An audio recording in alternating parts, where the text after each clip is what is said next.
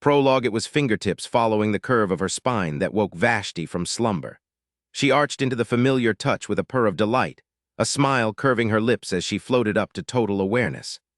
"Neshama," her mate murmured, "my soul," just as he was hers. With her eyes still closed, she rolled to her back and stretched, pushing herself up to Charon in deliberate provocation. The velvet lash of his tongue across her skin startled her, eliciting a gasp that dropped her back onto the mattress. Her eyes opened in time to see his beautifully etched lips surround her and his cheeks hollow on a deep, long suckle. She groaned, her body eagerly responding to the attentions of the man for whom she drew every breath. She moved to clutch his golden head to her breast, but he straightened, making her aware that he stood beside the bed rather than lay upon it. The sight of his fully dressed body told her why he'd woken her. Towering over her sprawled form, he stared down at her with heated eyes. The fangs peeping through his wicked smile betrayed that he, too, had become aroused by the way he'd woken her. Her heart raced at that smile. Her chest ached from the surfeit of emotion he inspired in her. She'd lost everything. At times, she still felt phantom twinges from the wings that had been severed from her back, but Char had filled the subsequent hole inside her. Now he was everything to her, the reason she rose every day.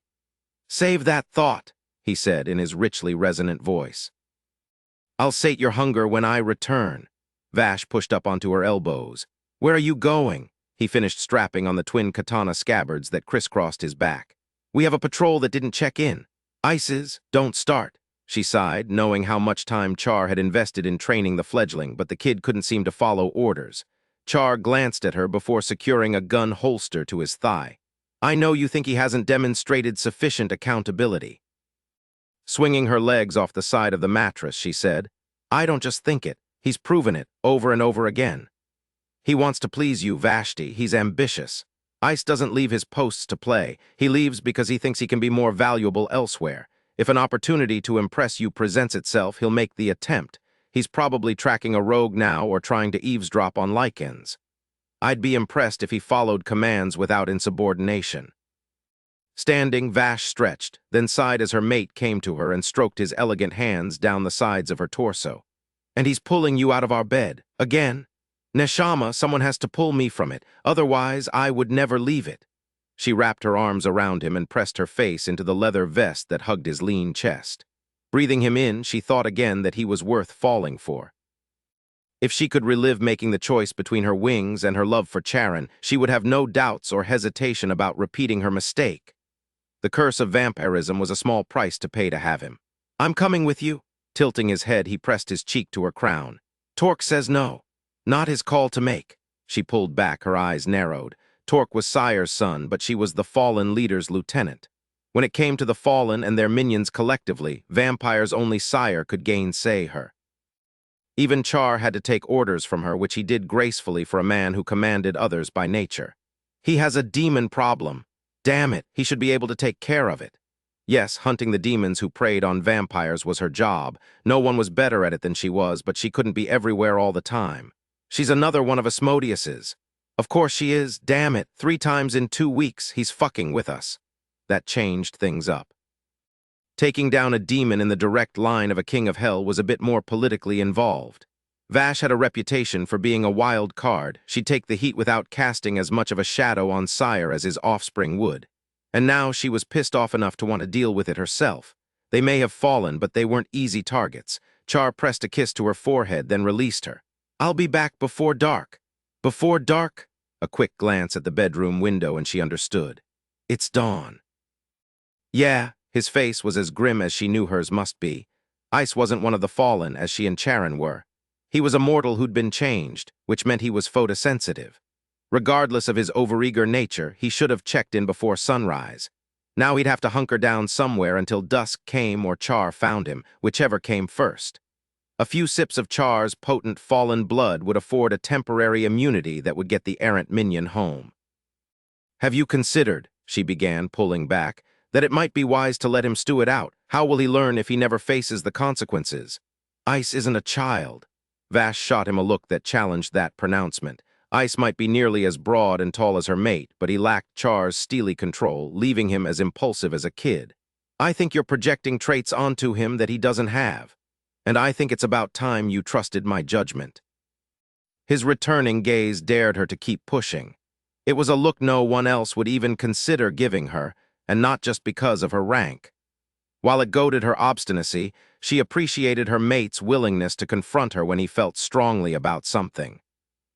It was his ability to separate how he treated her as a superior officer and how he treated her as a woman that first stirred deeper feelings in her, during a time when the humanity she'd been sent to observe had begun to spread like a stain inside her. She couldn't pinpoint when her feelings for him had deepened. One day, Charon had been just another watcher angel like her, one of the seraphim sent to Earth to report on man's progress to the Creator. The next, his smile had taken her breath away, and the sight of his powerfully graceful body had caused places low in her belly to clench.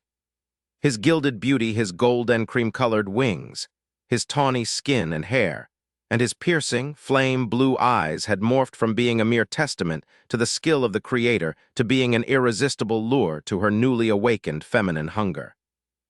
Hiding her new awareness of him had been torturous, but she'd done it for a time, embarrassed by her mortal weakness and unwilling to taint him with it. When he'd succeeded in cornering her, then seducing her, he'd taken her with white-hot determination, and she had fallen from grace into his arms with full awareness of the consequences. She hadn't shed a tear or made a sound when the avenging sentinel angels had severed the wings from her back, turning her into the fallen bloodsucker she was today. She had, however, begged and pleaded for mercy for Charon, and she'd cried the sobs of the heartbroken when they'd stripped him of his gorgeous wings, too. His touch on her face brought her out of her memories, returning her to the present and the man whose eyes were now the gleaming amber of a soulless vampire. "Where do you go?" he asked softly. "When you drift away from me like that?" Her mouth curved on one side. "I was telling myself how stupid it is to be irritated by your compassion and desire to mentor when I fell in love with you for those very traits, among many others." Char fisted his hand in her long hair, bringing the crimson strands to his lips. "I remember you in flight, Vashti. When I close my eyes, I can still see you with the sun at your back, its light shining off your emerald feathers. You were a jewel to me with your ruby hair and sapphire eyes. I ached whenever I saw you. The need to touch you, taste you, push inside you was a physical pain." "Poetry, my love?" she teased, although the levity in her tone was marred by the huskiness of deep emotion. He knew her so well, read her thoughts so easily. He was her other half, the best part of her. While she was temperamental and capricious, he was level-headed and constant. When she was impatient and easily frustrated, he was reassuring and forward-thinking. "You are far more valuable and desirable to me now than you were then." His forehead dropped lightly to hers. "Because now you're mine, totally and completely, as I am yours, with all my faults and traits that annoy you." Catching him with a hand at his nape, she took his mouth in a deep, lush kiss that curled her toes and quickened her breathing. "I love you." The words were spoken against his lips, her hands clutching him with the strength of all the joy inside her. It was too much sometimes, overflowing and clogging her throat with tears of gratitude. She was embarrassed by the strength of her feelings for her mate. He was in her thoughts at nearly every waking moment and many of her sleeping ones as well. "I love you, my dearest Vashti," he crushed her to him. "I know you've given me considerable leeway with ice against your better judgment. I think it's time I repaid you by listening to your counsel and reining him back." She adored that about him, too, his sense of fairness and ability to bend when appropriate. "You deal with him, I'll deal with Torque's problem, and tonight we'll drop off the map for a couple days. We've both been working hard lately. We've earned a break." Wrapping his hand gently around her throat, he smiled. Eyes bright with sensual promise and affection, he murmured, "With an incentive like that, I'll make damn sure I'm home early. We'll see how cooperative Ice is with that. He might have his ass hidden in the most out-of-the-fucking-way place imaginable." He arched a chastising brow for her ribbing, but vowed, "Nothing could keep me away." "Better not." She turned away and wiggled her ass at him. "Neither of you wants me hunting you down." By noon, Vashti was sashing into Sire's office with a memento from her latest hunt in hand. The vampire leader wasn't alone, but she felt no hesitation in interrupting. The woman with him was one of countless human females who'd caught Sire's eye and lost it just as quickly. It didn't matter if they were forewarned or not. They never believed he was completely unattainable until they experienced his dismissal firsthand. He was a passionate man, but physical enthusiasm was no sign of deeper interest. Sire had lost his wings for love, then he'd lost the woman he had given them up for. "Sire!" He glanced at her with the heavy-lidded gaze that drove women crazy. He stood with arms crossed and his hip canted into the short built-in bookcase behind his desk. Dressed in black tailored slacks and black silk tie paired with a crisp white dress shirt, he was both elegant and devastatingly attractive. His inky dark hair and warm, caramel-hued skin made him exotic in a way that was impossible to classify. Eastern European, some guessed. Sire had been favored once, much loved by the creator. It was why she believed their fall had been punished so harshly he'd had a very lofty perch to tumble from. "Vashti," he greeted, his voice as throaty and warm as whiskey. "Things go well?" "Of course." The blonde who'd been overstaying her welcome shot daggers at Vash, as most of his lovers did. They mistook the connection between her and her superior officer as something far more than it was. Their relationship was personal and priceless, but it wasn't intimate or romantic. Vash would give her life for Sire's in an instant, but the love she bore him sprang only from respect, loyalty, and the knowledge that he would die as readily for her. She gave the woman a sympathetic smile, but spoke bluntly, as was her way. "Don't call him, he'll call you." "Vashti," Sire admonished in a warning tone. He was too much of a gentleman to make the clean breaks that would spare him a lot of messy confrontations. She didn't have such qualms. "He wanted you, he had you, and you had a good time. There's nothing else beyond that." "What are you?" the lovely blonde shot back. "His pimp? No, that would make you a whore." "Enough, Vashti," Sire's voice cracked like a whip. "You're so jealous," the blonde hissed, her perfect features contorting from her frustration and hurt. Her emotional spillage contrasted sharply with her pristine, perfect exterior. Her sleek chignon, fashionable pillbox hat, and tidy feminine suit were so cool compared to her heated response. "You can't stand that, he's with me." Sadly, the woman couldn't have been farther from the truth. Vash would give up everything but Charon to see her commander happy again. If it would have made a difference to do so, she would have pointed out what a striking couple they made the regal blonde and the debonair dark prince. But the Heart Sire's mortal wife had awakened in him, had died along with her. "I'm trying to save you from weeks of humiliating yourself," Vash said as kindly as possible. "Fuck you." "Diane," Sire said firmly, straightening and moving to catch her by the elbow. "I'm sorry to have to end our pleasurable association so abruptly, but I can't allow anyone to speak to Vashti in that manner." Diane's cornflower blue eyes widened and her painted mouth formed an astonished O. She stumbled along beside him as he led her out of the room. "But you allow her to talk to me the way she did? How can you?" When Sire returned alone, his handsome features were grim. "You're in a mood today," he said curtly. "I just saved you from a week or more of begging and pleading. You're welcome. And you need a mistress. My sexual proclivities are none of your concern. Your mental well-being is," she shot back. "Find someone whose company you enjoy and keep her around. Let her look after you a bit. I don't need the complication. It doesn't have to be complicated." She dropped into one of the seats in front of his desk, her hands smoothing her sleek khaki pants. "I'm talking about a business arrangement. I don't understand it myself, but there are some women who can have companionship just because it's fun. Set one up in a nice place and give her an allowance." Sire shook his head. "You are becoming my pimp. Maybe you need one. I'm insulted by even the concept of being with a woman who feels obligated to comply." Her brow arched. "There isn't a woman alive who would find it a chore." Even she, a woman who was happily mated to the love of her life, wasn't immune to Sire's appeal. He was the kind of man that hit a woman right between the eyes every time she saw him. Sensuous, seductive, hypnotic. "You will cease talking about this." "No, I won't. You need someone to care about you, Samyaza." The use of his angelic name thrust home her seriousness. His gaze sharpened and narrowed as he sank into his chair behind the desk. "No, I didn't say love you, care about you, someone to make you coffee in the morning just the way you like it, someone to watch a rerun on television with you. You know, just someone who's around who knows you and wants good things for you." Leaning back, he set his elbows on the armrests and steepled his fingertips together. "I've been asked to explain you at times, explain what you are to me. I haven't come up with the right answer yet. You are my second, but you're not merely a subordinate officer to me. We're more than friends, yet I don't view you as a sister. I love you, but I'm not in love with you. I am aware of your beauty as any man would be, yet I'm not interested in sleeping with you. You are the most important woman in my life, and I'd be utterly lost without you, but I would never want to cohabitate with you. What are you to me, Vashti? What gives you the right to discuss such personal matters with me?" She frowned. Categorizing what they were to each other was something she'd never done. For her, their relationship just was. She was an extension of him in many ways. "I'm your right hand," she decided, then she tossed him the object she held. He caught it deftly, his reflexes quick and agile. "What is this?" "Half of a charm I took off Asmodeus's lackey. I left the other half on the pile of ashes she turned into when I killed her. When it was whole, it bore Asmodeus's sigil."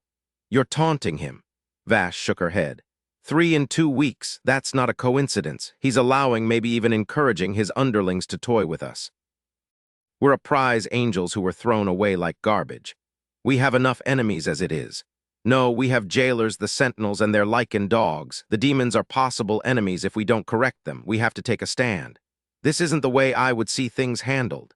Yes, it is. That's why you put me in charge of dealing with demon annoyances. She crossed her legs. You can shake on a truce with your other hand. I'm the hand that flips them off. A commotion in the hallway pushed her swiftly to her feet. Vash moved to the open doorway with preternatural speed, beating Sire by a mere millisecond. What she saw froze her blood. Reyes and Salem carried an all-too-familiar body into the house, making a beeline for the dining room where they laid him on the long oval table. "What the fuck happened?" she snapped, entering the room and staring at Ice's motionless body. The minion's skin was burned black in places and blistered all over. Blood soaked his t-shirt and stained his jeans to the knees. Tears in his clothing revealed the clawing marks of lupin paws. His hand reached out lightning quick, caging her wrist. He opened bloodshot eyes. "Char, help!" For a moment the room spun, then everything drew inward, coalescing in frigid clarity. "Where?" "Old Mill. Lycans, help him!" Yanking one of Reyes' blades free of the scabbard on his back, Vash spun on her heel and raced into the gloaming. Chapter 1. Elijah Reynolds stood naked on a rock in the woods surrounding Navajo Lake and watched his dreams burn along with the decimated outpost below him. Acrid black smoke plumed into the air in wide, thick funnels that could be seen for miles. The angels would know a rebellion had begun long before they reached the ruins. Around him, Lycans yipped with celebratory joy, but he felt none of it. He was cold and dead inside, his life as he'd known it scorched to embers in the smoldering devastation that had once been his home. He excelled at one thing: hunting vampires. Doing what he enjoyed came from working for the Sentinels, the most elite of all warrior angels. That indentured servitude, while chafing, was a small price to pay to do what he loved. But very few Lycans felt the same, which had led to this result. Everything that mattered to him was gone, and what was left was a battle for independence his heart wasn't invested in waging. But it was done and couldn't be undone. He'd live with it. "Alpha!" Elijah's jaw clenched at the designation he'd never wanted. He glanced at the nude woman who approached him. "Rachel!" Her gaze lowered. He waited for her to speak, then realized she was doing the same in reverse. "Now you want to follow orders?" Her hands linked behind her back and her head dropped. Irritated by her lack of conviction, he turned away. He'd told her a revolt was suicide. The Sentinels would hunt them, exterminate them. The Lycans' one purpose for existence was to serve the angels. If they no longer did that, they no longer had a place in the world. But she wouldn't listen. She and her mate, Micah, Elijah's best friend, had incited the others to this act of sheer fucking stupidity. He sensed the approaching male Lycan before he heard him. Turning his head, Elijah watched a golden wolf step into view, then shift mid-stride into the form of a tall, blond man. "I've rounded up those with self-preservation instincts, Alpha," Stefan said, which confirmed Elijah's suspicion that some had fled the battle without considering the brutal days certain to lie ahead. Or perhaps some of the smarter ones had returned to the Sentinels. He wouldn't hold it against them. "Montana?" Rachel asked hopefully. He shook his head, reminding himself that he'd promised Micah on his deathbed that she'd be looked after. "We'd never make it that far. Sentinels will be breathing down our necks within hours." One of the Sentinels had flown away during the conflict. Blue wings spread wide as she raced to report the uprising. The rest had stayed and fought, but the razor-sharp tips of their wings had offered too little protection against the size of the Navajo Lake pack, which had needed thinning for months. Seriously outnumbered, the Sentinels had fought to the death, knowing that's what their captain, Adrian, would do and expect. During the weeks that Elijah had been a member of Adrian's pack, he'd seen for himself how tenacious and committed the Sentinel leader was. Only one thing could split Adrian's focus, and even she couldn't dull the Angel's killer instinct. "There's a network of caves near Bryce Canyon." Elijah turned his back to the Navajo Lake outpost for the last time. "We'll hole up there until we're organized." "Caves?" Rachel asked, scowling. This was no victory, Rachel. She flinched away from the undercurrent of anger in his tone. We're free. We were hunters and now we're prey. That's not an improvement. We kicked the sentinels when they were already down. They were outnumbered 20-1, taken by surprise and lacking Adrian, who's dealing with so much shit right now his head isn't fully in the game. This was a one-shot, one-kill deal. Rachel's shoulders went back, thrusting her small breasts forward. Nudity was nothing to a lycan, flesh or fur, it was all the same. And we took it. Yes, you did, now trust me to handle the rest. This is what Micah wanted, Elle. Elijah sighed, his anger swallowed by a tide of regret and grief.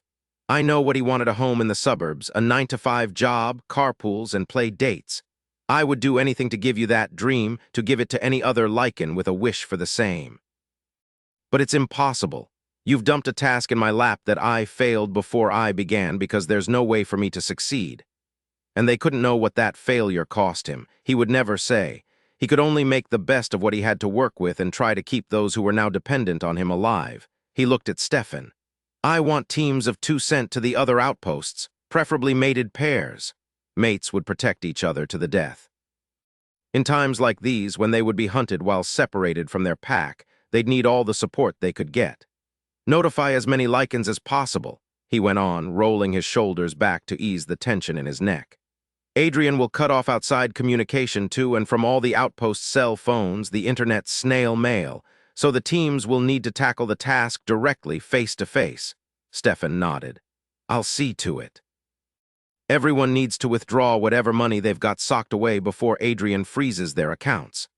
As employees of Adrian's aviation corporation, Mitchell Aeronautics, their stipends were deposited in an employee credit union that Adrian had complete access to.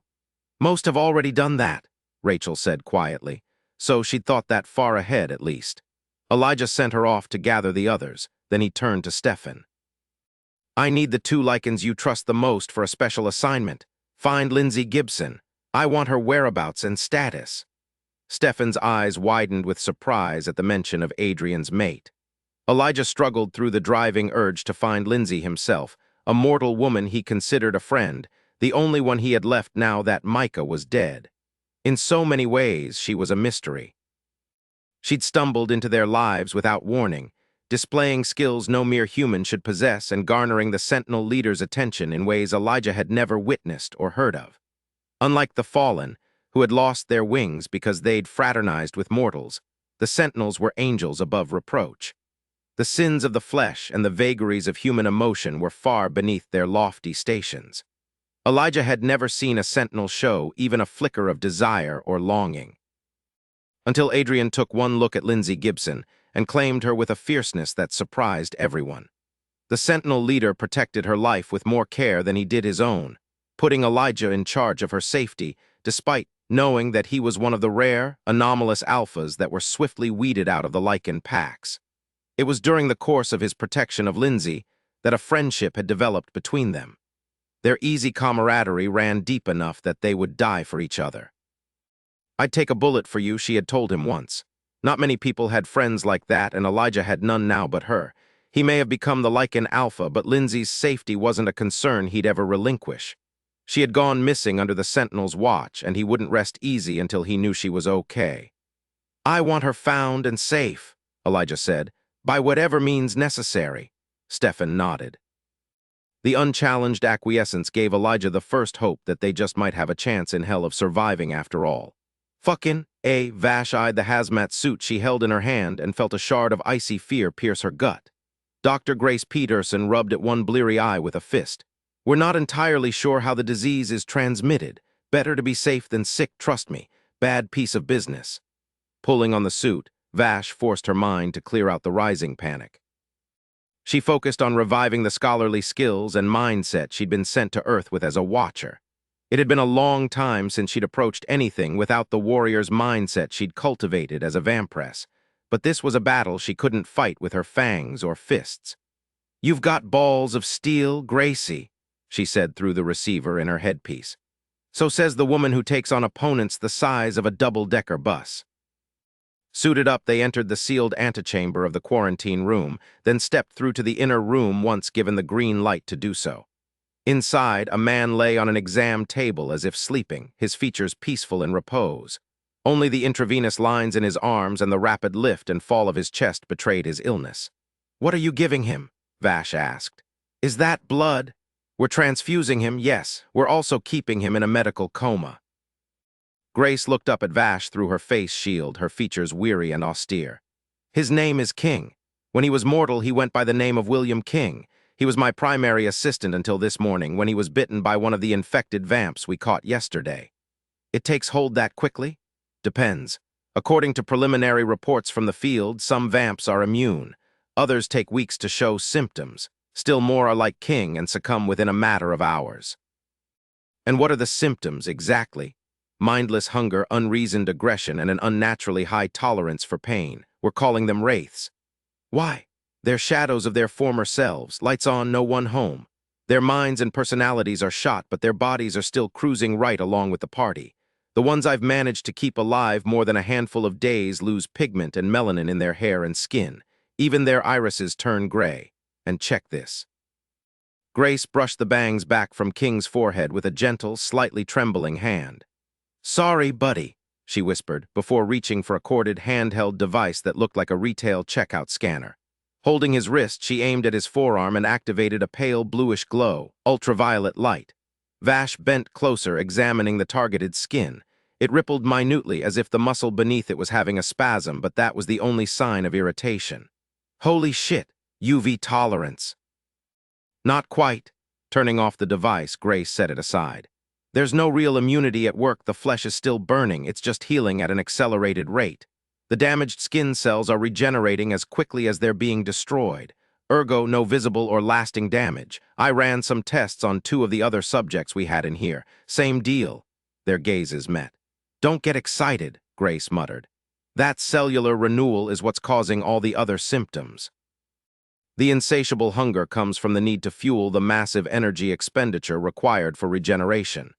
The aggression comes from the hunger, which has to feel like starving to death all the damn time.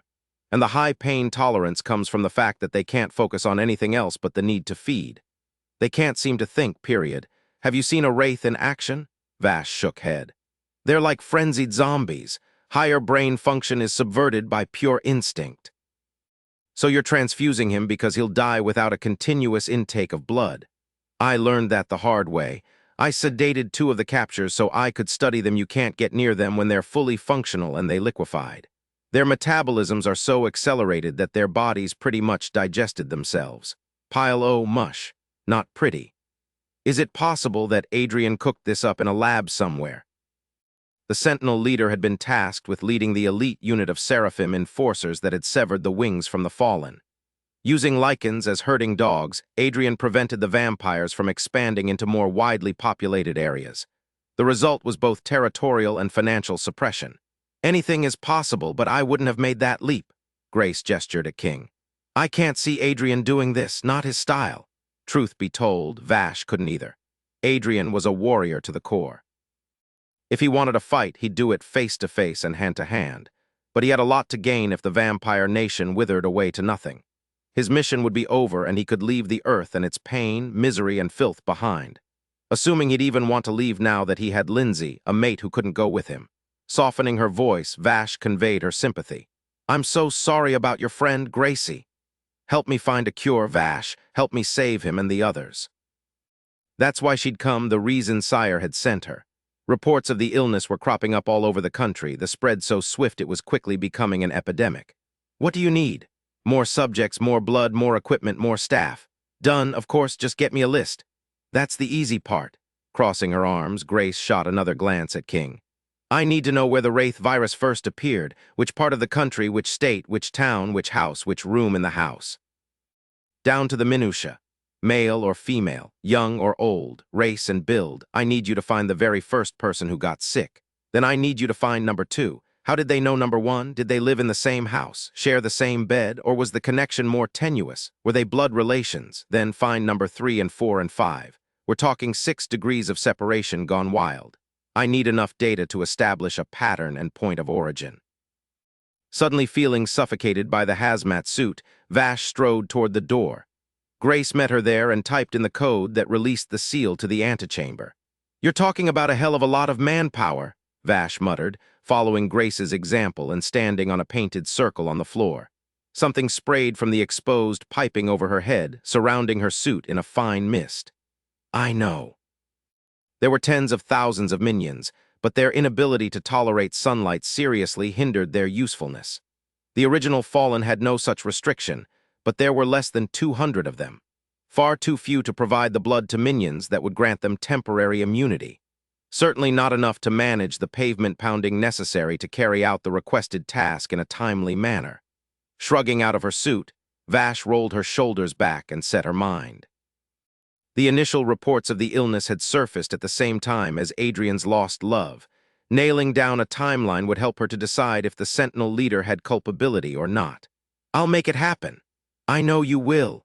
Grace paused in the act of ruffling her choppy blonde hair, and her gaze moved over Vash. You still dress in mourning. Vash looked down at the black leather pants and vest she wore and managed a shrug. After 60 years, the pain was still there, throbbing to remind her of the vengeance due her for Charon's brutal slaying. One day she'd find a Lycan who could give her the information she needed to pick up the trail of Char's killers. She could only hope that happened before the ones responsible died of old age or on a hunt. Unlike Sentinels and Vamps, the Lycans had mortal expiration dates.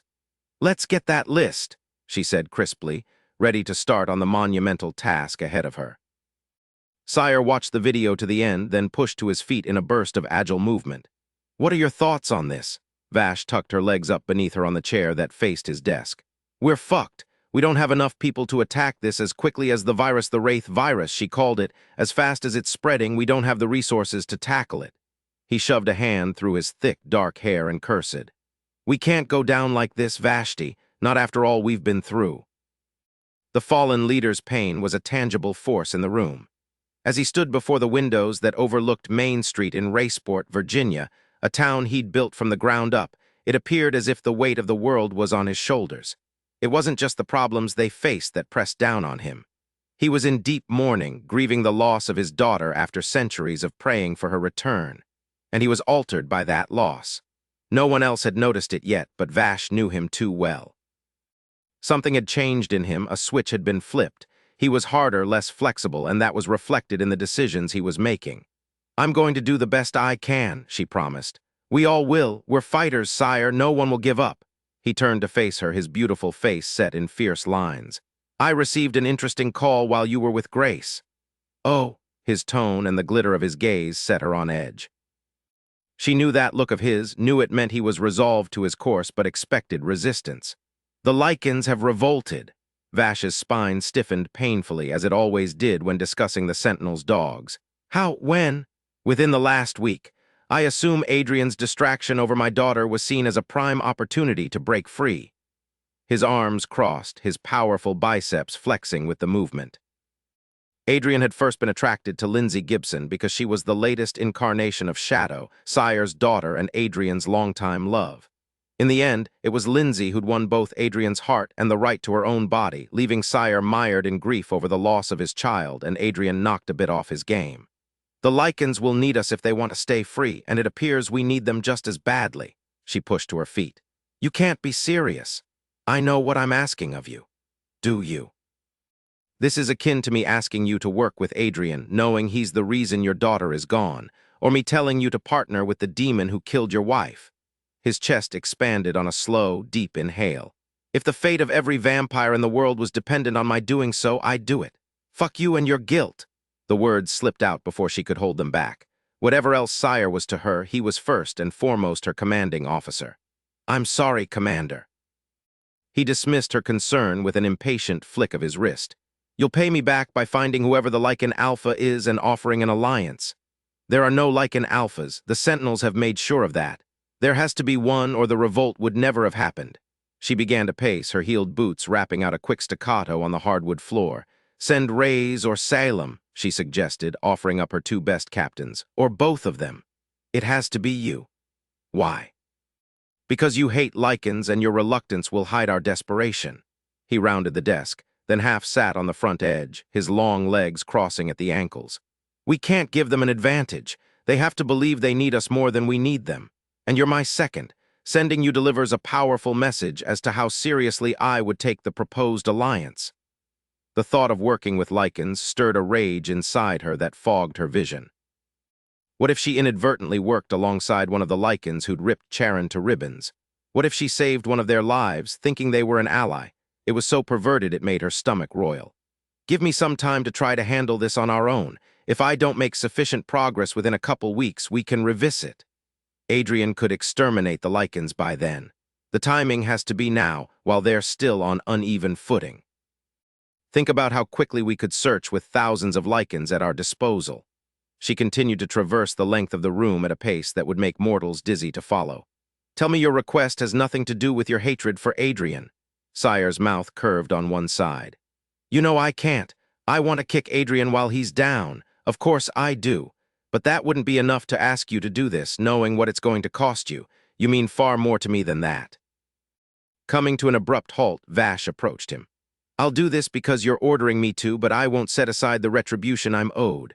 I'll use this opportunity to find those responsible for Charon's death. When I act on that information, I won't be held liable for the consequences. If that's not acceptable to you, I'll present your offer of an alliance, then I'll go my own way. You will not. Sire's low tone held a wealth of warning. I'll support you, Vashti, you know that. But at this moment, the exigency of the vampire nation must come first. Fair enough, he nodded. The revolt began at the Navajo Lake outpost. Start in Utah. They can't have gone far. Chapter 2, we need to find out whether or not there are other alphas. Elijah glanced at the Lycan who walked beside him, wondering at how easily Stefan had stepped into the role of his beta. Instinct weighed heavily on everything they did as a fledgling pack, a truth that unsettled Elijah more than it soothed. He would prefer that their destinies be shaped by their own hands, and not by the demon blood that flowed through their veins. But as he traversed the long stone hallway, the number of verdant gazes staring back at him was irrefutable proof of how dominant a Lycan's baser nature was. Every one of them had the luminous green irises of a mixed bloodline creature. They lined the walls by the hundreds, staring as he passed them, forming a gauntlet through the red rock caves in southern Utah that he'd selected as his headquarters. They thought he was a damn messiah, the one Lycan who could lead them into a new age of independence. They didn't realize that their expectations and hopes for freedom imprisoned him. I've made it a top priority, Stefan assured. But half the Lycans we send out don't return. Perhaps they're returning to the Sentinel fold. As far as quality of life goes, we had it better working for the Angels. Is any price too high to pay for liberty? Stefan asked. We all know the Sentinels don't stand a chance if we take the offensive. There are less than 200 of them in existence. Our numbers are in the thousands. The gentle prodding for Elijah to be proactive instead of reactive wasn't lost on him. He could feel it in the air around him, the crackling energy of Lycans ready and willing to hunt. Not yet, he said. It's not time. An arm shot out and grabbed him. What the fuck are you waiting for? Elijah paused and turned, facing the brawny male whose eyes glowed in the shadows of the cave. The Lycan was bristling and half-shifted, his arms and neck covered in a grayish pelt. The beast in Elijah growled a warning, but he held it in check, a control that made him alpha. Are you challenging me, Nicodemus? He asked with dangerous softness. He'd been waiting for this, had known it was coming. It would be only the first of many challenges until he established his dominance through physical prowess in addition to a Lycan's instinctive need to follow a leader. The Lycan's nostrils flared, his chest heaving as he fought against his beast. Lacking Elijah's control, Nick would lose. Prying the man's grip from his arm, Elijah said, "You know where to find me." Then he turned his back to the challenge and walked away, deliberately baiting Nick's beast. The sooner they got this over with, the better. Nick had asked him what he was waiting for. He was waiting for cohesion, trust, loyalty, the cementing framework that would hold all the packs together. Greater numbers or not, there was no way they'd win against a tightly commanded elite military unit like the Sentinels if they didn't work together. A female approached him at a near run, agitation radiating from her tense frame. "Alpha," she greeted him, quickly introducing herself as Sarah. "You have a visitor, a vampire." His brows rose. "A vampire, as in one?" "Yes, she asked for the Alpha." Elijah's curiosity was more than piqued. The Lycans had been created by the Sentinels for the sole purpose of hunting and containing the vampires. The fact that the Lycans had revolted from Sentinel control didn't mean they'd forgotten their ingrained hatred of bloodsuckers. For a vamp to walk into a den alone was suicidal.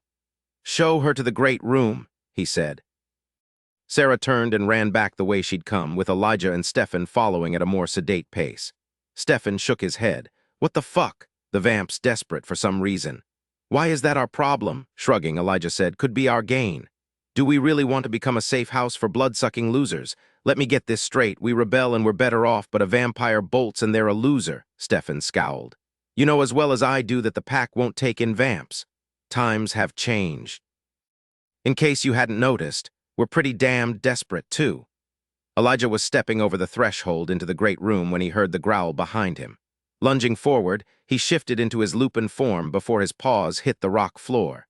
He whirled around at the same moment he was charged by Nicodemus, taking a full-on ramming in the side that knocked the wind from him. Rolling over, he regained his feet, righting himself in time to catch his challenger by the throat mid-leap. With a toss of his head, Elijah threw the other lycan across the room. Then he howled his fury, the sound reverberating through the massive room. Nick skidded sideways on his paws, then found traction and attacked again. Elijah rushed forward to intercept him. They collided with brutal force, their jaws snapping for purchase. Nick caught him by the foreleg and bit hard. Elijah went for the flank, his teeth digging in deep, his beast growling at the heady taste of hot, rich blood. Kicking off his attacker, Elijah turned, ripping a chunk of flesh away. Nick yelped and came back around, limping. Elijah crouched, prepared to leap, when the lush scent of ripe cherries slid across his senses in teasing tendrils. The fragrance swept through him, burning through his blood and sending aggression pumping through his veins. He was abruptly sick of playing with Nicodemus. Elijah vaulted ahead, twisting midair to avoid Nick's snarling maw and coming down on the lycan's back. Catching him by the throat, Elijah pinned him to the floor, his jaws clenched tight enough to wound and warn but not enough to kill. Yet, just the slightest increase in pressure would cut off Nick's air. Nick writhed for a few moments, his limbs flailing in an effort to shake off his opponent. Then blood loss and exhaustion stole his strength. He whimpered for his release and Elijah let him go. Elijah's low growl rumbled through the room. He turned, his gaze meeting those of every lycan in the cave. They stood around the perimeter, their gazes lowering quickly as he dared all comers. Satisfied that he'd made his point for the moment, he shifted and faced the arched entry to the great room, his attention riveted to that ripe, sweet scent that was making his dick hard. "Get me a change of clothes," he said to the cave at large, not caring who did it, just that it got done. "And a damp towel." He'd barely finished speaking when she appeared, looking just as he remembered her black high-heeled boots, black lycra bodysuit that clung to every curve, scarlet red hair that fell to her waist, and pearly white fangs. She looked like something out of a dangerous dream, and he wanted to confront her nearly as badly as he wanted to kill her. The fury was laced with grief and pain. She'd killed his best friend in a slow, agonizing death while trying to get to him, mistakenly believing he'd murdered her friend Nikki, a vampiress who'd also been Sire's daughter-in-law. "Be careful what you wish for, bitch." Baring his teeth in a semblance of a smile, he said her name. "Vashti." Her gaze narrowed as she picked up his scent. "You, shit." Vash stared at the naked, blood-spattered lycan standing across the room from her and her fists clenched. The lack of the familiar weight of her sword sheaths on her back had already been driving her nuts, but now it pissed her off. He'd killed her friend and he was going to pay. She stalked closer, her booted heels clicking across the uneven stone floor. They lived in a goddamn cave and fought among themselves like animals, fucking dogs. She'd tried for days to talk Sire out of this fool's errand, but the vampire leader would not be swayed. He believed the old, "The enemy of my enemy is my friend." She might be agreed with that if they were talking about anyone but Lycans. "The name is Elijah," he corrected, watching her with the focused gaze of a natural hunter zeroing in on its prey. Another male approached him with a towel in one hand and clothes in the other. Elijah took the towel and began to wipe the blood from his mouth and jaw. His gaze never left hers as the cloth moved across his broad chest and arms. Vash found her attention reluctantly drawn to the stroking of white terry cloth over golden skin. He was ripped with powerful muscles from head to toe, beautifully defined in a way she couldn't help but appreciate. There wasn't an ounce of extraneous flesh on him, and his virility was unquestionable. His scent was in the air, an earthy yet exhilarating fragrance of clove and bergamot that was rich with male pheromones. He handed the towel to the lycan standing next to him, then adjusted himself. "Like what you see?" he taunted in a deep, rumbling voice that affected her physically. Blood oozed from a nasty gash in his calf, the scent so delicious her mouth watered for a taste of it. She forced her gaze to lift from his groin with insolent leisure. "Just marveling that you don't smell like wet dog." His nostrils flared. "You smell like sacrificial lamb." Vash laughed softly. "I'm here to help you, Lycan. You're safe while you're underground. But you'll have to surface at some point, and beneath the open sky is where the angels will slaughter you all. Since you're already fighting among yourselves, you won't have a chance in hell against Adrian's sentinels without allies." The Lycans around the room rumbled their disgust at the very idea. She raised her voice and spoke to the assembly at large. "I absolutely agree with you. I don't want to work with you either." "Yet you came when Sire sent you," Elijah said, stepping into a loose pair of jeans. "Walked straight into a wolf's den at his order." She faced him again, her chin lifting. "We're more civilized than you, Lycan. We know the value of a hierarchy of power." He approached her, his barefooted stride sleek and predatory. The tight roping of muscles over his abdomen flexed as he walked, riveting her gaze. A surge of heat moved through her as his scent grew stronger. Fuck. She'd been celibate too long if a Lycan could make her hot, her hands fisted as he stopped in front of her. Too close. Invading her personal space, trying to intimidate her with his powerful body and sharply edged hunger. She saw his need in his eyes and smelled the enticing pheromones in the air around him. He hated her, yet he desired her. Despite her height and heels, Vash had to tilt her head back to look up at him. "Just tell me to fuck off and I'm out of here. I only agreed to present the offer. I really don't want you to accept." "Ah, but I have no intention of turning you down until you go into the details." He caught a lock of her hair between his fingers and rubbed it. "And I want to see your face when you find out I didn't kill your friend." Her breath caught. She told herself it was from surprise and not from the feel of his knuckle brushing near her. "My sense of smell is damn near as good as yours." One side of his mouth lifted in a cruel smile. "Did you check my blood sample for anticoagulants?" She stepped back in a rush. She knew the Sentinels kept samples of every Lycan's blood in cryogenic storage facilities at the Lycan outposts, but she hadn't considered that those samples might be vulnerable to abuse. "What the hell?" "I was set up. You, however, are guilty of killing my friend. Hopefully you remember him, since his murder signed your death warrant. The redhead you pinned to a tree and left for dead." He circled her. Dozens of pairs of emerald eyes watched her with open hostility. The chances of getting out of the cave alive diminished to zero. "If you kill me now," she warned, "you'll have both the vamps and sentinels after you." "That's problematic," he murmured, rounding her shoulder from the back. "But there's something I want more than my life. If you help me get it, I'll let you kill me in a way that looks like self-defense." Elijah stopped in front of her again. "I'm listening. Clear the room." With a wave of his arm, he gestured everyone out. "Alpha?" Stefan questioned. "Don't worry," Elijah said. "I can take her," she snorted. "You can try, puppy. Don't forget I have a few eons on you." In less than a minute, the room was emptied. "I'm waiting," he said, his eyes glittering dangerously. "One of your dogs killed my mate." Familiar rage and pain raced through her veins like acid. "If you think what I did to your friend was bad, it was nothing compared to what was done to Charon. You help me find the ones responsible and let me kill them, I'm all yours." His gaze narrowed. "How do you plan on finding these Lycans? What are you looking for?" "I have the date, time, and place. I just need to know who was in the area then. I can narrow it down from there." Such bloodthirsty loyalty. She turned her head to look at him. "I could say the same about you." "You'd have to stay with me," he pointed out. "I expect to be present any time you question a pack member. It could take days, maybe weeks." The scent of his interest grew stronger by the moment, and she damn it all wasn't immune. "I've been searching for years. A few weeks more won't kill me." "No, but I will, eventually. In the meantime, I don't have to like you," he said softly, "to want you." She swallowed hard, damming the elevated rate of her pulse, which she knew he could hear. "Of course not, you're an animal." He circled her again, leaning in and inhaling deeply. "What's your excuse?" She had none, which was screwing with her head. In all the years since Char had been killed, the need for closeness had been less than an itch. But she wasn't about to confess that he was getting to her in a way no man had since her mate. Especially when she was certain her reaction had less to do with him than with her own anxiety at being in a den full of creatures she hated without a weapon on her back. With her fangs and claws, she could take down a half-dozen Lycans.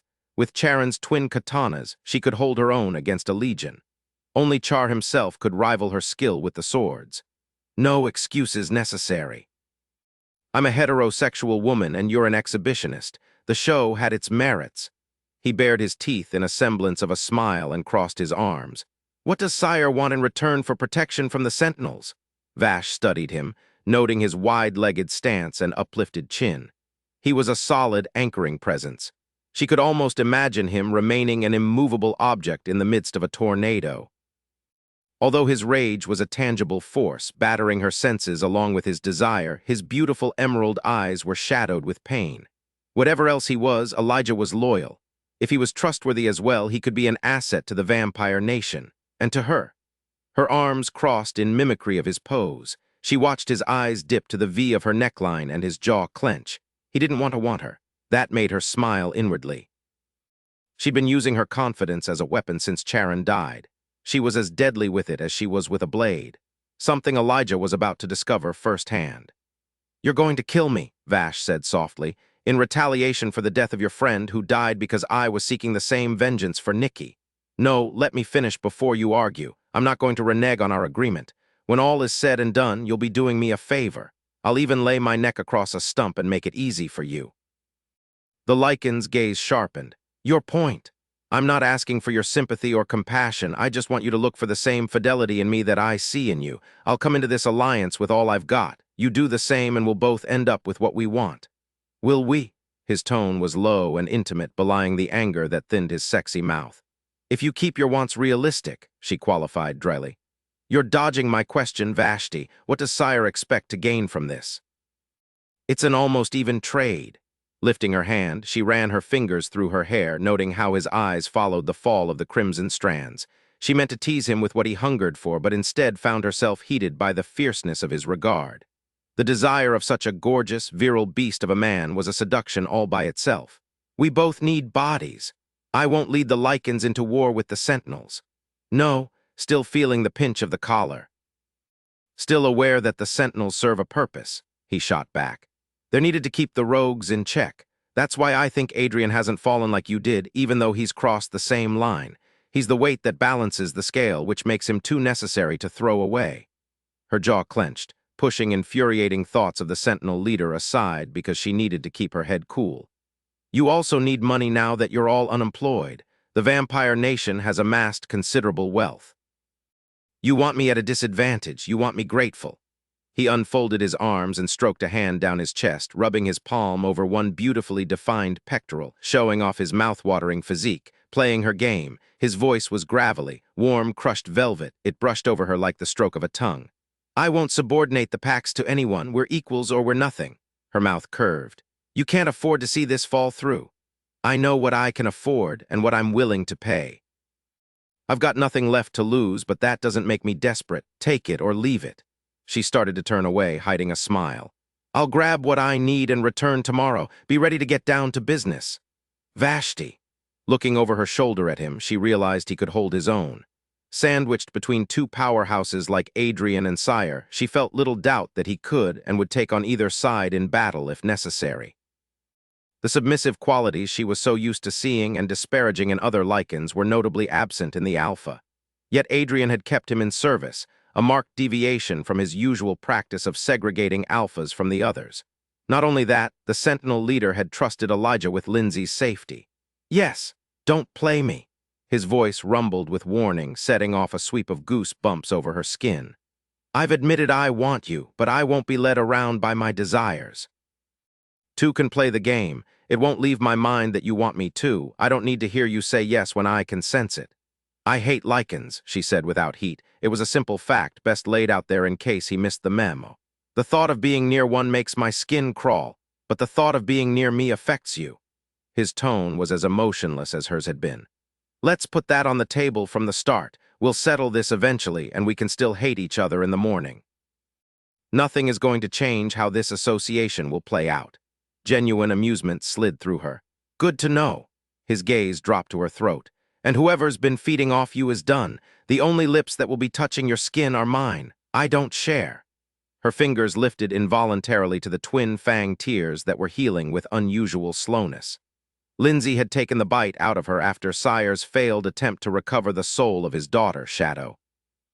Vash was reminded that the first time she had seen Elijah he'd been with Lindsay, protecting Adrian's mate with his own life. "Not that it's any of your business, but it won't be happening again." She began the long walk back to the cave entrance, feeling unsettled in a way she hadn't in forever. Elijah was going to help her find the Lycans she sought.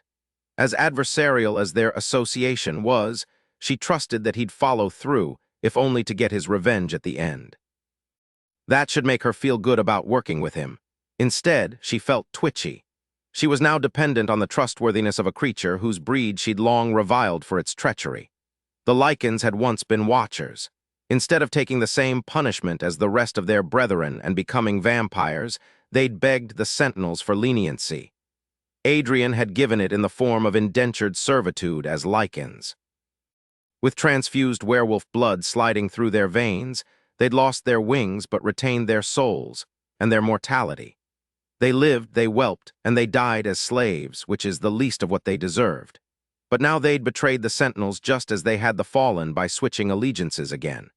She'd be damned if the dogs would have the opportunity to be faithless to the Fallen a second time. Whatever she had to do, she'd make sure that if someone was going to get a knife in the back, it would be a Lycan. Chapter 3, I Have the Right to Kill Her, Rachel snapped, her eyes lit with a roiling fury. You can't take that from me. Elijah stood with his palms flat on his desktop. He kept his gaze on the schematics in front of him, following the red lines that showed where electrical cables would transfer power from generators into various caverns. I can delay that right, and I am. Because they weren't the only two people who had a claim to a piece of Vashti's hide. Lindsay, too, had lost a loved one to the Vampiress. Micah would have avenged you, don't forget he died protecting you. Vashti killed him trying to find out where you were. To avenge Nikki's death because his blood had been planted to frame him for the crime. It didn't matter that he was innocent of Nikki's abduction.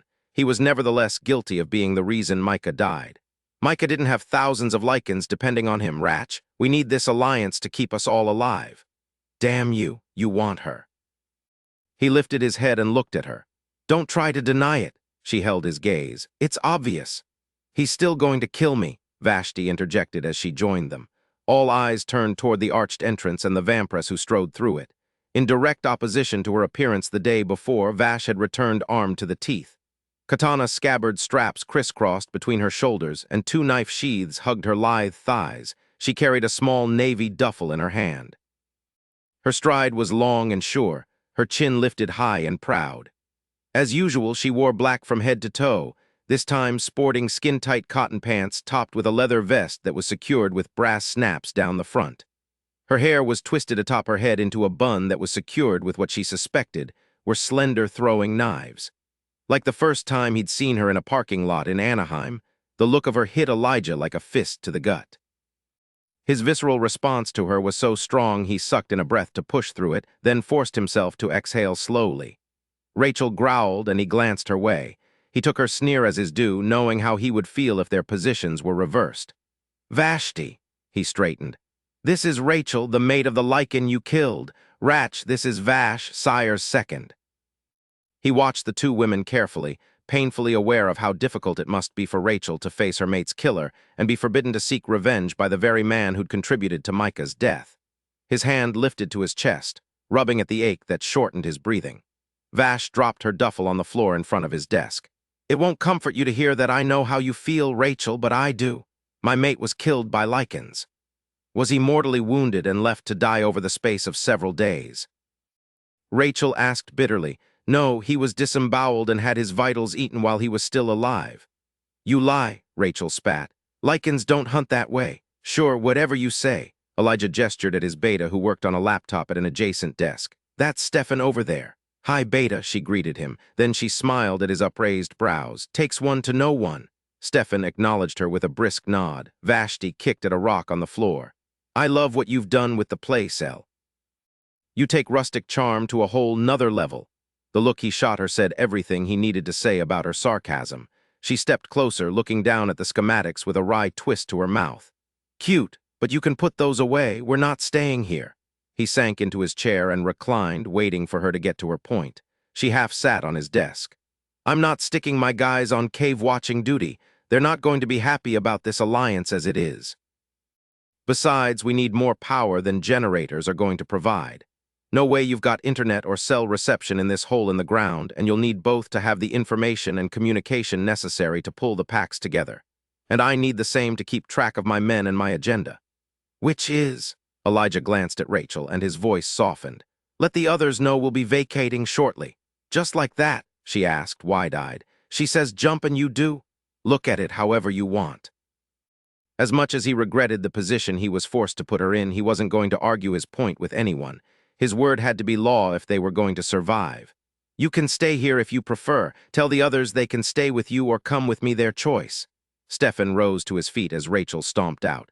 I'll see to it, Alpha. I'll have you follow up. For now, I'd like your input here. Vash shook her head. I hope you can keep a lid on the drama. We have enough on our plates. Such as? The time for showing your hand is now. She hesitated a moment, her lips pursing slightly as she considered whatever it was she had on her mind. We have a situation. Tell me something I don't know. You wouldn't be here otherwise. I need to run some background checks, and I need bodies pounding the pavement during daylight hours. I don't have enough of the fallen to cover the ground necessary in the time we've got to work with. Her fingertips drummed on the desktop, betraying her restlessness. Cover your ass and provide safe passage for the Lycans fleeing the other outposts. In return, you put those Lycans to work helping me dig for information. Elijah waited for her to elaborate. In the interim, he took her in, noting the fine texture of her creamy skin and the darkness of her thick lashes. The amber of her eyes, a trait universal among all vampires, was striking against the brazenly bold hue of her hair. He wondered what she'd looked like with the flame-blue eyes of a seraph angel. Like a china doll, he imagined. There was an elegant fragility to her that wasn't immediately apparent and totally lost at a distance. Her penchant for black leather and lycra distracted one from noticing how softly feminine she really was. With a sigh, she capitulated and withdrew a flash drive from her cleavage. This will explain everything better than I can. Stefan retrieved his laptop from the other desk and set it up in front of Elijah, who plugged the drive in. Shortly, a video began to play. It was clearly surveillance video of a cell in which a vampire with foam at the mouth and bloodshot eyes bashed his head against a brick wall until it burst. I've seen an infected vamp like this before, Elijah said. You have. Vash stood and faced him, her focus razor sharp. When, where? He leaned back again. The first time was in Phoenix about a month ago. I believe she was the friend you wanted to avenge, brunette, petite, a pilot.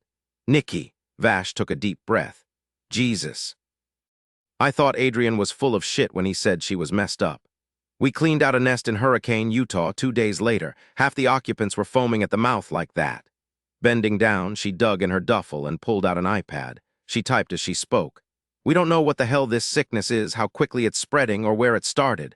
That's what we need to determine and what we need you for. We have to work night and day. We can work in shifts. Maybe this is population control. Her head lifted. Don't play me, I don't play nice. Have any of the fallen been infected? No. She set the tablet in front of him, revealing a map of North America dotted with multicolored spots. The red spots are the first reports. You can see Nikki's appearance in Phoenix was part of the first wave. Orange is second. Yellow is the most recent. Stefan leaned closer. They're all over the map. Right. You'd expect to see an outward spread from one point, but it looks like there were 4, as if they were deliberately spaced to speed the rate and area of infection. We know Sentinels raided a nest outside of Seattle, and you can see that's one of the first known cases. Elijah shook his head, knowing where this was going. Adrian's clean on this. You sure? Yes, doesn't mean a Sentinel isn't responsible, but Adrian is in the clear. Shit. Vash began to pace, briefly distracting him with her graceful and agile stride. And the Sentinels won't act without his orders, so that leaves us with what? Demons, a lycan. Don't rule out the Sentinels. Stilling, she looked at him. Why not? A woman was taken from Angel's Point while under Sentinel guard. Then they allowed it to happen. Not to this woman. Adrian would kick off Armageddon first. Would he? She spun on her stiletto heel and left the cavern. Elijah was right behind her, following in her cherry-scented wake. He was damn near dizzy by the time he reached the surface, his chest expanding on a deep breath that cleared his lust-addled brain. He watched Vash pull an iPhone out from under a crimson bra strap and hit a speed dial button. A moment later, the vampire leader appeared on her screen via a video feed. Vashti. Sire greeted his second-in-command with warm familiarity. Are you well? Elijah interjected. You didn't care about that when you sent her to me alone and unarmed. Let me see him, Sire said, prompting Vash to angle the screen in Elijah's direction. Ah, the Lycan Alpha, you're precisely what I expected. I expected you to be smarter. Elijah crossed his arms. You'd be an idiot to harm my lieutenant. I would hunt you down and spread your hide in front of my fireplace as a rug. My hide is worth the same as hers." He glanced at Vash, irritated that he gave a shit about the respect or lack of that she was shown by her commander. "If you've been able to take her down, yes. She's a damned fine warrior, armed or not." Vash flipped the phone back around to face her. "How did you get your hands on Lindsay?" The hair on Elijah's arms and nape rose with his sudden fury. He'd pinned the vampress to a tree by the throat before she knew what hit her. Vash found herself flattened into the coarse bark of a tree trunk by over 6 feet and 220 pounds of bristling, growling lycan. Her fury over being caught unawares was exacerbated by her prickling dislike of Elijah's proprietary feelings toward Lindsay Gibson. "What?" she taunted, catching the wrists of his hands presently wrapped around her neck. His heavily muscled thigh was shoved between hers, and his lean hips pressed against her pelvis in a way that set her heart racing. "Got a thing for Adrian's woman? Where is she?" Her smile was mocking. "Why do you care? Lindsay saved my life. I knew I hated that bitch for a reason. She's with Adrian." Elijah's head turned toward the iPhone on the ground and Sire's steely-eyed visage. "Is she unharmed? If she's still alive, she's healthier than she's ever been."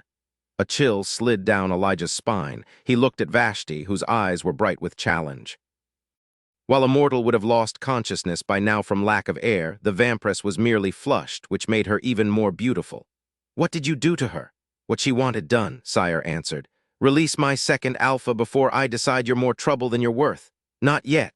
Maybe not ever if his growing suspicions were realized. His gut nodded as the fear deepened. Vash smiled. "How did you get her, Sire?" "She was brought to me by members of the Anaheim Cabal." Elijah growled. "There's a vampire nest in Southern California. We prefer to call them cabals or covens," she corrected, "depending on the size." She turned her gaze to Sire.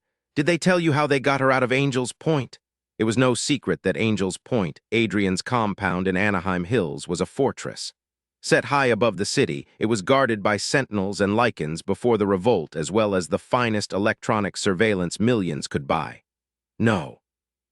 The turning wheels in Sire's mind were evident in his contemplative tone. "I assumed they'd acquired her somewhere between her work and the point. We need to talk to them. They have a winged contact they're not sharing. I'll see to it, and I've sent the Alpha's blood sample from the scene of Nikki's abduction out to be analyzed for anticoagulants, as you requested. I'll let you know the results when I have them." There was a pause. "Are you all right there, Vashti?" The circle of her fingers released Elijah's wrists, freeing her hands to slide up his arms like a lover, teasing him, goading him. "Of course. Check in regularly so I can be certain." "Yes, Sire. Yes, Sire." Elijah was determined to hear her cede to him as thoroughly, while she was beneath him, taking hard, deep thrusts of his aching cock. That he could want her and want to kill her at the same time was fucking with his head. Rachel's pain was a vice around his chest. Lindsay had lost her mother to Vashti's viciousness, yet still he craved the vampress with a ferocity that shook him. She squeezed his shoulders with a vampire's strength, which just happened to be the exact pressure he most enjoyed. Her hands ran down either side of his spine, kneading before reaching his ass and palming it. Her tongue peeped out and slid over her full lower lip. "You can't have Lindsay, you know. She's brain dead over Adrian, gave up her life for him." He fought the seductive lure she was trying to wrap him with. "What exactly did you do to her, Vashti? You've been a sentinel dog for years. Bet you've never seen Adrian look twice at a woman. Why her? What's special about her? Get to your point." She was Sire's daughter." Elijah froze, his fingers going slack with shock. "Impossible. None of the vampires could procreate soulless creatures, couldn't create a being with a soul. But Lindsay had shown anomalous traits almost from the beginning. She was born with another soul inside her, the reincarnated soul of Sire's Naphil daughter created before he fell." "What did you do, Vashti?" he repeated. "What had to be done for one soul to overcome the other?" Rage burned through his blood like fire, tightening his hands around her throat. In that moment, he was a breath away from separating her head from her neck. "Did you change her?" he snarled, fighting off the shift rippling just beneath his skin. "Did you kill her spirit? Is Lindsay gone?" The first time, fear shadowed her eyes and whitened her lips. As his claws extended and pierced through her pale skin, blood slid over the upper curve of her breasts in crimson tendrils. "She's still Lindsay. Shadow's soul was lost when Sire finished the change, and he wasn't lying. Lindsay wanted it." Bullshit. She hated vampires because of you, because you killed her mother. She would never become one willingly. A frown marred the space between Vash's brows. What the fuck are you talking about? 2 decades back. A pretty little blonde 5-year-old and her mother having a nice picnic in the park until a pack of vamps decided to have a snack. No, the confusion cleared. Her gaze bored into his. Not my style, and if you don't believe me, you can ask her. She must have figured it out when she gnawed these holes in my neck and dug into my blood memories. She had me down and pinned with a sharp piece of wood nearby. She could have vanquished me, but she let me go. Needing definitive answers, he pushed away from her plush, pliant body. He derided himself for wanting to believe her. I need to know she's okay. Make it happen. You've got bigger things to worry about. He staked her to the tree with a fierce glance.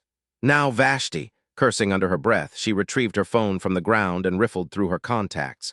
A moment later, ringing came over the phone, followed by the clipped greeting of a receptionist at Mitchell Aeronautics. Adrian Mitchell, please. Tell him Vashti is calling. Elijah's arms crossed as he waited, his mind spinning from the fact that the vampires had once had Lindsay in their clutches and had let her go back to Adrian, effectively forfeiting the Sentinel leader's only weakness. Why, Vash! Adrian's richly sonorous voice flowed through the phone's speaker, sans video. How's the new love of your life, Adrian? Vash's mouth curved bitterly. Did she make it? She's exceptionally well. How's your neck? Still holding my head and body together. You continue to have vicious rogues in your numbers, Vashti. Despite the harshness of his words, the Sentinel leader's tone remained as even and smooth as always. We'll be hunting them. All of the Sentinels displayed that steely control and neutrality of emotion, but Elijah had heard Adrian speaking with Lindsay, and he knew the angel's still waters ran deep. She snorted. Not everyone in your ranks is towing the line either, I hear. You'll stay away from Lindsay. She's no longer any concern of yours or Sire's. Vash looked at Elijah. She's a vampire, Adrian. That makes her one of us. She's my mate. That makes her mine. Forgetting that will see your neck no longer serving its purpose. I love it when you talk dirty, she purred. Give my regards to Lindsay. She ended the call, then redialed. The video activated and Sire's face appeared. Lindsay, S.O.K., and Adrian threatened me over her, so he's still protecting her. She's in loving hands, Samyaza. Elijah stepped closer, his gaze riveted to the vampire leader's haunted eyes. A long moment later, Sire swallowed and a deep exhale escaped him.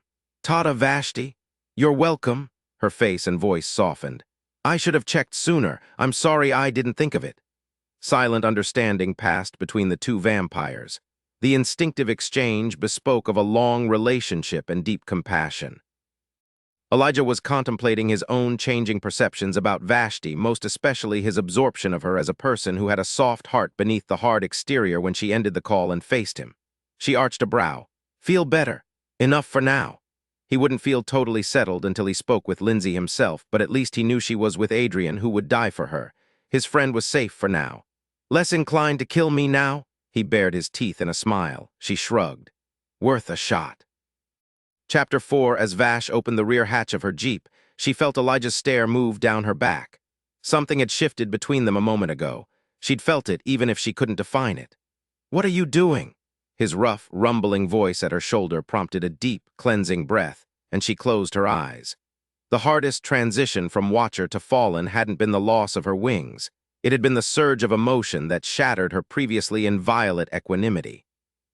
Since Charon, the only blessing she'd received was the numbness of all-encompassing fury.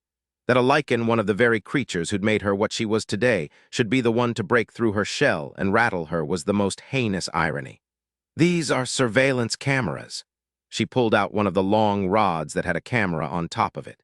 You'll want to get some of your men to place them around the perimeter in widening circles. Then station a team on the surface to monitor the feed. Stepping back, she let him see that the rear seat had been laid flat, expanding the cargo area to hold dozens of cameras. Jumping in with both feet, he said, glancing at her with those brilliantly verdant eyes. She set the tip of the camera pod on the ground and leaned her weight into it. Sire didn't want the Lycans to know just how much they were needed, but there'd been too many skeletons popping out of closets already. Considering who they both were hunters of the highest caliber for their respective factions, there would certainly be more transgressions they'd hate each other for. Neither of them could afford to hold back from this point forward, just as they couldn't delve too deeply into their pasts. Theirs was a merger of necessity. Regardless of the things they'd done previously, they needed each other now. Digging up secrets would only make the going more difficult. It couldn't change the route. Vash met his gaze. What choice do we have? Right. But the line of his mouth softened. These are just a temporary precaution. We'll start moving your people out of here in the morning. I know you'll want to be near rural areas, but we need a command center with easy transportation access. I've got specs on some properties that meld the two needs. Money isn't a concern. He shifted his stance, and his irises took on a preternatural glow. Her hackles rose. She spun around before she heard the rustle behind her, kicking herself inwardly for being caught unawares. Another sign that Elijah had knocked her off her game. A slender woman stepped into the clearing. Dressed in a simple, sleeveless floral dress with buttons down the front, she looked fresh and innocent except for her eyes, which were narrowed and hot with hatred. Rachel. The mate of the Lycan Vash had tortured in an effort to find Elijah, whose blood had been left at the scene of Nikki's abduction. Back off, Rachel, Elijah warned. She's mine. Vash moved subtly, firming her stance and preparing to unsheathe the blades on her back. She commiserated with Rachel's loss, and she didn't disagree with the Lycans' right to challenge her after all. Revenge for a murdered mate was a goal they shared, but damned if she'd go down for anyone without fight. No, Rachel, he growled softly. She's mine. You owe me this. He died protecting you. He didn't give me up. I won't deny that. He moved closer, stepping in front of Vash, acting as a shield. But Micah set me up in the first place. He planted my blood, and that lured Vash to hunt me. Rachel's mouth curved, but the smile didn't reach her eyes. How would he do that? Only Sentinels have access to the cryogenic storage facilities. The same Sentinel or Sentinels who took Lindsay from Angel's Point. If Vash hadn't been watching so closely, she might have missed the shiver of fear that raised the hairs on Rachel's arms. As it was, Vash felt a grudging admiration for the Alpha, who was so swiftly piecing together a picture of double crosses and fractured loyalties. Rachel ripped open the front of her dress and shifted, and Vash whipped out her blades. Elijah darted forward in human form, catching the snarling she-wolf in the air and deflecting her. If Vash had harbored any doubts that he was an alpha, they would have been completely dispelled. She'd never heard of a Lycan able to resist a shift while under attack. Never thought she'd see it. Stop it, Elijah barked, his words cracking like a whip, but Rachel was beyond caring. She hunkered low and came at Vash again. Vash leaped to the roof of the Jeep to gain the high ground and prepared to slice back, but Elijah pivoted with a roar, grabbing Rachel and crushing her spine to his chest. Standing on her hind legs in lupin form, the female was bigger than he was. She clawed at the air with her forepaws, her jaws snapping over her shoulder. Cut it out. His bare feet skidded on the ground as he wrestled her writhing body. Don't make me hurt you, Ratch. Don't, damn it. Rachel's back paw scraped his calf, eliciting a bellow of pain and fresh gushing of blood as his injury from the day before rent anew. The potent scent of his blood filled Vash's nostrils. Her fangs descended, her body tightened with hunger. She crouched, her gaze shooting to the mouth of the cave. A witness would be helpful, but she saw none forthcoming. Elijah hurled the wolf aside again and tore open his button fly. In a split second, he'd shifted into a pony-sized wolf with rich chocolate fur and a lupin face as majestic as his human one was gorgeous. He howled, the sound echoing off the red rock and rolling like thunder through the canyon. Rachel slinked across the dusty ground, her lips pulled back in a snarling display of wickedly sharp teeth. Elijah stalked her, growling low and deep with unmistakable menace. Vash's breathing quickened. She smelled the third Lycan before she saw him. In human form, Stefan leaped onto the rooftop beside her and landed nimbly on his feet. Jesus, the beta hissed. This is the last thing we need. You're my witness, she said before diving off the SUV with her blades leading the charge, her body stretched to its full length. The she-wolf pounced with a bark, meeting her halfway. Her katanas were a mere inch from fur-covered flesh and muscle when Elijah tackled Rachel from the side, slamming her out of the way. Vash's blades sank into the ground where the she-wolf had been a mere second before. Using the anchored swords as leverage, she held the hilts and flipped, her legs arcing over her head and landing on the other side. She hit the ground in a crouch, her boots pounding into the dirt. The sickening crunch of broken bone sounded behind her. Fucking, she cursed, knowing death when she heard it. Elijah shifted forms, the power of his Lycan sight diminishing into that of a human's, then blurring with tears. He stared down at the Lycan lying at his feet, watching fur melt into flesh as life flowed out of Rachel's body from the punctures in her broken neck.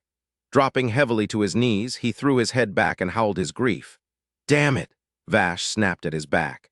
"You should have let me do it. It would have been self-defense. The others would have accepted that easier than they will you killing a lycan while protecting a vamp." A growl at his back alerted him to Stefan's presence behind him. Bracing for the agony of a bite he wouldn't defend himself against, he was startled when the expected attack didn't come and Vashti spoke instead. "I'm not going to hit him while he's down, Beta," she said dryly. "You don't have to protect him from me, even if he does need a smack upside the head for jumping in when I can protect myself." "I didn't do it for you." Gathering himself, Elijah stood and collected his jeans, yanking them on. "I can't afford disobedience now.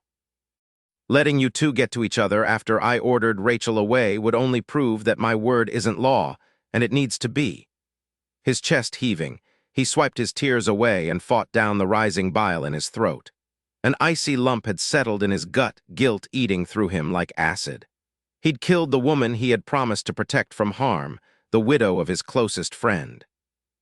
While her death had been certain from the moment Micah died, Lycans couldn't live long after the loss of their mate. He'd never imagined the nightmare of being the hand that dealt the fatal blow. Stefan shifted, but kept a defensive position between Elijah and Vash. "Alpha." His voice was calm and controlled. "How do you want to handle this?" Elijah faced him. "I'll inform the others, take whoever you need, and see Rachel buried as well as possible. Then take these cameras and set them around the perimeter in ever-widening circles. If you need help setting up the feed, Vashti will assist you." "I'll take care of it." Stefan's immediate compliance might have soothed him if that had been even remotely possible. Before his beta walked away, he stopped him. "Stefan, thank you for everything." Giving a brief nod of acknowledgement, Stefan gathered his clothes from the ground and moved away. Elijah set off toward the caves. Remorse weighted his shoulders and stung his eyes. He'd never wanted this, never wanted the responsibility of making such brutal decisions or having the power to see them enforced. "Hold up, Alpha." Vash drew abreast of him, sword still in hand. "I'm coming with you." The way she strode by his side, armed, offered her support without words. They were a united front, allies. He almost laughed at the terrible absurdity. "You have to put it away, Alpha." He came to an abrupt halt, his hands fisting at his sides. "Wanna take it out on someone?" She asked softly, facing him and sliding one blade into its scabbard. "I'm your girl. I'm always up for a heated sparring match, but you'll regret carrying that baggage in front of the others. Trust me, I know." "Do you?" he challenged. "Have you killed someone you promised to protect with your life?" Amazingly, her beautiful amber eyes softened with something like sympathy. "I've done some horrible things, things I'm not proud of and have a hard time living with. It's part of the job of being a leader. I'm not saying you should suck it up and get over it, because you're not going to get over it. That's also part of the job. If you stop caring, you're worthless. I'm just saying you can't stand in front of your troops seething with guilt, because that implies culpability, and this was an assisted suicide. Rachel had to know she couldn't possibly win against you or me.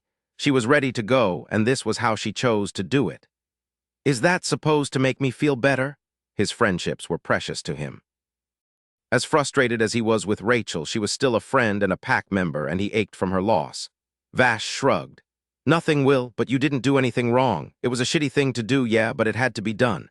For her sake, my sake, your sake, and the sake of this alliance that we both really fucking need. As I said, if you want to knock it out, I'm here. Just don't take it in there." "There will be more," he muttered, respecting her counsel and appreciating, however reluctantly, that she'd offered it.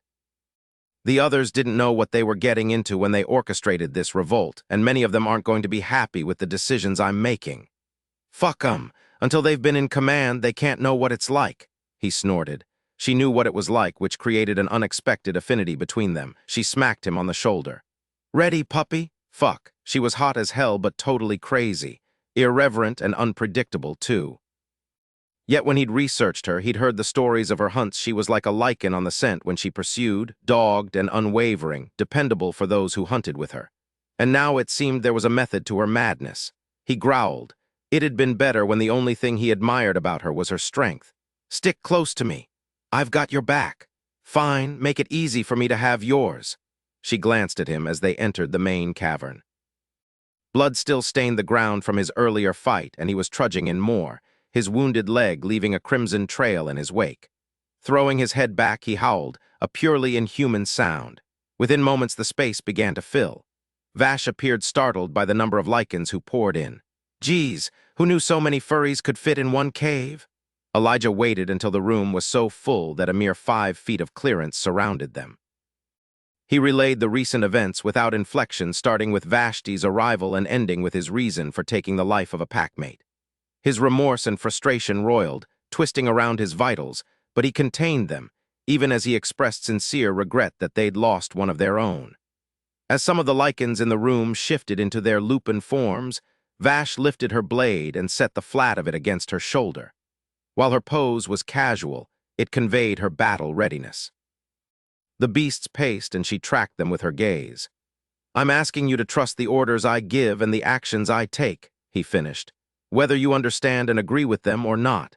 If you can't, I won't stop you from leaving and I won't think less of you. If you stay, some of you will be on the move tomorrow and working with vampires. In either case, try to get some rest tonight. Things will be stressful for all of us for the next while." He started forward, heading for the cavern he was using as sleeping quarters. The female who'd announced Vash's arrival the day before stepped into his path. Sarah was a young Omega he guessed mid-20s and exceptionally pretty, with long, straight black hair and tip-tilted eyes. "Alpha," she met his gaze shyly. "Allow me to tend your wounds." He almost brushed her off, his emotions too volatile to welcome company, but her earnestness touched him. While there were many who would challenge him, there were others who needed a different sort of guidance, a soft touch and gentle words to go along with a firm hand. It was the sort of leadership he longed to provide and hoped he could eventually achieve once their situation became less precarious. "I'd be grateful if you would, Sarah." Battery-operated lights lined the passageway. Gesturing at his office, he spoke over his shoulder to Vashti. "Grab your bag." She muttered something under her breath, but complied. She joined him a few minutes later in his room, entering at the moment he had his hands on his fly. He shed his ruined pants and sat on the military locker placed at the foot of his air mattress. Sarah sank to her knees between his spread legs and opened the first aid kit. "I'm not interrupting anything, am I?" Vash queried tightly. Elijah looked up at her, noting the rigidness of her jaw and her narrowed gaze. Nudity was nothing to a Lycan, but perhaps it meant something to Vashti. Wondering if the vampress could possibly be feeling as proprietary about him as he felt about her, he reached out and tucked Sarah's hair behind one ear. Vash stepped closer, the hand not holding her duffel wrapping tightly around the hilt of a blade strapped to her thigh. "Where's my room?" she demanded. "I'll give you some privacy. You're standing in it." Her gaze lifted from his face to his eyes. "What? You're rooming with me?" "Like hell." Canting his arms back, he gripped the rear edge of the trunk and stretched his wounded leg out. "It's the one place I can trust you'll be safe. I can damn well take care of myself." He took a deep breath, released it. "No argument, but the odds are against you. If I can't fight off a pack of puppies, I deserve to bite it. And Sire would come down on me in a swarm of vamps. How much shit am I expected to have shoveled on me?" That knocked her back a bit. She looked at the queen-sized air mattress, clearly debating the risks and benefits of sharing it with him. "We're both adults," he pointed out. Then he groaned softly as Sarah smoothed ointment over his torn skin. He'd be healing faster if he was eating properly, but he was quickly becoming undernourished on the sparse amount of food to be found while roughing it. "Nothing will happen that you don't want. I don't want anything besides you keeping your end of our agreement. Then you've got no worries. Why don't you show me those property specs you mentioned?" Vash stared at him for a long moment, then muttered something beneath her breath and dug in her bag. She set it down on the ground a moment later, her hand emerging from the depths with a folder clutched in her grip. She looked at Sarah, who was tying off a bandage. "Are you done yet?" Sarah's gaze searched Elijah's face for instruction. He dismissed her with an easy, "Thank you, Sarah." The Lycan closed the first aid kit and said, "I'll get you some dinner, Alpha. Esther made an awesome venison stew." "I appreciate that." Ideally, they'd each be eating their own deer, but they weren't in a position to dine well under the circumstances. Instead, they were divvying up what they caught among everyone, which kept them alive. Barely. "Also," she offered a timid smile, "I'd like to stay with you when you make the arrangements to send some of us out with the vampires." "Aw," Vash crooned with syrupy sweetness. "Puppy love, how touching." Sarah rose to her feet with graceful dignity, but the look she shot Vashti was poisonous, a rare display of hatred from an Omega. "I'll work something out," Elijah answered, his decision taking into account her innate Omega gift for soothing and comforting others. She'd be best utilized in a support position rather than on a hunt. "Thank you, Alpha." She left the room in a calm, graceful glide. Pushing to his feet, he rolled his shoulders back, feeling better already. He felt Vash's gaze slide over him, and he glanced at her with an arched brow. "Will you put some damn clothes on?" she snapped. "Why don't you take yours off?" She bared her fangs. "In your wet dreams, Lycan," he shrugged. "Worth a shot." Chapter 5. They were on the road before dawn and across the Utah-Nevada border before mid-morning. Vash gripped the steering wheel and tried not to think about the restless night behind her. Elijah, damn him, had slept like a log, which said more clearly than anything that he didn't consider her a threat at all. She tried to work. There was so much to be done. But she'd been distracted by the way he had stretched out next to her with one arm tossed carelessly over his head, showing off beautifully defined biceps. And the way the sheet had clung tantalizingly low on his hips. A tiny tug would have revealed all of his impressive assets. Vash loved a healthy man's body as much as the next woman, but Elijah's was a work of art, his powerful frame covered in mouth-watering ridges of muscle she wanted to trace with her tongue and hands. "And these are all warehouses," Elijah muttered, looking over the property listings she'd printed out. "Warehouses with plenty of parking, room for a helipad, top-of-the-line electrical systems, and air conditioning." She glanced at him. "I know how touchy you Lycans get when you're overheated. It's not easy being furry." It took a moment for the levity of his dry statement to sink in. Looking out the windshield, she felt her lips curve. He was feeling more himself, it seemed, and she was relieved. His pain yesterday had moved her, made her see him in a far more personal way than she would have wished. His sincere grief proved his strength of character. In many ways, he'd taken an action he knew would cost him personally to benefit the many. She respected both that toughness and his willingness to shed tears without shame. "These properties are expensive," he said bluntly. "Sire's making a hell of an investment in an alliance that hasn't been tested. I'll kill you if you double-cross me, stake your head on a pike for other Lycans to see. You're expecting me to screw you over. Your breed's track record isn't so hot. Your ancestors ditched us for Adrian to save their hides, and you just ditched Adrian once again to save your ass." His gaze seared her profile. "You're skipping over millennia and multiple generations. With the average Lycan lifespan being 230 years, there's not a single Lycan in existence who's been touched by what happened to the Watchers. Most of them couldn't even tell you which angel they're descended from. Yet the memory of her fall was as fresh to her as if it had occurred mere weeks ago instead of lifetimes. So if you forget an obligation, it doesn't count." "Not what I meant. It's just a tough sell enforcing promises made on behalf of someone who's centuries away from being born. Your great-great-grandwolfies made that decision for you. A shame you can't ask them about it." Familiar bitterness coated her tongue. "I expected fidelity from the angels who served beside me. We made our beds. It's not a tough sell thinking they'd be honorable for lying in them. I was told the fallen who became Lycans hadn't broken the laws the rest of you did," Elijah said. Vash shot him a scathing glance and became even more irritated by how delicious he looked. She would have thought that after seeing how impressive he was undressed, seeing him dressed would be no big deal. But he managed to make the casual attire of wide-legged jeans and plain black t-shirt look stunning. He was a big, brawny hunk of a male, capable of taking on a woman of her strength and force of will in a way very few men could. That got to her. Made her hot and hungry for the greedy touch of a passionate man's hands. His hands. The hands she'd watched stroke over his bare skin in deliberate provocation. Of course, she wasn't even sure she remembered how to have intimacy anymore. She looked away. "That's a cop-out. We all lost our way in some manner or another." We were tasked with observing and reporting. Any sort of contact with mortals was outside our scope as watchers, seeing, talking, hearing, touching, teaching. But we were scholars. We thirsted for knowledge, the giving and receiving of it. We couldn't resist the desire to interact. He tucked the property spec sheets back in the file. "But you didn't, not like the others did. I took a mate. Charon, another watcher like you, not a mortal. I know what they say about me, that I martyred myself out of a twisted sense of loyalty to the others, that I wasn't as guilty because I mated with another angel, but I fraternized in non-sexual ways. I taught what I knew gave man knowledge they weren't ready for yet. So when I walked up to a sentinel with my head held high and accepted my punishment without a fight, it's because I deserved it. I also thought his fury was just a test of our resolve. The Creator had never allowed the shedding of an angel's blood before. I thought if we showed our remorse and repentance that we'd be forgiven our trespasses." She blew out her breath in a rush. "And then the sentinels were created." Her eyes lost their focus on the road, her mind rewinding to that bleak, heart-rending time of her life. She would never forget looking down from her hidden vantage, seeing Adrian and Sire battling in the field below while sentinels rimmed one side and the soon-to-be-fallen watchers the other.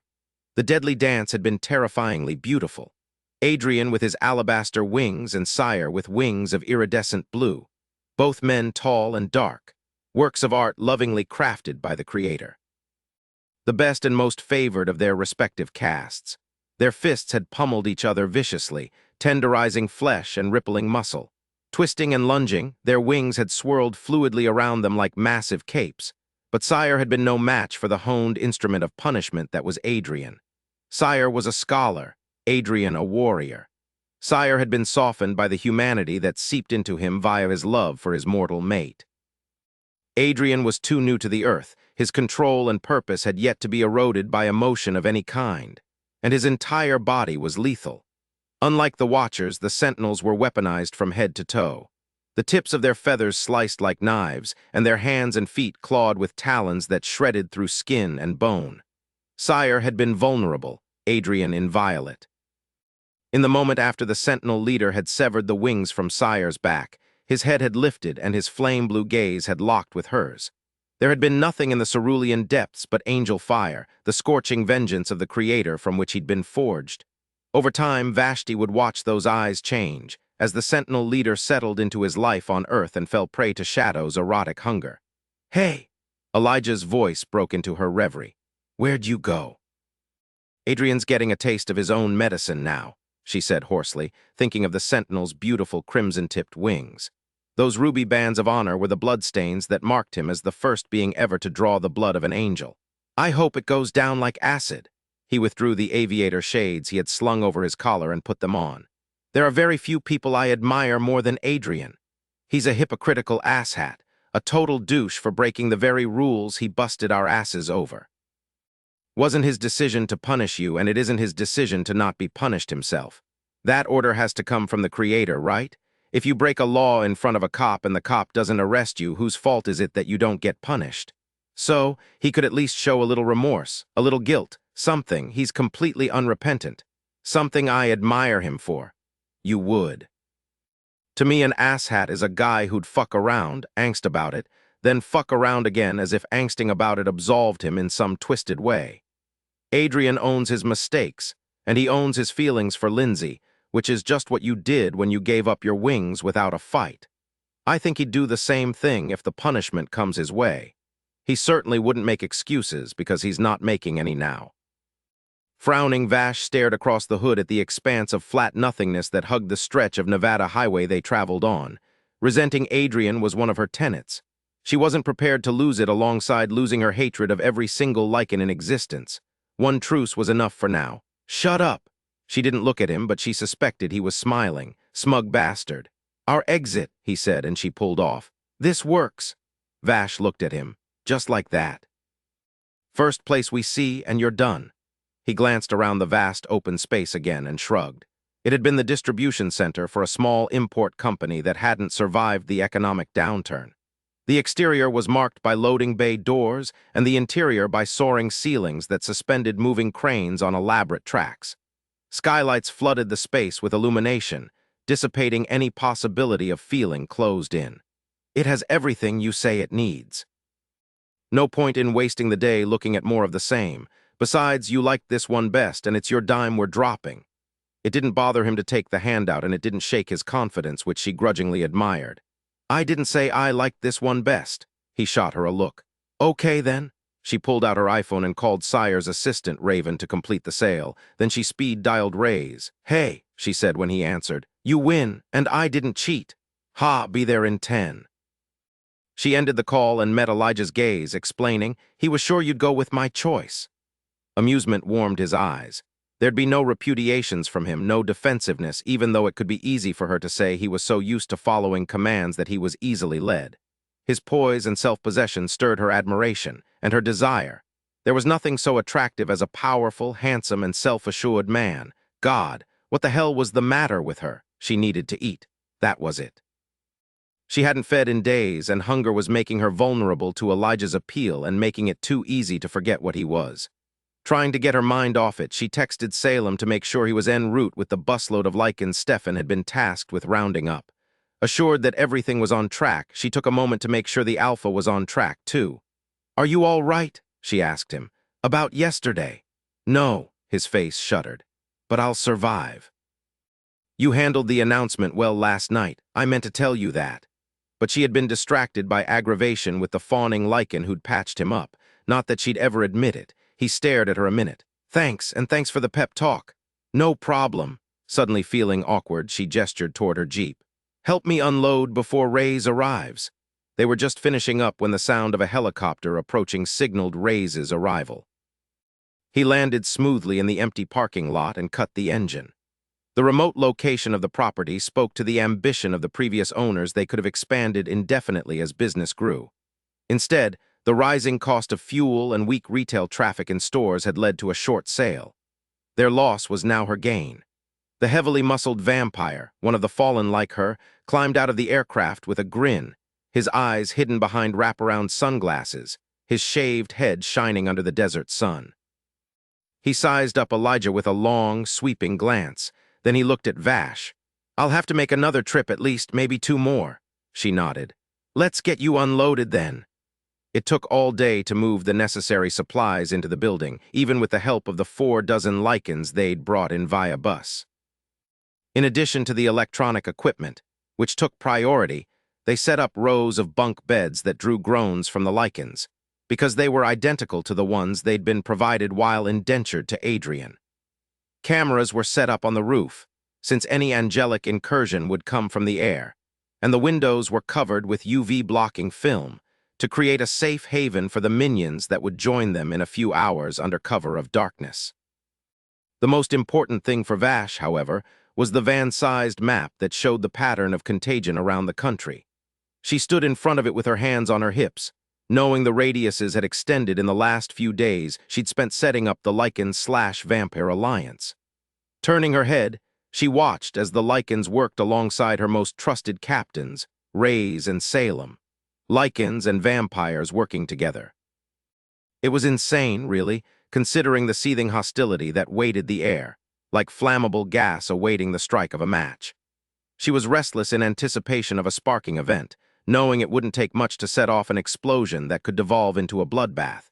It didn't escape her attention that Elijah was the force keeping it all together. As the temperature rose, he took most of the outside shifts, hefting the heavy equipment and carrying it into the loading bays without a word of complaint. She knew how Lycans hated the heat. She'd exploited how testy they became when uncomfortable countless times on hunts. But Elijah was such a powerful example of grace under pressure that the others were shamed into good behavior Lycan and vampire alike. Although sweat poured down the Lycans, laboring bodies and their chests heaved, they worked quickly and efficiently. And the vampires gave the Alpha only a token amount of flack when he directed their efforts with firm, unwavering command. They didn't trust him, but they couldn't fault his leadership style. It was impossible to do so. There was something inherently majestic about Elijah, a core strength of will that was unshakable, and he was compassionate. He took the time to speak to each Lycan individually, putting a hand on their shoulders and gifting personal words of thanks and praise. More than once she found herself staring at and admiring him. "We're equals or we're nothing," he'd said, referring to vampires and Lycans as a whole. But it was true for them as individuals, too. No, she corrected herself, he outranks me. His equals were Sire and Adrian. For the first time, she was confronted with an attraction to a man who wasn't beneath her in rank. She was startled at how much that changed the dynamic. "If this alliance sticks," Elijah said at the end of the day, "it'll take me years to get used to. How many of these Lycans can you trust to have your back?" One slashing brow rose. His hair was damp from a recent shower. "Hell if I know," he said without heat, honest to a fault. She liked that about him, among too many other things. He was a goddamned Lycan, a race of beings that couldn't be trusted. His other brow rose to match the first. "Problem? No problem." She brushed past him on her way out, her nostrils filled with the wildly clean fragrance of his skin mixed with the earthy pheromones he exuded, as a matter of course pheromones her senses soaked up as if starved for them. "I'll see you in the morning." She didn't hear him come up on her, but she felt him, was overly attuned to him. Damn it all to hell. "Don't nip at my heels, puppy," she snapped. "You're charming when sexually frustrated." her fists clenched. "I'm hungry for food, not you. I am your food, we discussed this. You discussed it." She stepped outside into the chilly desert night and took a deep breath of air untainted by the primal scent of hardworking Lycans. As she walked, her head began to clear. Then Elijah cut her off by stepping in front of her, fogging her mind with the exotic scent that was unique to him, a fragrance reminiscent of cinnamon and cloves. It was delicious, as everything about him was. "You stay with me," he said. "That part of the deal was mutually agreed to. I'll be back. I need to take care of something." She needed blood, and for the first time in damn near 60 years' connection. Then she could deal with him without tripping over how scorchingly beautiful he was. Sidestepping him, she reached into her cleavage for her Jeep key. He caught her wrist before she passed him. "How much shit have you got in there? Cell phones, jump drives, keys." Yanking her hand free, she gestured at the skin-tight, sleeveless black catsuit she wore. "Where the hell else am I going to carry things?" His hand, however, didn't budge, despite the ferocity of her movement.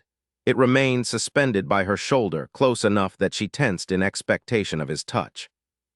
Slowly, as if she might yet bolt, he adjusted his position to bring them face to face again and reached for the exposed zipper that was nestled between her breasts.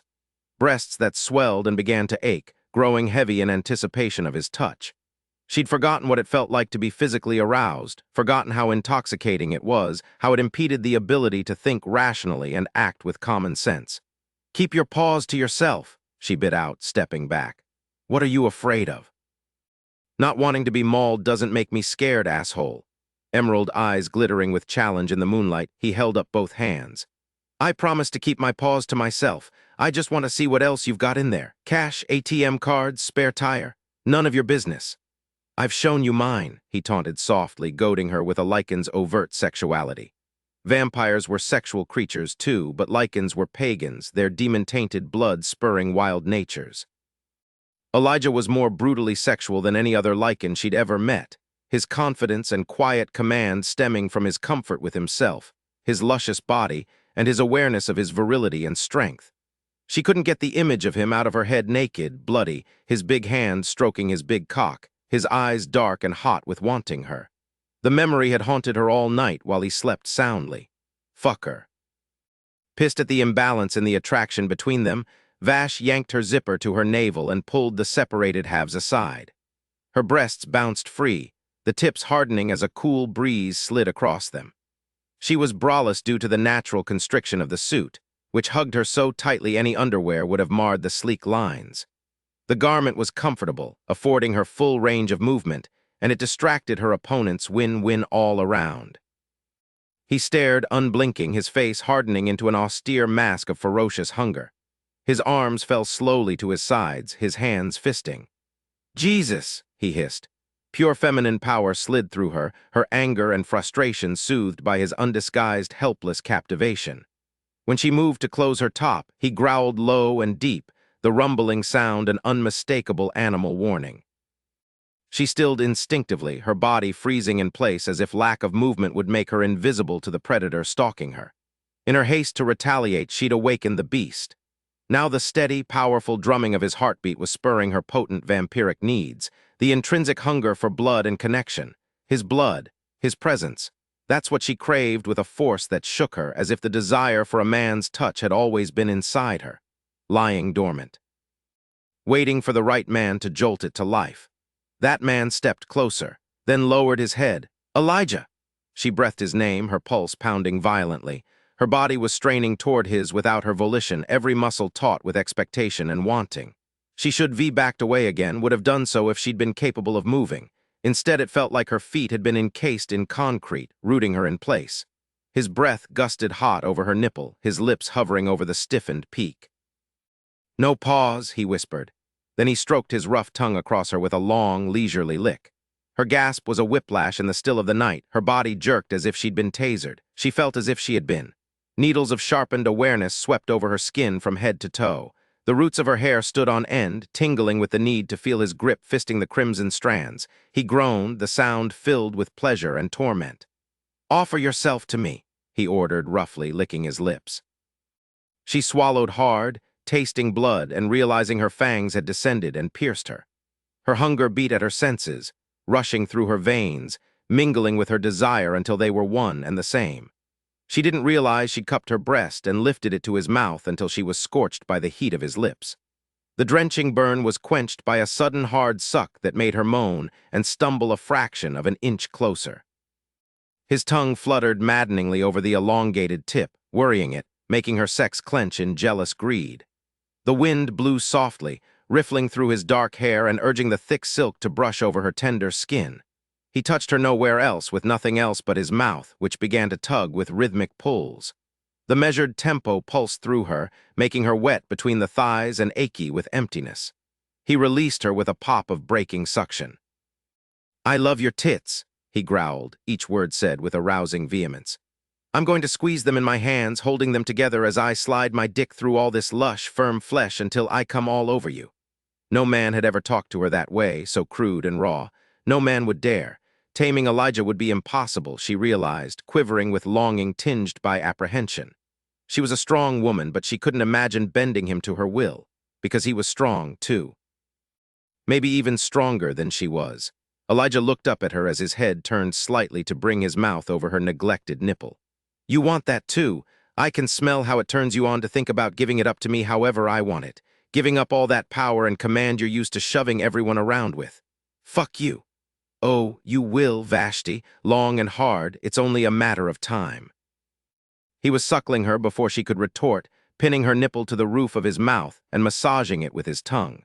She almost came from the sweet sting of it, the delirious pleasure-pain of voracious draws so powerful they hollowed his cheeks. He was relentless in his taking, his teeth sinking into the turgid peak with just enough pressure to send a shiver of wariness through her. "Vash!" Salem's voice behind her startled her into jerking away from the wicked ecstasy of Elijah's mouth. She cried out at the sharp scrape of teeth over tender flesh, then again with surprise at the orgasm that was almost triggered by the bittersweet pain. Elijah had her zipped up and steadied with lightning-quick efficiency. If not for his labored breathing, she might have thought he was unaffected. Then he caught her hand and cupped it around his erection, grinding himself into her palm. "We're here," he called out, pushing her hand aside and taking a step back. They were only yards away from the door. Salem would have seen Elijah's bent head and smelled their mutual arousal. "I need your wheels," her captain said, lingering by the warehouse instead of approaching.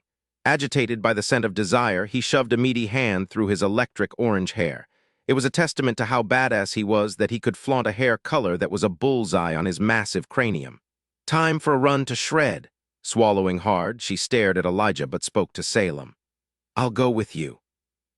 Shred was one of Torque's most exclusive and secretive dens. Located far off the Vegas Strip, it was a way station for fledgling minions and older vamps alike, offering safety, connection, and blood. "I'll drive," Elijah said, bending to pick up the car keys she'd unknowingly dropped from her lax hand. Any one of the Lycans in the building could have snuck up on her and she would never have noticed, her brain fried by the heat of Elijah's mouth on her breast. It was unacceptable. She needed to get her shit together before she got herself killed. "I'm not telling you where it is, Lycan. You don't have to." He turned toward the Jeep. "I've hunted there before." Pissed off and frustrated by his own weakness where Vashti was concerned, Elijah made no attempt to hide his raging lust from either Vash or Salem. Instead, he obstinately pumped pheromones into the air around him, permeating the Jeep's interior until Salem cursed viciously and adjusted himself in his leather pants. Vash had chosen to take a seat in the back, a mistake that guaranteed the smell of his need whipped across her face and through her hair, carried by the wind surging through the window Salem opened.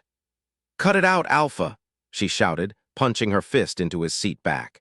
He met her furious gaze in the rearview mirror, his own hard and brittle. She was as angry as he was. He had made sure of it by reminding her that he'd hunted her kind, that he'd observed and studied their habits and places of congregation in minute detail so he could kill the ones who stepped out of line. She deserved to be uncomfortable for putting him through this hunger, for making him want her more than he'd ever wanted anything. The moment he'd stroked his tongue across her skin, her taste had exploded across his senses with the force of an incendiary grenade. There was nothing reasoned or calculated in his response to her. It was pure primal recognition of a unique and potent physical attraction. Lust at first sight, exacerbated by their heightened lupin and vampire natures. He could still taste her, damn her, smell her. His palms burned with the need to feel her. Inside, his beast howled with rage to be freed, forcing him to struggle in a way he'd never had to before, because he liked her. Crazy as that was, crazy as she was. Controlling his baser nature had always been as easy as breathing, but it was exhausting him now, wearing him down, clawing at him from the inside and shredding what restraint he had left after a week of painful blows and savage lows and highs. She'd witnessed those trials and, in her own way, been an asset to have around while going through them. He growled. Vashti's returning feminine hunger was eating at him like a cancer. As tough as she was, he now knew he could make her soft and submissive, and he wanted her like that. Wanted her limp and panting beneath him, completely at his mercy. He could accept nothing less. The nearly 2-hour drive to Shred ended up feeling like 2 years, and not just for him. Salem unfolded from the Jeep before it drew to a complete stop, and was through the thick metal entrance door in a flash. Vash was fast on his heels, fleeing Elijah as if the hounds of hell were after her. When the door slammed shut behind her, he barked out a mirthless laugh, as if a simple door could prevent what was coming. If only it was that easy. Needing to get himself under control before he entered a vampire den, Elijah took his time locking up the SUV and scoping out the exterior of the unobtrusive building for changes. He surveyed the immediate area, refreshing his memory of the industrial properties on the periphery that had closed long before the party got started. He took note of the armed vampires on the roof before they deliberately made their presence known. They smelled him coming, and because he was spoiling for a fight, he lifted his hand and flipped them off. One decided to oblige him, leaping agilely from the top of the 3-story building and landing in a graceful crouch. The vamp was sleek and sinewy, his world-weary eyes and economy of movement betraying significant age. They circled each other slowly, bearing fangs and canines, claws extended. Neither of them looked away from the other when the door opened and a masculine voice shouted out, "Dredge, leave him alone, he's Vashti's." The vampress's protection so enraged Elijah that his spine rippled with a partial change. He didn't fucking need her to clear the way for him. He could damn well do it himself. "Are you a pet dog?" Dredge taunted, his amber eyes glowing. "Or a meal?" Elijah's mouth curved. "Maybe she's a Lycans bitch." Dredge lunged. Expecting the reaction, Elijah met the vamp's incoming face with his fist, hurtling him backward across the parking lot and into the side of a delivery van, creating a massive dent that mimicked the shape of his body. Shaking the sting out of his fist, Elijah turned toward the open door, his ears trained for the sound of a retaliatory ambush from the others on the roof. But none came, proving the extent of Vash's power. Her word was law for vampires. Seeing the proof of it made Elijah's dick impossibly harder, spurring his need for her, which had grown steadily over days of watching her run the show. She wielded power with the same control and skill that she used to wield her katanas, which turned him on as much as her body did. Once inside the outer door, he encountered a second entrance. It opened as soon as the first door shut, releasing a flood of pounding technopop music and the rich metallic smell of freshly spilled blood. The scent of connection engulfed him in a steamy mist, spurring his ferocious mood. He wanted to fight and connect with unmitigated ferocity, and the need to do both increased with every second that passed. Rounding a corner, he was thrust into a massive room filled with writhing vampires. Some were dancing, grinding their undulating bodies against whoever was close enough. Others were feeding, their bloody mouths latched on to throats, wrists, and thighs. Still more were openly connecting, like Salem, who was drilling a vampress from behind as she drank from the femoral artery of a woman spread-eagled in front of her. The unrestrained hedonism bombarded Elijah's ravaged senses, the thick humidity in the space almost suffocating him. Maddened to the edge of insanity, he searched for Vash among the crowd, his beast lunging against the cage of his control, trying to batter its way out at the thought that she might be spread for someone else. Leaping onto a tallboy table, he roared, drowning out all sound. The room froze, the music becoming glaringly loud within the absence of sound. Then a slender blonde mimicked his leap and gained the bar top. She ripped her shirt apart and exposed her tits, shaking them with wild abandon and screaming, "Fuck yeah!" The crowd ignited into a frenzied mass. Drunk on endorphins, they resumed their carnal excess, the pounding bass of the music spurring them like a war drum. Elijah vaulted up to the second-floor balcony, hunting his vampress. Vash entered the third-floor VIP lounge and scanned the room's occupants with a sweeping glance. She was searching for something in particular, and she found him. He was long and lean, blond. His eyes were heavy-lidded, his lounging pose was insolence personified. His chest and feet were bare, his skin was pale and smooth. The antithesis of Elijah. But best of all were the piercings riddling his body, his ears, brows, nose, lips, nipples, navel. She was certain there would be more in places she couldn't yet see, and the carvings in his skin, intricate designs that had been sliced by a skilled blade and prevented from healing by application of silver-laced cream or shavings. The man enjoyed pain, sought it out deliberately and found beauty in it, and she wanted to inflict pain on someone who could take it and wanted it, because she hurt and was infuriated by that hurt. Because she'd pushed her way through dozens of beautiful, desirable male bodies to reach the lounge, and none of them had moved her or stirred the hunger simmering in her blood. Because she was dead to every male, just as she'd been ever since the day Charon died, every male but one. "You!" She beckoned her quarry with a crook of her finger. He straightened with a slow, sensual smile and came to her with a leisurely, confident stride. Reaching her, he took her in from head to toe with a covetous glance, then licked his lower lip. "I was beginning to think you'd never come for me." Bored already, she raised her brows. "Oh." Tilting his head, he exposed his neck and the tattoo that was written there with silver-tainted ink, "Vashti, bite here." A shiver moved through her at the craziness of the act. They'd never met, yet he'd marked himself as her property. Of all the men to meet her criteria for the night, she had to pick a groupie, one of the far too many minions who were aroused by the thought of being a blood slave to one of the fallen. She almost waved him away. There was enough crazy in her life as it was. Then she heard Elijah's roar, felt it vibrate through walls and rattle the blood-stained glasses on the tables. The fierceness of the desire that shot through her made her sway on her feet, as if she was hardwired to answer that dominant call. She didn't have time to be discerning. She needed blood to manage her desire for Elijah, and she needed it now. Knowing she had maybe 5 minutes at most before the lycan worked his way through the crush of bodies on the stairs to get to the 3rd floor, Vash shoved the vamp into a chair and circled him, grabbing his jaw from behind and yanking it out of the way to expose his neck. She'd prefer his wrist, to keep it impersonal, but she needed to be quick, and nothing beat an arterial gush for speed. Her fangs descended, her gaze riveted to the thick pumping vein at his throat. As her stomach gnawed in hunger and dizziness swept through her from the need to feed, the lounge door was ripped off its hinges and thrown over the balcony into the teeming mass of vampires below. Elijah filled the threshold, his body big, hard, and virile. His irises glowed in the shadows cast by the muted wall sconces. "Mine." Just the one word, spoken low and terrifyingly deep, as if ripped from the beast inside him instead of from his human throat. Something warm and slightly twisted slid sinuously inside her, some alien feeling of pleasure that such a magnificently masculine creature should be so powerfully possessive of her.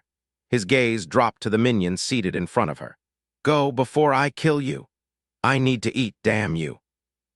She shouted, weary of fighting herself over him and desperately clinging to the hope that a replenishment of nutrients would free her from her inexplicable fascination. But she knew he wouldn't let her drink from anyone else, not now. The act of feeding was too innately intimate, even when the only contact was fangs to vein and lips to skin. He was too territorial to allow that connection, however impersonal. Yet she couldn't afford to drink from him. Wouldn't drink from him because she knew instinctively that she would have the same reaction to the taste of him as he'd had to the taste of her. The hunger wouldn't be appeased. It would grow. She would crave more of his potent lycan blood, more of him. She would have to restrain him long enough to get a meal in edgewise. Taking command of the situation, Vash closed the distance between them and caught him with a fist in his shirt. "Come with me." She pulled him, but succeeded only in ripping the shirt off his back. Elijah didn't move at all, was too powerful for even her vampire strength. Her sex clenched with greed for this male who was more than a match for her. Flushed and breathless, she skirted him and exited to the hall, trying to get herself under control before he realized how close to the edge she was. If she wasn't careful, he'd have her begging for his cock. The thought of that weakness terrified her as nothing else could. She had to be strong for herself and for Char, and for all the vampires who needed her to keep them alive and thriving. Elijah followed so closely she could feel his heavy exhalations on her nape, stalking her again, and she couldn't deny that some recessed part of her wanted him to, because it ratcheted up her desire, made her hot and wet. Vash saw the small green light lit above a door and went to it quickly. There were more doors and more lights. Most were red, which signaled locked and occupied. Some were yellow, which signaled vacant but in need of housekeeping. Only a few were green, and she chose the nearest one, opening the door and cursing as Elijah crowded her into the small playroom. He caught her around the waist and tossed her onto the massive bed, barely giving her the time to scoot up before he pounced. "Elijah!" she gasped, as he landed neatly on all fours, caging her to the bed with his hands pressed to the mattress at her shoulders and his knees hugging the sides of her thighs. Fear paralyzed her, not of him, but of the raging desire that was quickly consuming her. The need to arch upward and offer herself to him was a driving force. It pounded her heart against her ribs and squeezed the air from her lungs. Her eyes adjusted to the dimness of the room, the only illumination provided by recessed lighting in the baseboards. His eyes glowed with preternatural green fire and his head lowered, his chest expanding on a deep inhale as he breathed her in. "Should we brought us here when we arrived?" he said gruffly. "You'd be coming now." He took her mouth before she could reply, his lips sealing over hers and stealing her breath. His tongue swept inside her on a groan, his hand moving to her zipper to slide it down to where it ended at her pubic bone. She'd barely swallowed her first rich, dark taste of him when he pushed his hand beneath the edge of her suit and claimed her breast in one big, hot hand. Her fangs sharpened in a rush of need, piercing his tongue. His blood flowed into her mouth, the flavor intoxicatingly exotic. He kneaded her breast, plumping it, then focusing his thumb and forefinger on the tip, rolling and tugging on her hardened nipple until her sex spasmed in the same rhythmic tempo. Out of her mind for him, Vash sucked on his tongue with the same voracious pull with which he'd sucked her nipples earlier, drawing more of his blood over her taste buds. Her eyes rolled back in her head, her ability to reason lost to the addictive deliciousness. He growled into her mouth and sank between her thighs, grinding the rigid length of his cock into her aching sex. Whimpering, she gripped his hips and tugged him into her, rocking her hips upward to stroke her clit against his erection. Elijah lifted his head and watched her as he rolled his hips, watched her head arch back as an orgasm hovered just out of reach. "Tell me you want it, Vashti. Tell me you need my cock and you need blood to live." Her body quaked violently as he gave voice to her greatest apprehension. "I won't be led around by my dick," he'd said what seemed like ages ago in the Bryce Canyon caves. But she feared she wasn't as strong as he was. She'd never been so desperate for connection as she was at that moment, and he was the only man she wanted to connect with. Her attraction to him wielded too great a power over her, and she feared giving him what he demanded of her total surrender. Tossing her leg over his hip, she gained the leverage to flip him to his back. Moving as fast as if her life depended on it, Vash focused on the purpose of bringing him to a playroom to begin with. In a split second, she had him restrained, his wrists and forearms banded with barbed, silver-plated steel cable. He roared as the tiny rounded points pierced his flesh, scarcely enough to draw blood but enough to expose the wounded flesh to the one metal that weakened sentinels, vampires, and lycans alike. The bed quaked with his fury, his irises burned bright enough to light up the room. "You fucking bitch!" But she was beyond caring now. She was slick and swollen between her legs, her breasts were tender and heavy, and his flavor permeated her mouth, deterring thoughts of fleeing as she might have done if she'd had any sense of self-preservation left. "Let me loose." He clawed at the bed with the heels of his boots. "Fucking let me go now." Vash fought to be free of her catsuit, struggling out of both it and her boots in a near-mindless frenzy. Once unclothed, she fell on his twisting body, wrestling his bucking hips to yank open his button fly. "Vashti," he arched violently. "Not like this, damn you, don't fucking tie me up like an animal." As always, Elijah was commando beneath his jeans, ready to shift forms at a moment's notice. Nothing impeded her mouth from his cock, which she swallowed greedily, her lips and tongue tightening around his raging length. "Shit," he hissed, bucking his hips in an attempt to throw her off. "Get your blood-sucking mouth off me?" She couldn't. If the entire den poured into the room and found her fellating a lycan, she didn't think she could stop.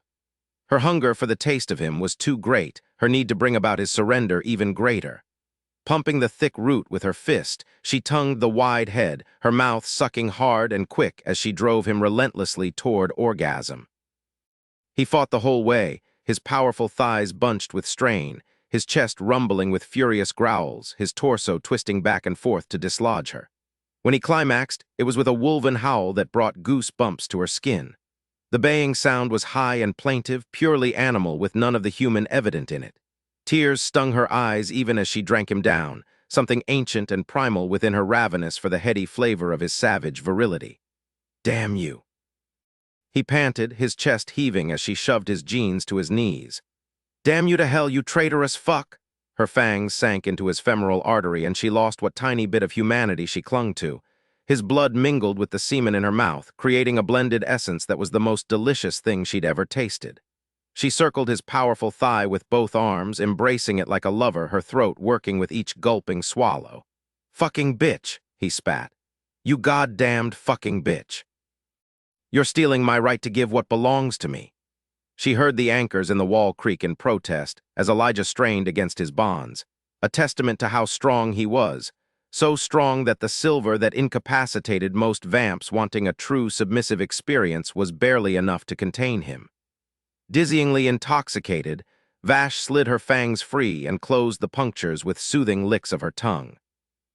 "I can't stop," she whispered, achingly empty and needing him despite the terrible effort she'd made not to. No lycan could tolerate being caged, and Elijah was no mere lycan.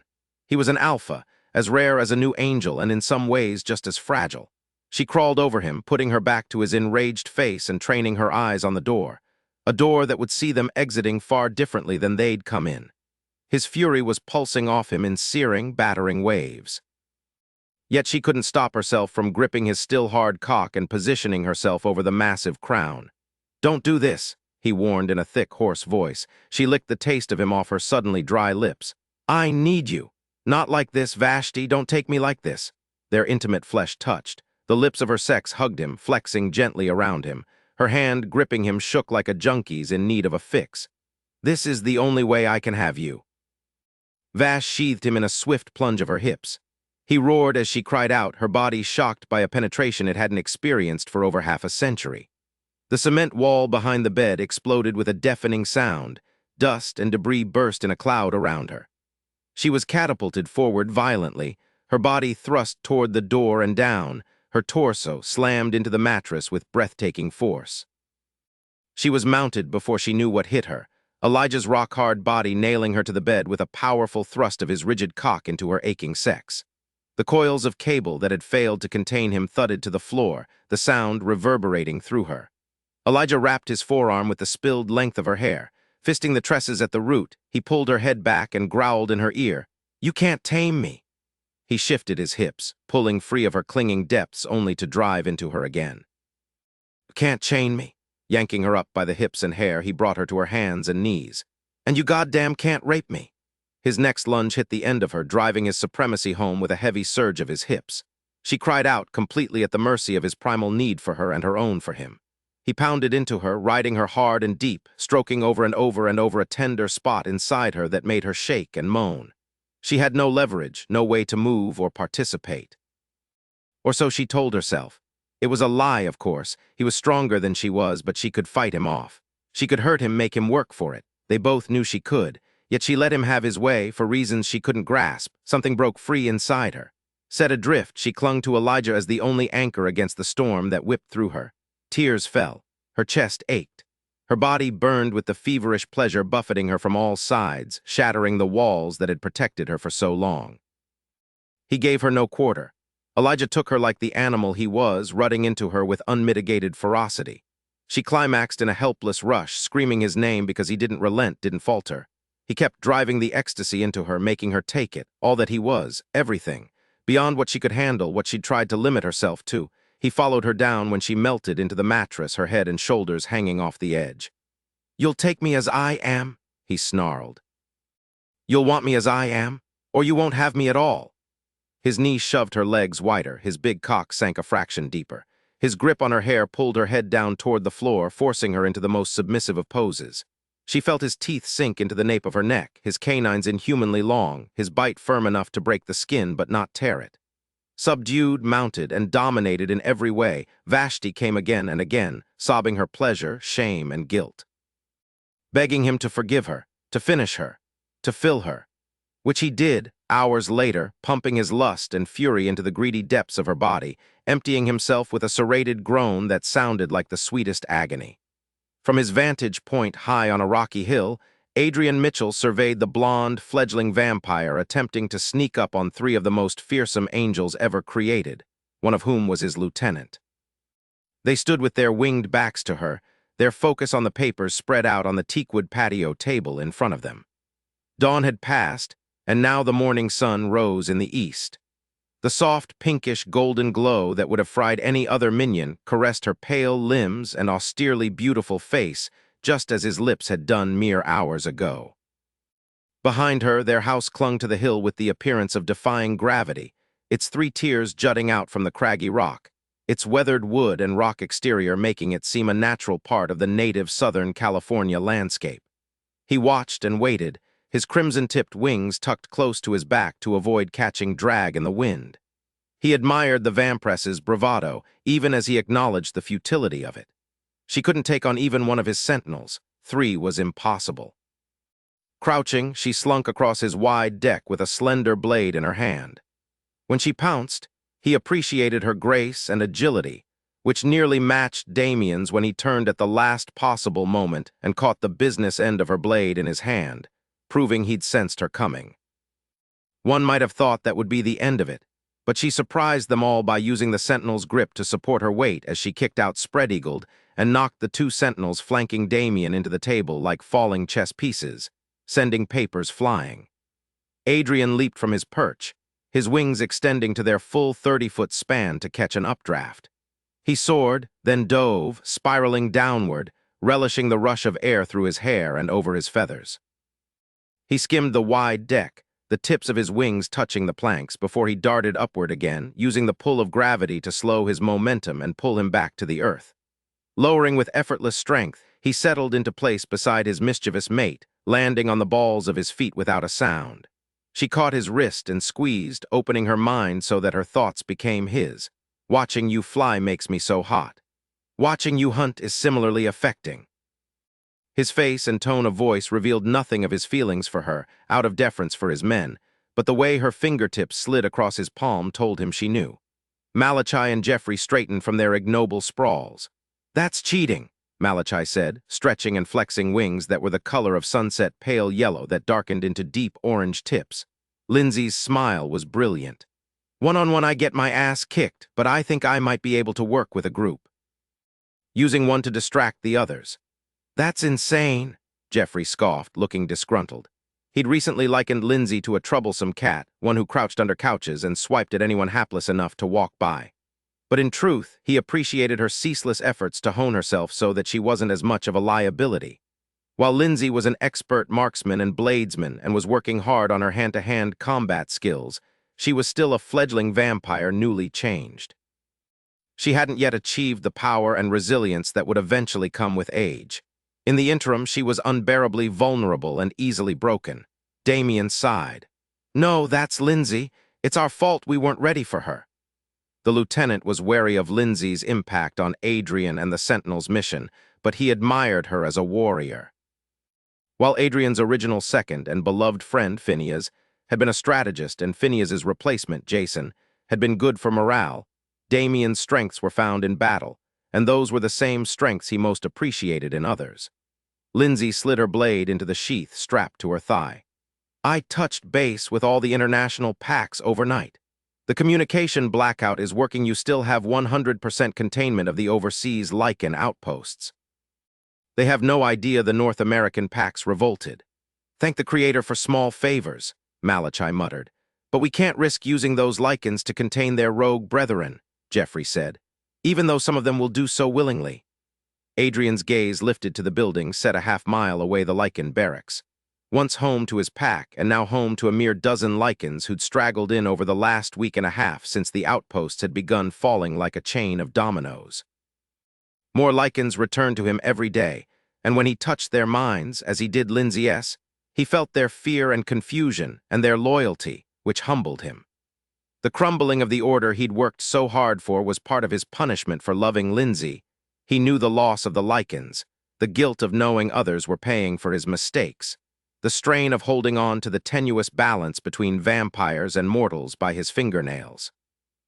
Although he'd committed the same offense as the Fallen, his penalty was different. He suspected that was because he was too useful to throw away. But he was paying in other ways, every day of his endless life.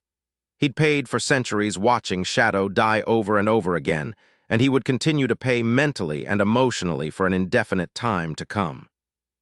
We need to reinforce the Sentinels still holding on to their outposts, which leaves us with only a handful here in the States to pull everything back together. They were outnumbered by a fatalistic margin. He had a firm hold on the Jasper and Juarez outposts, but the others were lost. He looked at the beautiful Vampress beside him, once the vessel that carried Shadow's soul and now the woman who carried his heart in her hands.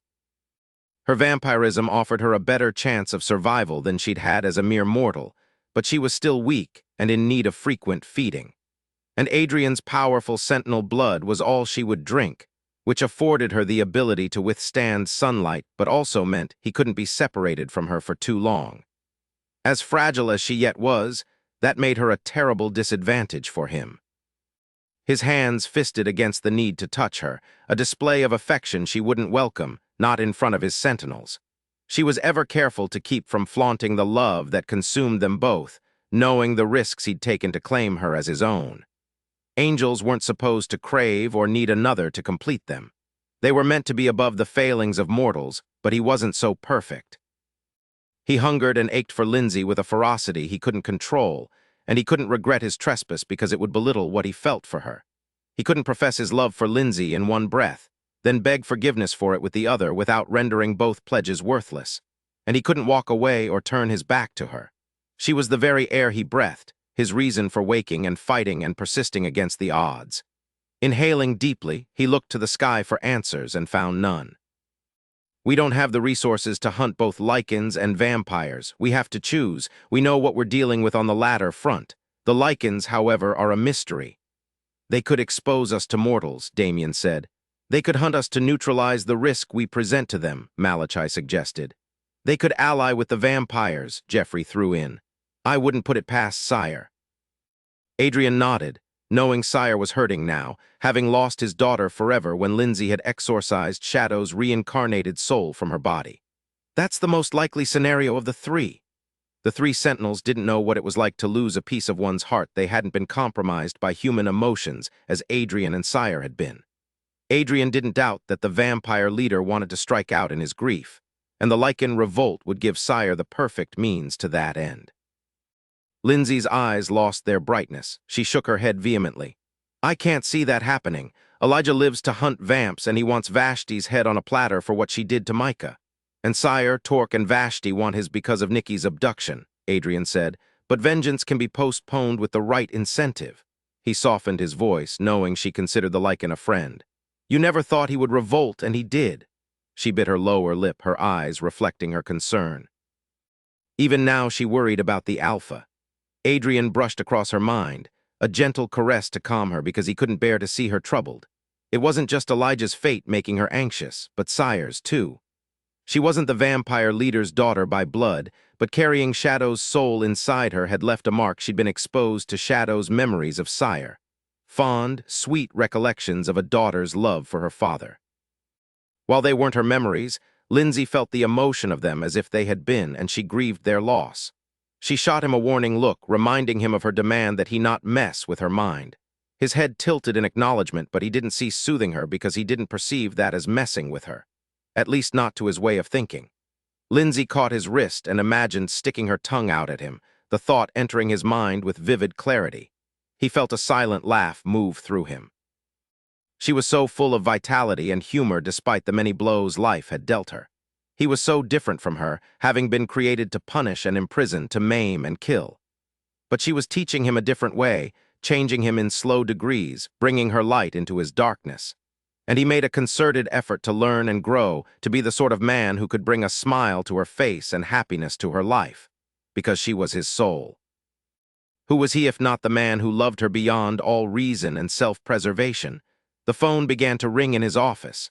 They all heard it despite the distance from where they stood and the glass patio door that closed off his workspace from the outdoors. Lindsay frowned and turned, still growing accustomed to her vampiric senses. Adrian moved away, rounding the corner. The glass panel slid aside as he approached, and he willed his wings away. They dissipated like fog in a stiff wind when he stepped inside, affording him comfortable movement as well as the ability to blend with mortals. The speakerphone was engaged by the third ring, and his gaze held Lindsay's as he settled into his chair. "Mitchell," he greeted the caller. "Captain, Siobhan here." He leaned back in his chair, settling in. He tasked Siobhan with studying the disease ravaging the vampire ranks, and she had been working ceaselessly on that mission for weeks. It was she who'd inadvertently discovered that sentinel blood cured the illness when a sentinel working with her was bitten by one of the infected, resulting in the infected returning to a normal vampiric state. Considering the tens of thousands of vampires in North America alone, and the less than 200 sentinels left in existence, it was information they couldn't afford to have the vampires discover before an alternate cure was found. "How are you progressing?" "Slowly but surely. I've got a dozen infected in stasis now.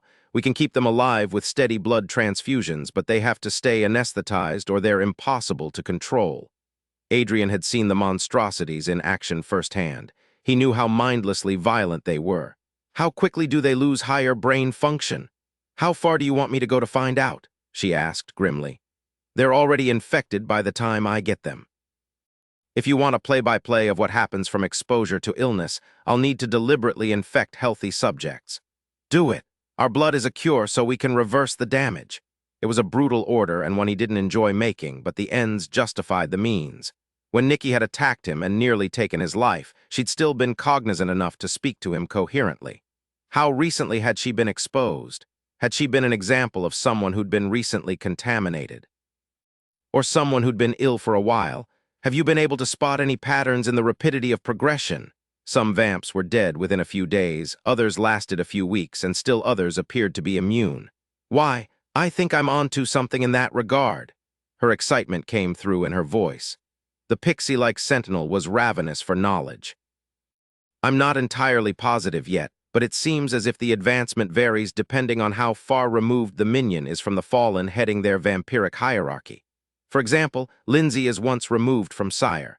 Her infection would advance much more slowly than a minion she changed, who would be twice removed from sire. And so on and so on.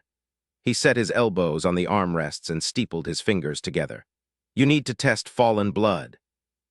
"Would be helpful, yes," she conceded, certainly knowing how difficult it would be to attain. "Then I could see if it at least slows the development of the disease." "I'm your best chance of getting it," Lindsay interjected.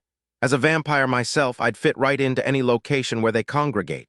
Adrian's response was immediate. "No," her brows lifted. Her amber eyes challenged him the distinctive irises of a vampire, one who could move among the others with ease, but who was still frail in many ways. His sentinel blood would protect her from the illness, and she knew how to fight and wouldn't hesitate to kill, but she'd still be vulnerable and he wouldn't be close enough to protect her. And there was the fact that while most minions would have no idea who she was, some of the fallen did because of sire and shadow. She wasn't totally anonymous. He couldn't risk her, couldn't lose her. "No," he said again, pushing the negation into her mind for emphasis. "Stay out of my head, Angel," she growled. Siobhan's melodious voice floated out of the phone's speaker. "I'm also going to need more lycan blood." "Not a problem." He had plenty cryogenically stored for identification and genetic testing purposes. "Anything else?" "Perhaps," she hesitated a moment. "Perhaps other angelic blood samples, from a malak or even an archangel, preferably both. Perhaps we sentinels aren't the only ones who carry the cure in our veins." "You don't ask for much, do you?" Adrian said dryly. Even though Malachim, the lowest rank of angel in the lowest sphere, were the most numerous, getting blood from one was no easy task. "I'll see what I can do. Keep me posted." "Yes, Captain, of course." He hung up, his gaze never leaving Lindsay's face. She was careful not to openly challenge him in front of his subordinates, a circumspection she'd always displayed and he had always appreciated. But she'd challenge him in private. He would never tell her how much it aroused him when she did so. He'd just continue to show her instead. "We need a plan B, Lindsay. Work on coming up with that." Elijah shoved both hands through his hair, his heart pounding violently, his gaze on the woman sprawled prone on the bed. Vashti's hair was a crimson cloud around her, the glossy strands lying sinuously atop her back and shoulders. Her face was turned toward him, her lips parted with her panting exhalations. Her clawed hands fisted the fitted sheet, and trails of tears were still visible on her pale cheeks. Not due to him, but to the nightmare she'd suffered that had woken him. "No, please, stop," over and over in a broken litany. Whimpers and gasps of pain, moans of agony that ripped through his vitals. He would never forget the blood-curdling scream that had sent him leaping from the bed as a man but landing on the floor in his lupin form, without his will. His beast had bypassed his control for the first time ever.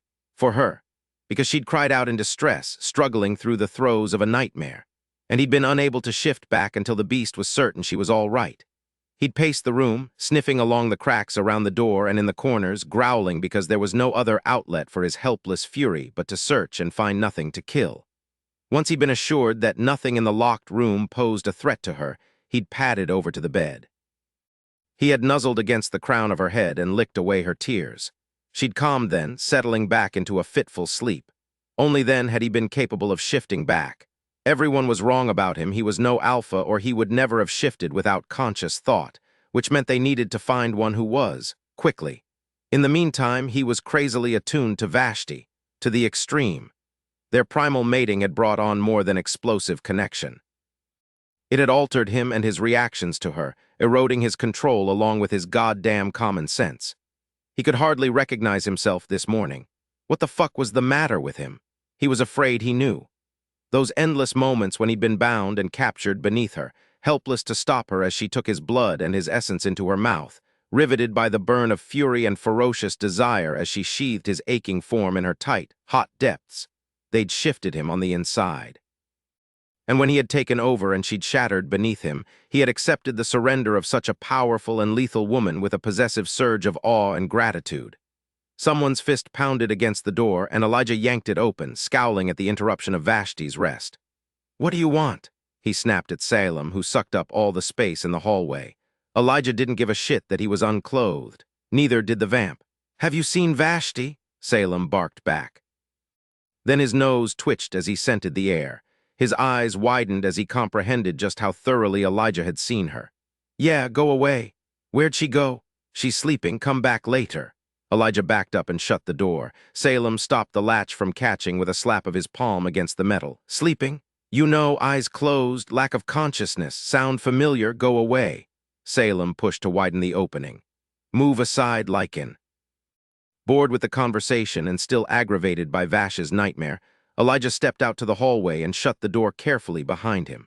Then he shoved the vampire across the hall and into the opposite doorway, which Salem busted through to slide into the foot of a heavily occupied bed. Elijah got a glimpse of enough bare limbs and arched necks to make up at least 4 bodies. Salem was up and in Elijah's face in a split second. "You're pissing me off, dog. Vash doesn't sleep." "She does when she's tired." Amber eyes glowing, Salem's voice lowered ominously. "What did you do to her?" "Really?" Elijah asked dryly. "That's none of your damn business." If you hurt her, Elijah laughed at that, a sound with little humor in it. He'd been chained and assaulted, and the vamp was worried about Vash. "She can take of herself." Salem stared him down. Elijah yawned. "She hasn't slept in decades," the vamp said finally. "Well, that might explain why she's so bitchy." Elijah's voice changed, lowered. "But then bitchy is preferable to broken." The vamp's jaw tightened. "What happened to her, Salem?" "Ask her yourself, Lycan." Salem's mouth curved with mocking cruelty. "Until she tells you that, you've got nothing but connection with her. You're just a tool with stamina."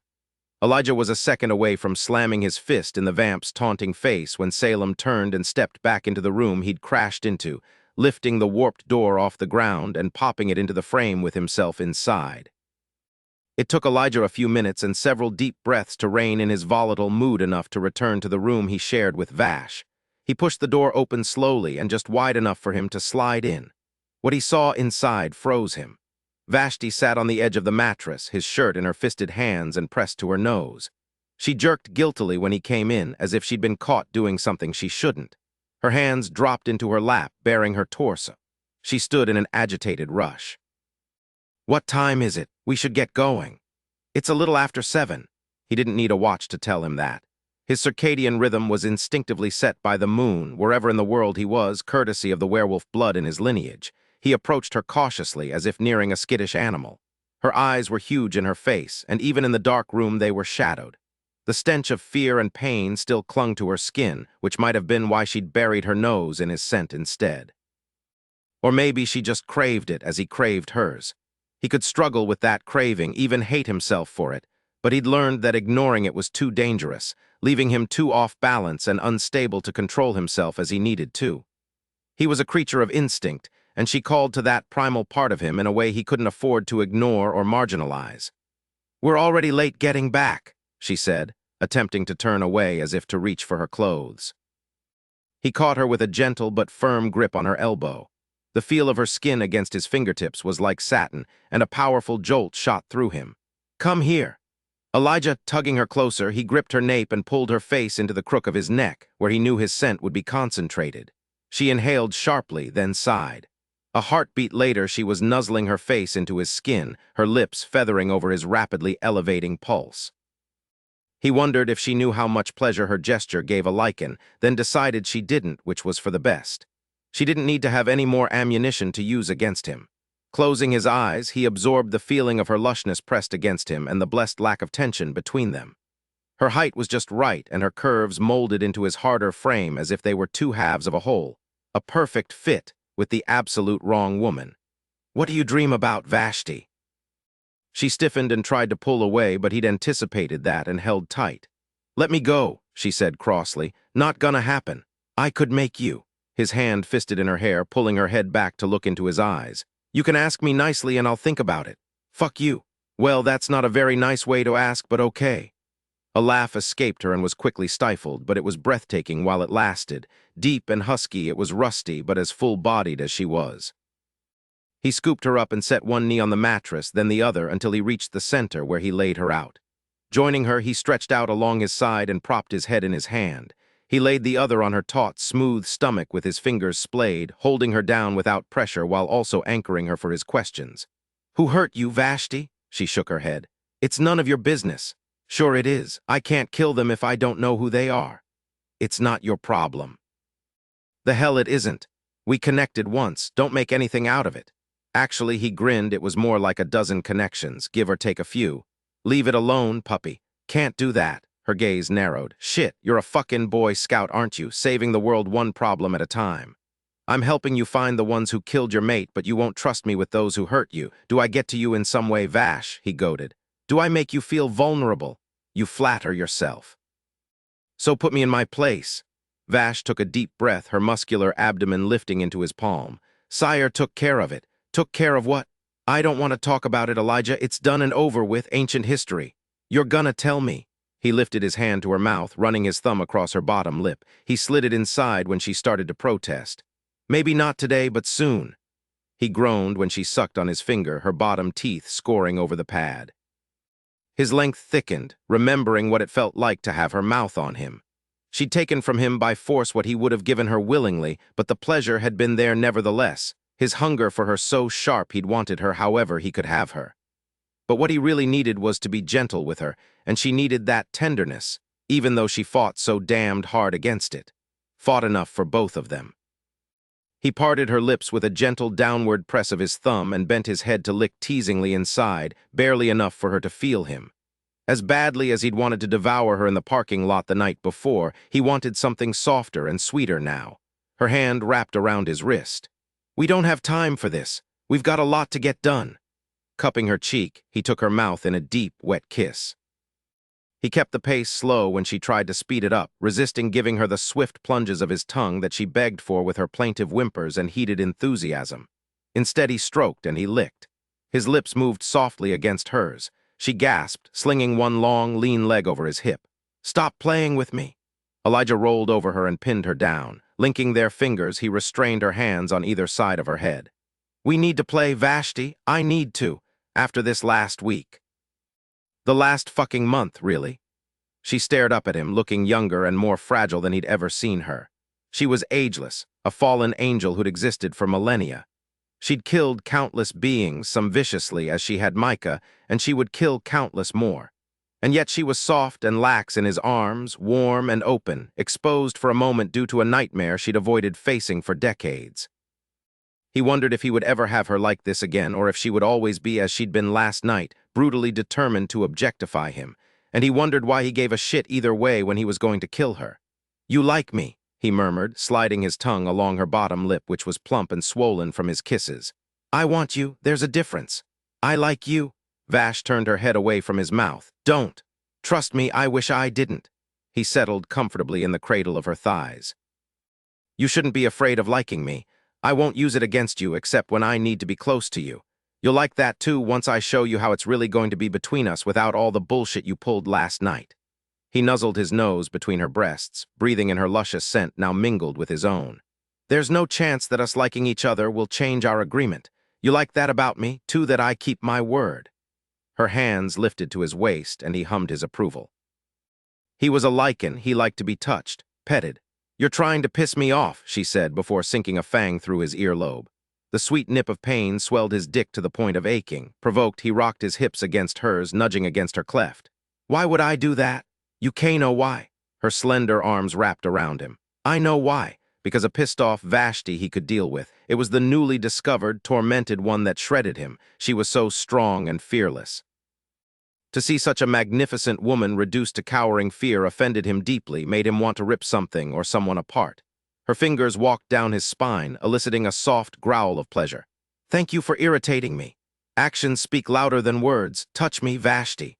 "Where?" "Everywhere." The way he needed her to but wouldn't explain, not after the rough night they'd had. He could want her and like her, but needing her was too much. Didn't make any damn sense. But then he wasn't at his best now.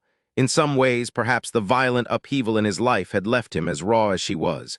She moaned when he plumped her breast in his hand, then hissed as his mouth surrounded her and his tongue flicked lightly over her hardening nipple. He also liked to lick. "MMM," she arched her spine, pushing her lushness into his working lips. "You're a breast man." He was a Vash man, but kept that to himself. Instead, he wallowed in her, breathing in the cherry-sweet scent of her that drove him out of his mind. She responded by pushing her fingers into his hair and kneading his scalp, holding him close. His eyes closed on a groan. A shudder racked his frame. "Can you be so easy to pleasure, Lycan?" she asked softly. "Why don't you try and see what happens?" Chapter 8, Father. Sire glanced over at his son standing in the doorway and took one last, deep drink from the wrist at his mouth. He licked the wound closed and lifted his head, looking into the dazed blue eyes of the sexy brunette who'd been feeding him.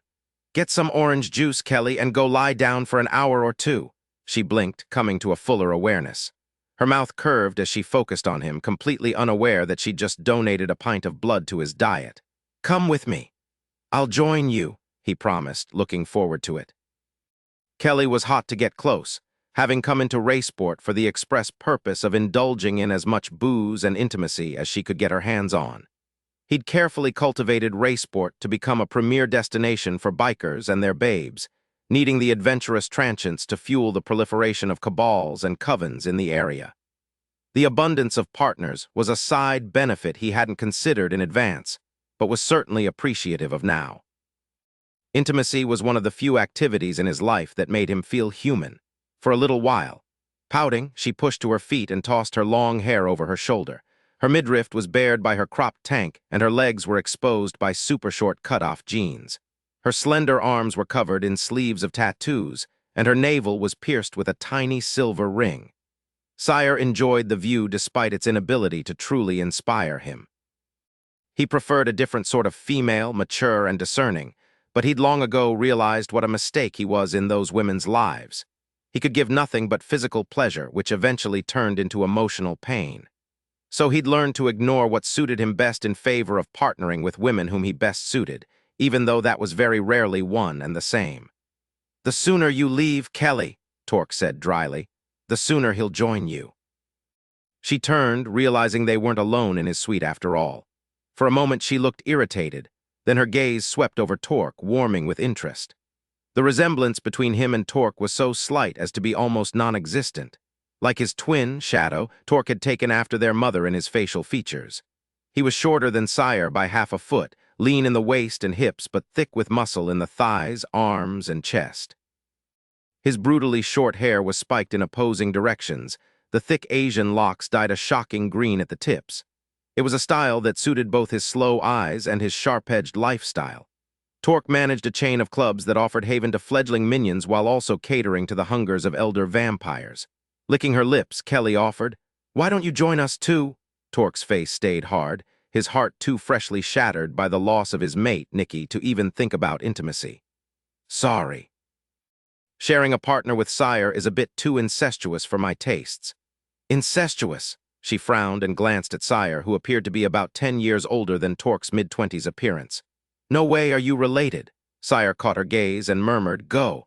The compulsion settled into her mind, and she nodded, exiting the room with a dreamy smile. They never believe me, Torque said, coming deeper into the room and dropping into a black leather wingback. How are you? You keep asking me that. You keep being evasive. He knew his son's pain, had experienced it himself when he'd lost his mate so very, very long ago.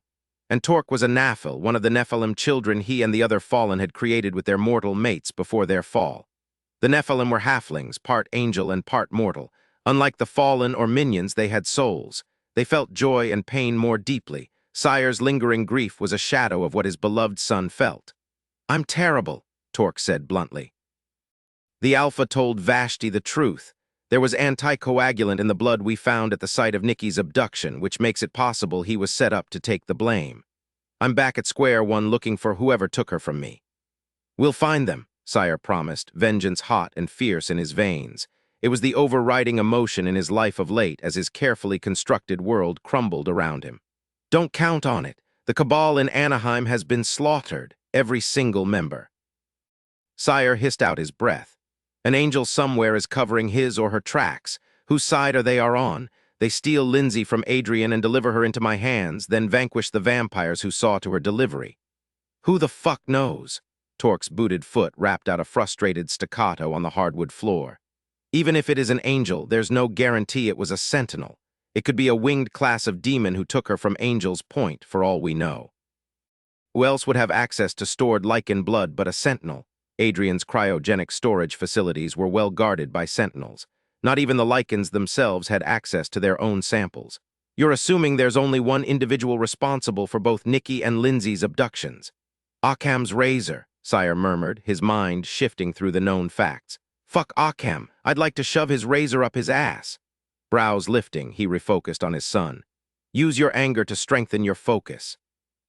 None of us have our head in the game, Dad. We're all reeling. Torque took a deep breath. But the reason I interrupted your afternoon snack is Vash. I just got off the phone with Salem, and he's concerned about the Alpha. So am I. He would never forget the sight of Vash pinned to a tree by a bristling, infuriated like in a breed she had just caused to revile. He connected with her last night. A long moment passed as Sire's brain struggled to process the impossible. Be careful how you speak of her. How else am I supposed to say it? Leaning forward, Torque set his elbows on his knees and clasped his hands. I know how she feels about Lycans, and this one is under suspicion for Nikki's kidnapping. But we seem to have discovered that he's not responsible. Let's not forget the Lycan she tortured for information. What are the chances the Alpha doesn't know about that, or that she was hunting him when she did it? You ever heard of a Lycan not avenging the unprovoked death of a packmate? You think he forced her, or extorted her cooperation in some way? Is that what Salem said? Sire's voice was low and furious. The thought twisted through his mind, rousing a murderous ferocity. He would raise the earth to protect Vashti. She was his conscience, his advisor, his hammer, his ambassador, and countless other extensions of himself. She was the strongest woman he'd ever known, yet he'd seen her shattered into pieces, utterly broken and defiled. She'd pulled herself together in the years since, but the cracks and fissures remained. While others thought she was harder and more inviolate than she had ever been, he knew she was more fragile. It was why he forced himself against every instinct to keep her on the front lines. If she thought he viewed her as diminished by the desecrations inflicted on her, it would be a blow he didn't think she was strong enough to bear. His belief in her strength was what bolstered her belief in herself. Salem doesn't know what's going on, that's why he called. He only knows that they had connection and the Alpha wouldn't let him see Vash this morning, said she was sleeping. Sire pushed to his feet, knowing damn well that Vash hadn't slept in ages. She hasn't touched a man since Charon, Torque reminded him unnecessarily. You really think her first go would be with a Lycan? Ready my plane. Sire stalked toward his bedroom to pack. He'd heard enough. I want to take off within the hour. Vash blinked against the harsh glare of the sun as she exited Shred. Behind her, Elijah growled at the Vegas heat not yet at its fiercest. Lycans were sensitive creatures, which if she'd been thinking clearly might, V clued her into how much Elijah enjoyed being touched. She knew now, and she damned the time constraints that prevented her from indulging him. She'd had him purring at the time Salem came back to pound on the door. Her captain had given them barely 30 minutes between interruptions, just long enough for Salem to get a moment while he called Torque, taking multitasking to the extreme. If there had been time, she would have sent Salem away so Elijah could finish what he'd started. She was shamed now to think of what she'd done to him the night before in her fear. Her own astonishing weakness for him made her so vulnerable, which both terrified her and made her blind to his returning vulnerability where she was concerned. That she, a woman who'd long ago learned to use her attractiveness against men, could miss that susceptibility was a sign of how skewed she was. It would have soothed her body and mind to do it over again, to start the day with gentle morning intimacy to erase the lingering anger of the night before and to reestablish her control of herself and the situation. Taking a deep breath, she tried to clear Elijah from her mind. She'd reached the jeep alongside Salem before she realized the Alpha wasn't with them. Turning around, she looked for him and found him circling slowly, his head tilted back to put his nose in the air.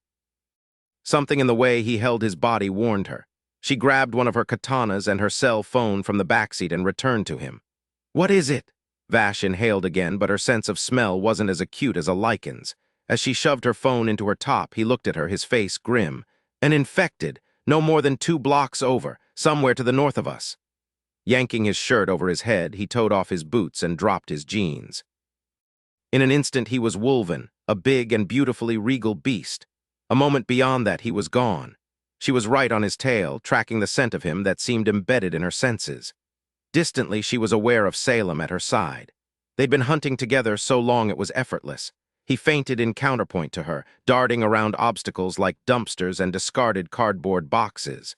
With nary a signal between them, they took to the walls, racing opposite each other down an alleyway. Her hair whipped in the wind, her steel stilettos bit into the stucco, breaking off chunks to crumble to the ground below. And in the back of her mind, she was aware that Elijah had thrown himself into a hunt for a vampire without a second thought. One of her people, as they were all hers, as if it was instinctive for him to do so when in truth he'd simply been well trained. By Adrian. How could that have slipped in importance in her mind? The shattering of glass preceded her turning a corner. Elijah's tail disappearing through a broken window directed her along with his scent. It was a building under construction. Most of the windows still bore the manufacturer's sticker. Salem bounded through first, widening the opening. Vash sailed through after him, tucking and rolling and springing up onto her feet, and froze. The construction workers that should have been all over the site were all over the floor instead. In pieces, Salem cursed. Elijah crouched low and growled. The bare concrete was covered in blood and entrails. Limbs and heads were scattered across the floor or lifted to ravenous foaming maws of at least a dozen wraiths. Bloodshot eyes glittered, nostrils twitching as they smelled fresh meat. Vash had seen such carnage before, when a rogue minion, driven insane by the deterioration of his mortal soul, had changed everyone in his family. Lost to the initial bloodlust of the change, they'd gone on a rampage, slaughtering their entire neighborhood. God. It never got easier to bear. One of the wraiths stood apart from the others. Hunched and shuffling, he darted back and forth swiftly, wearing a semicircular path in the blood. His gaze was riveted to Elijah, who paced with restless energy. With his ears flattened to his head, the Alpha snarled a threat. The sickened vamp glanced at Vash and Salem. "Go away." The words were uttered in a voice so guttural it took her a moment to figure out what he'd said. "Fucking A, did that wraith just talk?" Just as she processed the possibility of higher brain function, the wraith leaped a good 20 feet across the room directly at her. Startled, she raised her katana, knowing she was a split second too late and steeling herself for the impact. Elijah blocked the assault in midair, jaws first, catching the wraith in the juncture between the shoulder and neck. A sickening crunch reverberated through the space. Inciting an unexpected reaction, the bloodpack abandoned their feast and lunged at the powerful Lycan en masse. Vashti leaped into the fray with a scream of rage, cutting anything that got in her way. Salem waded in barehanded, cracking heads and necks as he progressed. None of the wraiths came after them. They remained dog-piled on Elijah, ignoring the incoming vamps with a complete lack of self-preservation. Tossing his head, Elijah threw one after another over the writhing bodies surrounding him, his growls and barks lost amid the mindless screeches of his attackers. She sliced through the frenzy toward the center, her heart pounding when she lost sight of him completely. Spurting blood obscured her vision as she hacked her way deeper. She swiped at her eyes, searching for Elijah amid the massacre, yelling his name. His yelp of pain seized her lungs. His pained howl broke her paralysis. "Salem, God damn it, help him! I can't get to him, shit, I'm fucking trying." Yanking heads back by fistfuls of gray hair, she ripped wraiths off her lycan and decapitated them, her stomach knotting at the sight of chunks of bloodied fur clinging to their foaming mouths. An agonized scream rent the air, followed by another. Not Elijah. The tone wasn't deep enough. Jesus. The room was spinning around her in her panic. She hauled another wraith back and saw Elijah in the space she'd opened up. The wraith's body went limp in her grasp, then began to convulse. Another wraith jerked away, then another. Suddenly, what was left of the blood pack fell away from the downed lycan. Flopping on their backs like fish out of water, they writhed, foam pouring from their mouths and their eyes rolling back. The one who'd spoken clutched his head, wailing. Abruptly, he ceased, crashing to the ground in a dead faint, or just dead, period. When nothing moved in the lake of blood, Vashti dropped her blade and sank to her knees beside Elijah, who lay panting on his side, his fur matted and his flesh torn away in deep gouges. She reached out, wanting to comfort, but unsure of how she could.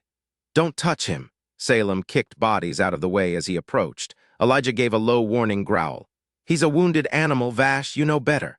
Yes, she knew. Lycans were at their fiercest when they were most vulnerable. But as she looked into the green eyes of the wolf, she saw the man who'd mastered her during the long night, then surrendered to her touch in the morning. "Can you shift?"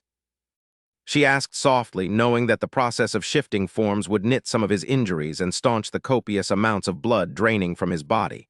His eyes closed on a shuddering breath. He was still for so long she feared she'd lost him. "Elijah!" The urgency in her voice made it harsh. Uncaring of the danger, she gingerly touched his head, stroking it. His eyelids lifted slowly, revealing unfocused irises. "Shift! Now! You can do it, you arrogant son of a bitch! You're too fucking stubborn to let a couple of diseased vamps get the best of you." His rumbling growl was stronger than before, giving her wild hope. "Vash," Salem set his hand on her shoulder. Elijah lifted his head and bared his teeth, snarling. Salem yanked his hand back. "Crazy-ass dog. Salem will have to take care of me if you can't do it," Vash goaded, fighting off another spurt of panic. "Raise, too. Maybe even that pretty pincushion I almost fed from last night." Fire lit Elijah's eyes. He began to shimmer like heat waves rising from sun-scorched asphalt. For a breathless moment he hovered in that in-between state, flickering between human and lupin form. Then with a rattling exhale, he settled before her as a severely wounded man. "Get the car," she ordered over her shoulder, pulling Elijah close to cradle his head in her lap. Salem left so fast, he caused a draft. Around her, the wraith bodies began to gurgle and shake. She watched, horrified, as they disintegrated into puddles of a thick tar-like substance. Hey, I'm not as bad off as I look," Elijah whispered, his eyes still closed. "Of course not." But the blood that wasn't his was now clearly demarked by its obsidian coloring, leaving far too much crimson on his ravaged skin. It ran in thin rivulets over her lap and eroded canyons in the black ooze.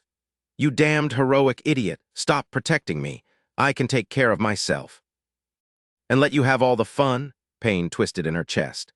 Lifting her wrist to her mouth, Vash pierced the vein with her fangs and pressed the gushing wound to his mouth. He gagged, then struggled weakly, but she held fast, pinching his nose so that he was forced to swallow. One gulp, two, three. His protests gained strength and she ceased, licking her wound closed. "Turn me into a vampire," he said hoarsely, "and you'll be the first I drain dry. You'd have to take me down first." She brushed his sweat and blood-soaked hair away from his forehead. His heart beat too strongly to slip into the change, but if she'd waited another few minutes, she pushed the thought away. "This babying you're doing as good as a verbal admission that you like me." "Ha!" Her eyes stung, but she told herself that was from the blood spatter on her face. She couldn't stop touching him, running her fingertips over his face and stroking through his hair to his scalp. "You pulled this little stunt just to play on my sympathy. Not my fault you'd look hot in one of those naughty nurses' outfits." His chest lifted and fell with a sharp breath. Their banter was breaking her heart, knowing how much the effort was costing him, but she didn't relent. As bad as it sucked, his pain was keeping his heartbeat elevated, which was helping to pump her healing blood through his veins. It was nowhere near as powerful as a seraph's pure blood, but it would nevertheless speed his healing. "Who knew I was so damn popular?" he groused. "Must be you, sweetheart. You want a piece of me now they all do." The one wraith with some active brain cells had baited Elijah. She'd bet her ass on it. He'd goaded the chase that led to this ambush and then provoked Elijah by attacking the woman covered in his scent. "Higher brain function is subverted by pure instinct," Grace had said. "I wasn't imagining it, was I?" she asked, noting that the brainy wraith's puddle had some shape to it, unlike the others, as if he was deteriorating more slowly. "He did talk, didn't he?" "Yeah, fucker. I was told their brains are mush, lights not on and no one home." "Your friend Nikki, she talked." Vash stiffened. "What did she say?" "Nothing worth remembering, but it was English." "Oh," she jerked in surprise when her cell phone rang. "Your top is ringing." Pulling her phone out, she saw Sire's name on the caller ID she activated video. "Sire." His handsome visage appeared, scowling, then he paled. "My God, what's happened to you? Where are you?" "That Lycan is dead, Vashti. I'll shred him." "Take a number," Elijah muttered. Realizing how she must look with blood all over her, she spoke quickly. "We ran into some wraith action in Vegas and it got messy, but I'm fine. Tell me where you are and I'll be there in less than 30 minutes. I've got a helicopter on standby now." "Where are you?" "McCarran, I just landed." "Thank God," she exhaled in relief. "Wait there. I'll send Salem to you with Elijah and you can take them to the warehouse." "He needs medical treatment and we're set up for it there." Sire's gaze narrowed. "The Alpha?" "Yes. Where will you be?" Vash didn't say her intentions aloud, unwilling to jinx her plans. "I've got something to take care of." "Me," Elijah said, his eyes open and staring into hers. "Yes," she thought, "you." Chapter 9. Lindsay woke when the steady hum of the car's engine and air conditioning ceased. Lifting her head from the seat back, she blinked at Adrian, who sat behind the wheel. "I fell asleep." "You did," he agreed, his blue eyes warm and soft. He reached for her hand and linked their fingers together. "I'm sorry." She straightened and looked around, noting that they were in the driveway of a 2-story peach stucco home in a quiet residential neighborhood. In lieu of grass, white gravel covered the yard, which wasn't unusual in Las Vegas. "Oh man, and you drove because you wanted to talk." Needing to utilize every minute of his endless time, Adrian was usually chauffeured from one place to another, allowing him to work even when he was on the road. In addition to his duties as leader of the Sentinels, he owned Mitchell Aeronautics, effectively giving him 2 full-time endeavors to manage. It was fortunate that he didn't require sleep, or he'd never get anything finished. She shoved her free hand through her short blonde curls and looked at her lover contritely. Sentinels had astonishingly acute hearing. There was no privacy to be found at Angel's Point. Every word and sound could be picked up by any sentinel within a mile radius. When Adrian wished to speak to her privately, he took her away, flying her to remote hills surrounding the point so that eavesdropping would be impossible. He'd suggested they make the 5-hour drive to Vegas alone, shunning both a driver and the use of any of his many privately owned aircraft so they could chat at length as they so rarely had the opportunity to do. He hummed softly and reached out to stroke a fingertip down the side of her face. "Watching you sleep was a joy as well, Neshama, my soul." The endearment still astonished and awed her. How could she be the soul of this man, this angel? Her eyes swept over his beloved features, his dark and seductive beauty tightening her chest. His inky black hair framed a face so savagely masculine just looking at him turned her on. Winged brows and thick lashes framed eyes of a preternatural cerulean, the pristine blue found at the heart of a flame. Too often she forgot what he was, a powerful winged being not of this world. When her hands and mouth stroked over his impossibly perfect body, worshipping warm olive skin stretched taut over rippling muscles, his abandoned and feverish response made him all too human. His voice when he spoke to her privately, in the flesh and in her mind. The way he touched her, nuzzled against her, wrapped himself around her when they took to their bed, he was simply a man to her. Earthy, sultry, and achingly fervent. Adrian, my love, she thought, guilt and sorrow tainting the edges of her happiness. He was the greatest gift she'd ever received in her life, her solace and dearest pleasure.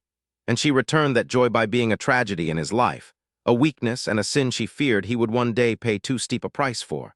Stop it! It was the nature of what he was that his voice could be so mesmerizingly resonant while also sharp and furious. Embarrassed that he'd heard her maudlin internal pity party, Lindsay tried to tug her hand out of his and break the connection. He held fast, his seductively curved mouth thinned into a determined line. Perhaps I should demonstrate how much solace and pleasure you give me in return. Maybe the memory has faded in the hours since you last drained me dry. If so, I'll need to work harder to leave a more indelible recollection. A shiver moved through her, and her eyes slid helplessly to the thick vein pumping strong and steady along his throat. She licked her lips, her own blood hot and thick with wanting him. She'd fed from his wrist just before she slept, but her hunger was acute, both for his blood and his presence. Intimacy, she breathed, overwhelmed by her sudden need for it. For him. The rapidly heating interior of the car only increased her desire. The continuing evolution of her change made her a tactile creature, one who responded swiftly and often unexpectedly to external stimuli. Once she matured past the fledgling stage, she'd be impervious to such things as external temperature, but for now everything seemed capable of setting her off. Love, he corrected, cupping her cheek with his free hand and leaning toward her, expressed physically, repeatedly. Oh yes, he purred, sliding his mouth softly across hers. You're teaching me every day in so many ways how to love. I thought I knew, but I was wrong. She fought off a twinge of jealousy over Shadow, the naffled daughter of Sire whom Adrian had loved for ages, over many reincarnations, the last one being Lindsay herself.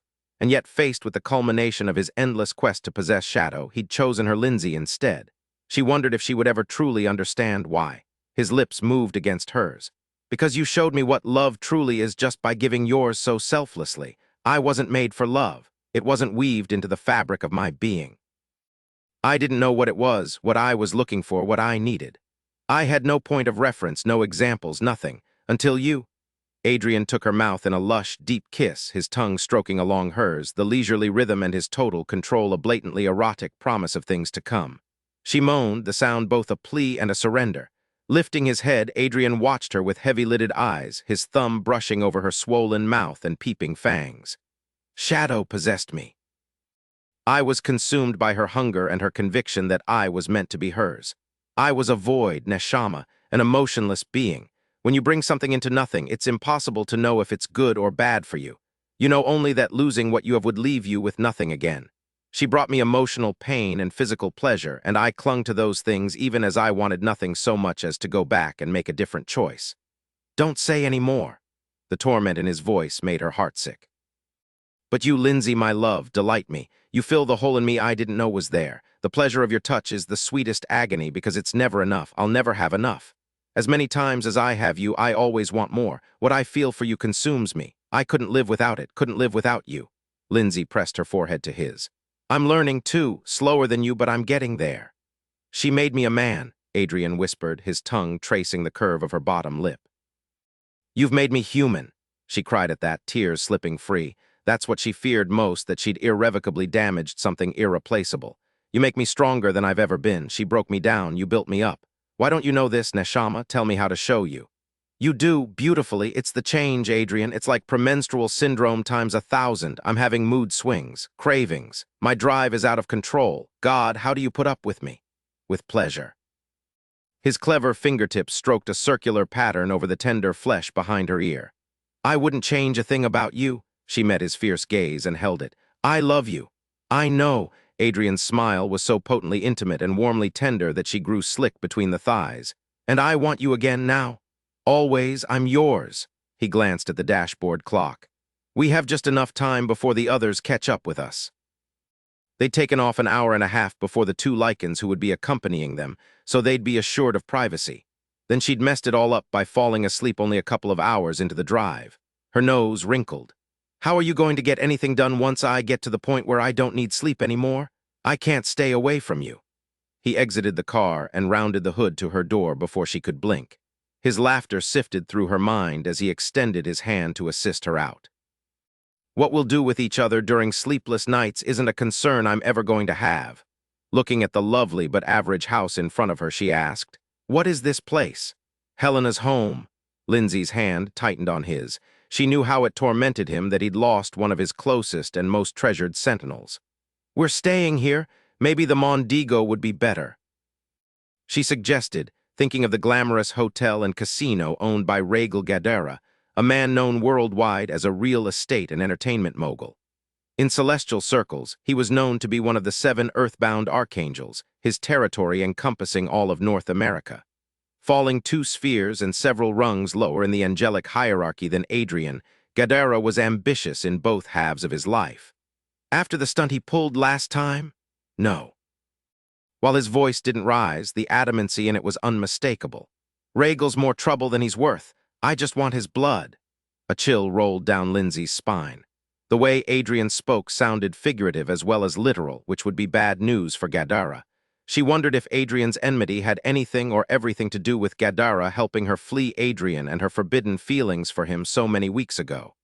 Regal makes enough trouble for himself on his own, Adrian answered. Linking their fingers, he led her to the front door. The strengthening of his grip on her hand wasn't an indication of disquiet, but she knew visiting this place must be hard.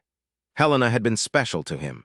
She'd been a sentinel Adrian considered pure of purpose and unshakable in her faith. She had been his proof that the sentinels weren't destined to fail their mission as a rule, that his transgressions with Shadow and herself were unique failures of his.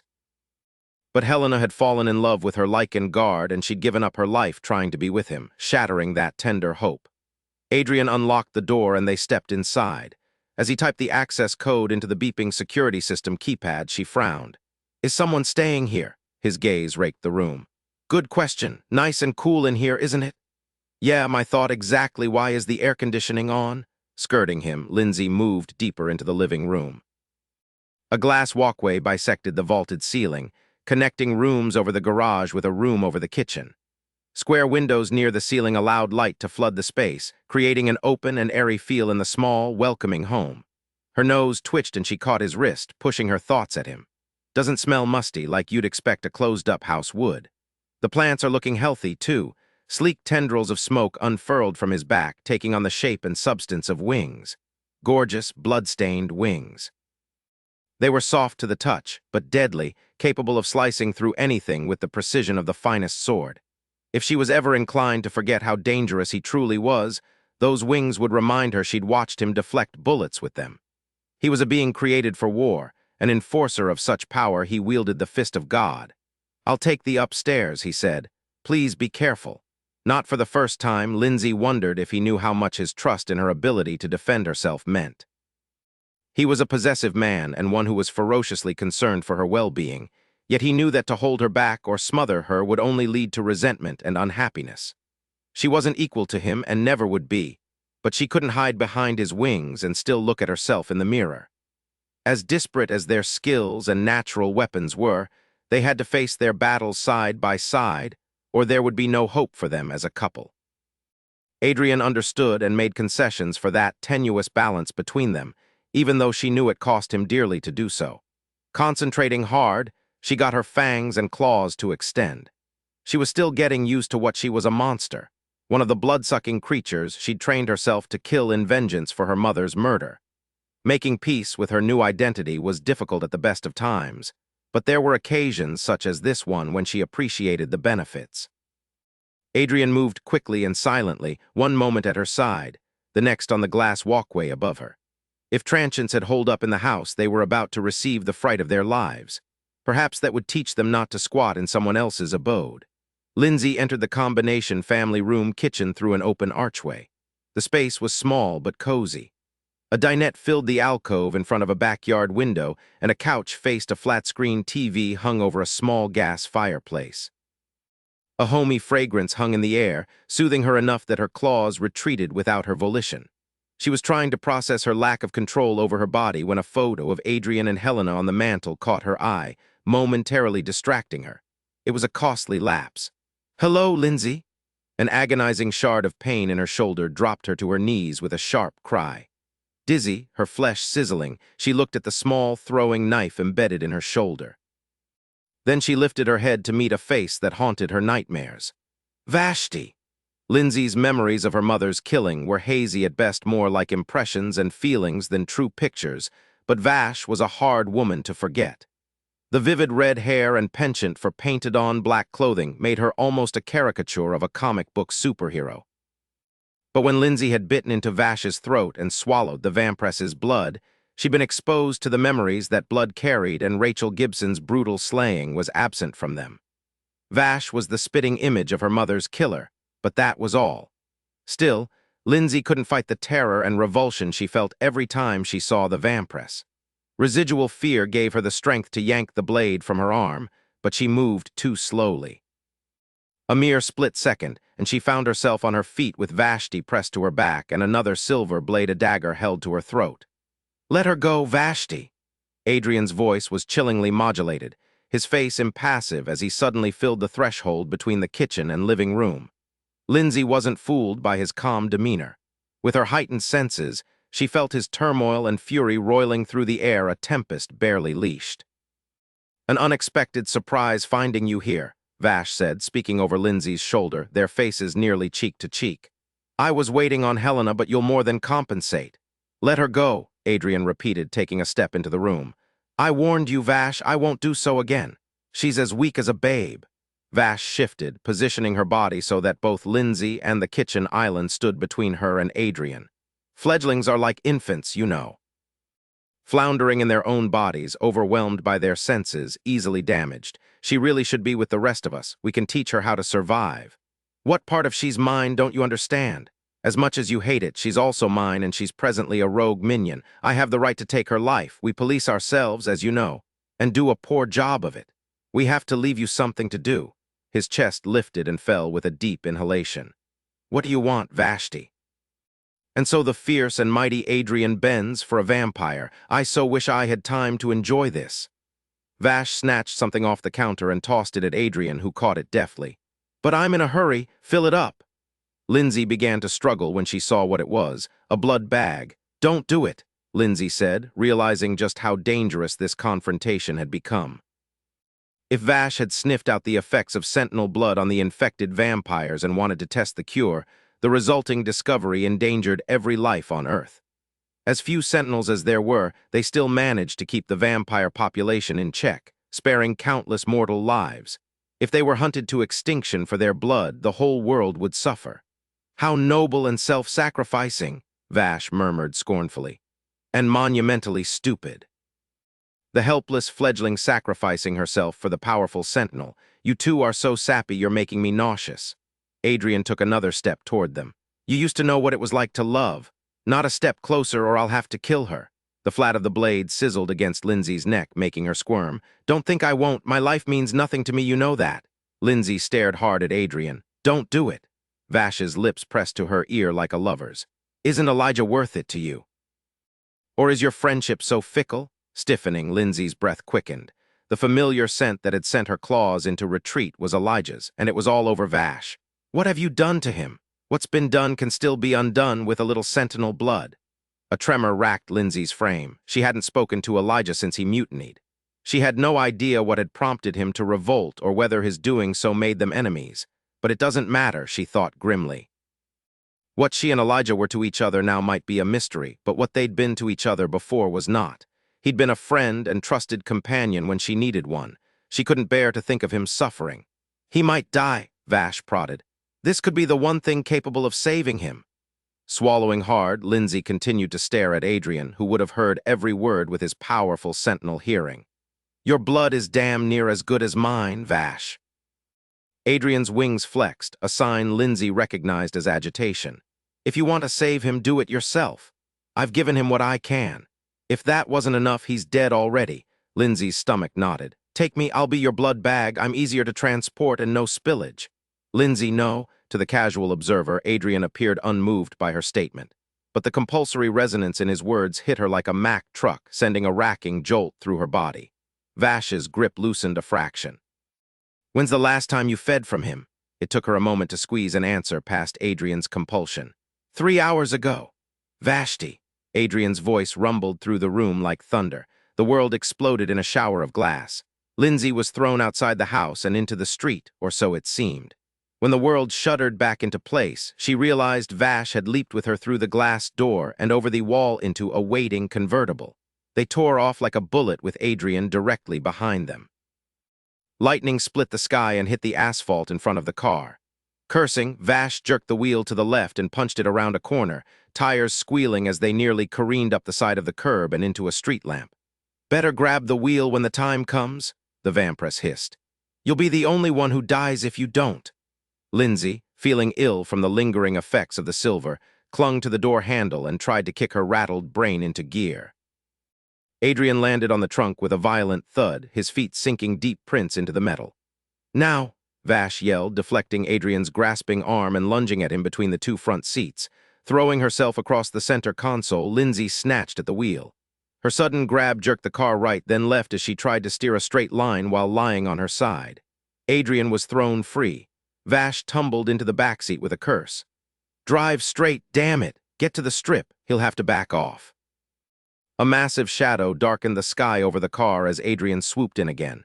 It didn't escape Lindsay's mind that she was fleeing her very reason for living, the one individual she couldn't live without. But that's why she was doing it.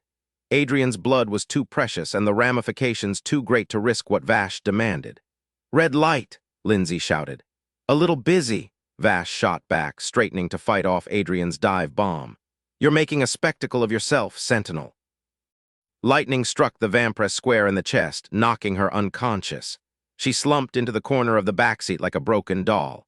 "Move, Lindsay," Adrian ordered, dropping wingless into the driver's seat and taking over the wheel. He turned into a strip mall and parked with a squeal of rubber over pavement. Twisting in the seat, he faced her with burning irises. "What the hell are you doing?" "It's best this way." "Fuck if it is." "You know it is," she argued, looking at Vash to make sure the Vampress was still out cold. "We can't risk you. You're doing this for Elijah."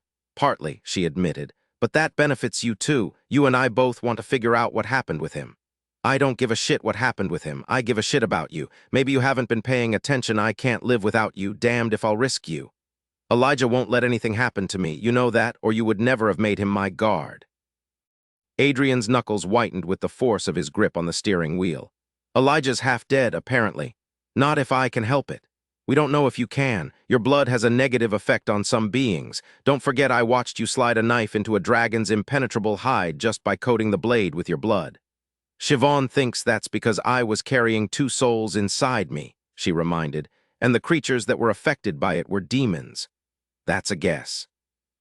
"We don't know, and Elijah has demon blood in him." She nodded, knowing that demon blood, werewolf blood, is what had turned some of the fallen into lycans rather than vampires. "I'll tell him the risks and let him decide. Think of the reasons he'd be incapacitated in Vashti's keeping. 1, she fucked him up because of the Nikki incident or because she's looking for Charon's killers. 2, they're working together and he got jacked in the process. You're either reviving him to put up with more torture or reviving him to collude with the vampires against us. Nothing good is going to come out of doing this. In the meantime, you'll be among the very people who need me weakened to achieve their aims. You're cutting out my heart and handing it to them." "Adrian?" She cupped his cheek in her hand. His jaw was tight beneath her palm, the teeth grinding together. "I would do that and more to save your life." He set his hand over hers and squeezed. "My life is nothing without you. Then let me do this for your sentinels. You'll be putting their welfare ahead of mine, and I think they need to feel like you would, at least under certain circumstances. And what will it say to the Lycans that you've done this for Elijah? More may come back to you because they won't be afraid that you'll kill them on sight. And the vampires, if they ever consider the thought that having me in their possession would weaken your mission, they'll see that's not the case. Everyone knows what I mean to you. You'll make a powerful statement by using me this way." He exhaled harshly. "Damn you. You sweet talker, you." Lindsay reached into the medical supply store shopping bag on the floorboard between her feet and pulled out a blood bag from an open multi-pack. "Here's your opportunity to get the fallen blood Siobhan needs. Can you please stop being so fucking rational about this?" "Love you," she retorted. "More than my life, more than anything." "You have your cell phone on you." She shook her head. He pulled his out of his pocket and began tweaking the settings on it. "You'll check in every hour on the hour. I want to hear your voice. Something goes south and you can't say it aloud, call me Sentinel instead of my name and I'll know. You miss a call by more than 10 minutes and I'll raise the desert looking for you. I've set the alarm to remind you." "I won't forget." Climbing over the seats, he grabbed Vashti's biceps with enough force to act as a tourniquet and slid the needle attached to the blood bag into her vein. The Vampress jolted awake to find the crimson tip of one of Adrian's wings curled inward and pressed to her throat the slightest resistance, and she'd lose her head. "Asshole," she growled, glaring. "You have 12 hours, he said with icy impassivity, watching the bag fill. You'll bring her back to me without a scratch, or I'll stake you to a wall and make you watch as I disarticulate every one of the fallen and shove their severed limbs down their throats. Without Lindsay, I've got nothing to lose. Do you understand? Nothing will stop me. Fine. He withdrew the needle, then his wing. She's going to call me every hour and you're going to let her. Geez, Adrian, Vash muttered, sitting up. One would almost think you didn't trust me. Chapter 10, How's the Shoulder? Vash asked Lindsay as the helicopter lifted gracefully into the scorching desert sky with rays at the cyclic. The car she'd stolen was whipped with sand scattered by the revolving copter blades, but that probably wouldn't matter as much to the owner as the dents Adrian had left behind. Good as new. Lindsay's voice betrayed her irritation. Are the blindfold and restraints really necessary? I could knock you out, Vash offered, smiling because the other woman couldn't see it. Gee, you're so helpful, Lindsay muttered. I try. Doesn't sound like that worked out too well for Elijah considering he's on his deathbed. Vash took the hit with clenched fists. She felt guilty and worried, her mind racing ahead of her common sense. She'd risked more than her own hide by going after Sentinel blood. That she'd done so for a Lycan who intended to kill her made no damn sense at all. Leaning forward, she tapped Ray's on the shoulder. How's the Alpha doing? How do you think? He's like a wolf in a bear trap. He's snarling and snapping at everyone. Not that the Lycans seem to mind. They're tripping over themselves trying to take care of him. I thought they were going to riot when he was unloaded from the chopper, but they calmed down when he told them he was jumped and you saved his ass. The fallen captain looked over his shoulder at her. He won't stop asking for you. I tried to distract him with a hot little honey named Sarah, but that's not doing the trick. Her lip curled as she remembered the demure Lycan who'd been so eager to tend Elijah's injuries and remain by his side. Vash fell back into her seat with a heavy exhale, struggling to find her balance. She was an emotional disaster. The helicopter was landing 15 minutes later. The moment Rays cut the engine, Vash shoved the door open and hopped out. Get her! Keep her eyes covered until we've got her in a room. Her heels clicked across the parking lot, and she entered the warehouse to find an industriously working crew. Van Halen blared on the radio as various groups went about unpacking and moving in. Salem stood before the map of contagion, explaining its significance to a mixed group of minions and Lycans. Sire stood in the center of the vast space, clearly the orchestrator of activity. Dressed in sleek black trousers and a gray silk shirt, the fallen leader was drawing the eye of everyone in the room. Elegant, powerful, compelling. A crazed minion had once called him the Antichrist, the dark prince who would mesmerize the world and bring about its destruction. A ridiculous assertion if one knew Sire's heart at all, but she conceded that his charisma was fierce and seductive enough to bend the wills of even the most contained of individuals. Even Vash, as used to him as she was drawn to him inexorably. "Commander," she greeted him as she approached. "Your visit to Vegas is an unexpected surprise. An appreciated one?" he queried smoothly, his whiskey-warm gaze searching her features. "Depends on whether or not you're here for the fun of it or because you think I need a hand." "Would the latter be so terrible?" she sighed. "I'm not fragile." "You don't like to think so." He held up a hand when her mouth opened in protest. "Fragility isn't always a weakness, Vashti. It happens to be one of your greatest strengths." What a crock. Her mouth twisted ruefully. "Sir." He shook his head at her, then froze, his gaze locked on something over her shoulder.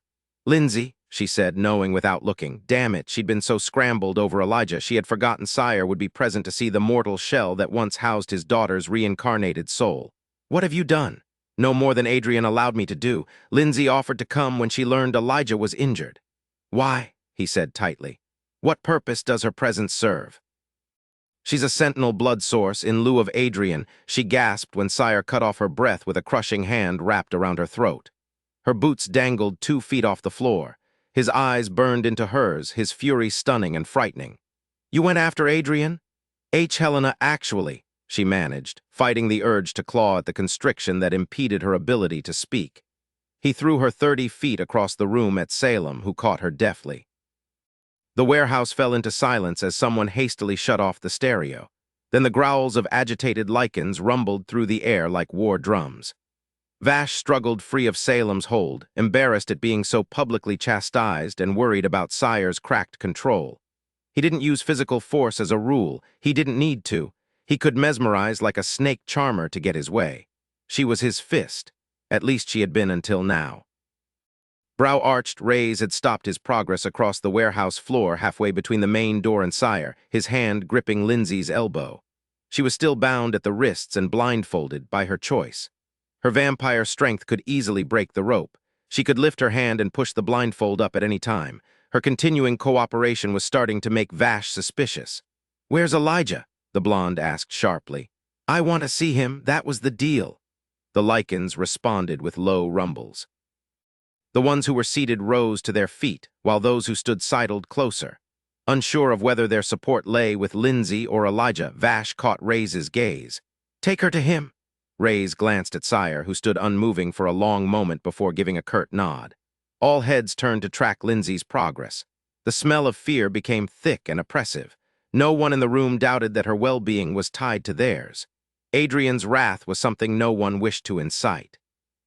When she disappeared through one of the office doorways lining the rear wall, the room as a whole seemed to exhale in a rush. Sire pivoted and disappeared behind another door. The latch engaged with a quiet click, but the sound struck everyone like a gunshot report. "What the fuck were you thinking?" Salem snapped behind her. She shoved a hand through her hair. "I wasn't." The tension in the room was so brittle it scraped along her skin. Making a beeline for the locker room and a much-needed shower, Vash fled the consequences of her inexplicable actions. Elijah stirred from a half-conscious state when the door to his makeshift infirmary opened. "Vash!" he croaked through a dry throat. "No!" He stilled, his nostrils flaring. Opening gritty eyes, he tried to blink through the fog of pain. "Lindsay?" "Hi, Elle," she said softly, lifting his hand from the bed and gripping it. "You look like shit." Fuck, had the Sentinels rooted them out so quickly? He pushed the concern aside, finding he cared less about that than Lindsay's welfare. He lifted his other hand to scrub at his eyes. Trying again to see, he looked toward her voice and found worried vampire irises glowing down at him. "Jesus, you are a vamp," he managed, taking some comfort in the fact that he smelled Adrian all over her. The Sentinel really hadn't turned his back on her when she was returned to him as something different from what she'd been when she was taken. Yeah, imagine that. Releasing him, she picked up the water cup on the table beside the bed, twisting the straw around to offer it to him. He drank deeply and gratefully, soothing his parched throat. When he'd emptied the cup, his head fell heavily into the pillow. "What are you doing here? I'm overdue for blood donation, and I heard you were in line for a transfusion." His chest tightened as the import of her words sank in. "Lindsay?" She glanced over her shoulder at Reyes, then offered a small smile to Sarah. "Would you two give us a minute, please?" Both Reyes and Sarah hesitated. "It's okay," Elijah said, hating that he was so weak the others feared leaving him alone. "She's a friend." Once the door shut, he studied Lindsay's face. Her hair was still styled in short blonde curls that framed a breathtaking face. Delicate brows and dark lashes framed eyes that had once been chocolate brown but were now the honey hue of a vampire. Her generous mouth was curved in an affectionate smile that revealed no fangs at present, but he could imagine them there. "Kinda weird, right?" she said wryly. "I'm still getting used to it. I was told you wanted the change. Was I lied to?" Nothing would save Sire if that was the case. Elijah would kill him the moment he was strong enough to do so. "It was the only way." She settled into the seat by the bed. "There were two people inside me, two souls, and one of them had to go. That's why I had that crazy inhuman speed as a mortal. That's also what I need to talk to you about." He listened to Lindsay's explanation of the possible hazards to accepting her blood before he asked, "How the hell did you get here? Where's Adrian? How did you find me?" "It was Vashti who brought me." All the warmth left her face. "What did she do to you, Elle? If she's just going to hurt you again, healing you isn't going to be enough. You have to tell me what I'm dealing with here." "Vash found you." His eyes closed on a shaky exhalation. "Christ. Why?" "She came after Sentinel blood. She said she needed it to save you, but she wouldn't tell me why you were hurt in the first place." She gestured toward the door. "I smell other Lycans out there. Are they using you to control the others?" Fuck, he'd do just about anything to not disappoint Lindsay. Anything except lie to her. "She didn't do this to me, Linz. We were working together and I got jumped by a pack of vamps. She tried to get to me, but she couldn't." "Working together," she repeated. She slumped back into her seat, her gaze stark and sad. "What about Micah's death? Was that part of some plan between you two?" "No, for fuck's sake, you know me better than that. We're working together in spite of Micah's murder, not because of it." She looked him straight in the eyes, then nodded as if she saw the truth of what he said on his face. "Tell me honestly, are we enemies now? Are you gunning for the Sentinels?" "Never." I'm just trying to save as many lycan and mortal lives as possible. He thought of the Wraith ambush and a chill moved through him. What kind of world would they be living in if such attacks were commonplace? The vamp infection we saw in Hurricane is spreading. Vash is trying to stop it. Why couldn't you stop it with us? Straightening, she set her elbows on her knees and leaned in close. Why did you have to revolt? I didn't want this. He pled for her understanding with his gaze. But once it happened, I could not step up. Those who want to work with the Sentinels will find their way back to Adrian. The rest need an alpha or they'll die. I couldn't just turn my back and let that happen. The door opened and Vash walked in. How cozy. I'm not interrupting an intimate moment, am I? Elijah felt the knot in his gut loosen at the sight of her. She was fresh from a shower, dressed in her trademark stark black with her damp hair pulled back in a ponytail. Her skin-tight pants barely clung to her hips, while her short, sleeveless vest was small enough to pass for a bra. It was a testament to how incapacitated he was that his dick couldn't muster more than a semi in appreciation. You're a crazy bitch, he said gruffly. He glanced at Lindsay. You too. Adrian can't be happy about this. Shit, I'm not entirely happy about it. You're too exposed here. What was I going to do? Lindsay shot back. Let you die. Couldn't do it. Vash gave an exaggerated sigh and rolled her eyes. My God, the way women fawn all over you, Lindsay snorted. So says the vampiress who fought off Adrian to get blood for him. The ringing of a cell phone had Lindsay pushing to her feet. She dug it out of her pocket and answered. Adrian, yes, I'm fine. As she moved into a corner to talk, Vash stepped closer. She put her hands on her hips and glared at him. How do you feel? Like hammered shit. You look like it, too. So I've been told. Muttering to herself, she reached out and pushed her hands through his hair, brushing the strands back from his face. He nuzzled into her touch, moved by what she'd done for him. He was a man sworn to kill her, yet she had risked her life to save him. You went to a lot of trouble, Vashti, put a lot on the line. Don't read anything into it, she muttered. We need the Lycans and you're a package deal. That's all this is, she insisted, scowling. We don't know what this is, he said softly. Somewhere along the way, in an impossibly short span of time, their higher reasoning in regard to each other had been subverted by impulse. Lindsay returned. She gave Elijah a searching glance. Are we going to do this? He knew what she was asking, whether or not he wanted to risk the possible hazards of her blood. After what she and Vash had gone through to get it for him, it was a no-brainer. Yeah, let's do this. Needing air, Sire left the building. It was dusk now, the desert sky painted in shades of orange, pink, and purple. A streak of lightning arced through the sky, then another. Out of place, he thought, but beautiful. The sizzling heat of the day had abated, as had the fury of his earlier mood. His second-in-command had put every vampire at risk by her actions, but part of him was secretly relieved to see her fighting for something beyond her vengeance. She'd been twisted by bitterness for so long. Long enough that it had become the only thing she lived for. He pulled his phone out of his pocket and dialed Adrian. When the call went to voicemail, he left a message. Adrian, he said darkly. Vashti's actions today weren't sanctioned. Nevertheless, I'll go to the wall for her. If it's vengeance you want, you know where to find me. Leave her out of it. Killing the call, he rounded the corner of the building and came to an abrupt stop. Reyes leaned against the metal siding of the building's exterior, his arms crossed and massive biceps bulging. His gaze was riveted to the slender female silhouette just a few yards away. She was pacing, as if agitated, and speaking on a phone. To Adrian. Sire waved the fallen captain away and shoved his hands in his pockets, taking up the watchful position he dismissed Reyes from. Sire's emotions were a morass of pain, guilt, sorrow, grief, and anger. As he watched the woman who'd supplanted his beloved daughter in every way, the woman who was the greatest vulnerability of his oldest adversary, he realized he had no idea what to say to her, or do with her, if anything. I can tough it out, she was saying. I'll be home soon, Neshama. Please don't worry. Yes, I know that's impossible. That's why I'm here, isn't it? Because I'm worried about you. I love you too. Ending the call, she stared down at the phone in her hand and sighed. There was something in the sound, a note of regret and weariness that struck a chord in Sire. Pivoting, she faced him and saw him standing there. She froze, her eyes blinking in the waning light. She was a fledgling, still growing into her new senses. How are you feeling, Lindsay? She shoved her hand through her curls, a habit he remembered she fell into when discomfited. Her mouth opened, then closed. She shrugged. Not so hot. He stepped closer, slowly, approaching her in a non-threatening manner. As he neared, he saw the fever brightness of her eyes and her rapid, shallow breathing. How much blood did you give the alpha? A pint, maybe a little more. It's too soon after the change, he murmured, lifting his hand cautiously toward her face. Can I? She nodded. He found her skin burning hot. How often is Adrian feeding you? Every few hours. How long has it been? He caught her chin when she looked away. How long, Lindsay? 6, maybe 7. You need to eat. She shook her head. Sire remembered how the act of drinking blood had so horrified her. She'd almost died by refusing to feed. He was surprised to find that he was relieved she'd survived after all. He blew out his breath. Come inside. Reaching into her back pocket, she pulled out a bandana and began to tie it around her head, covering her eyes.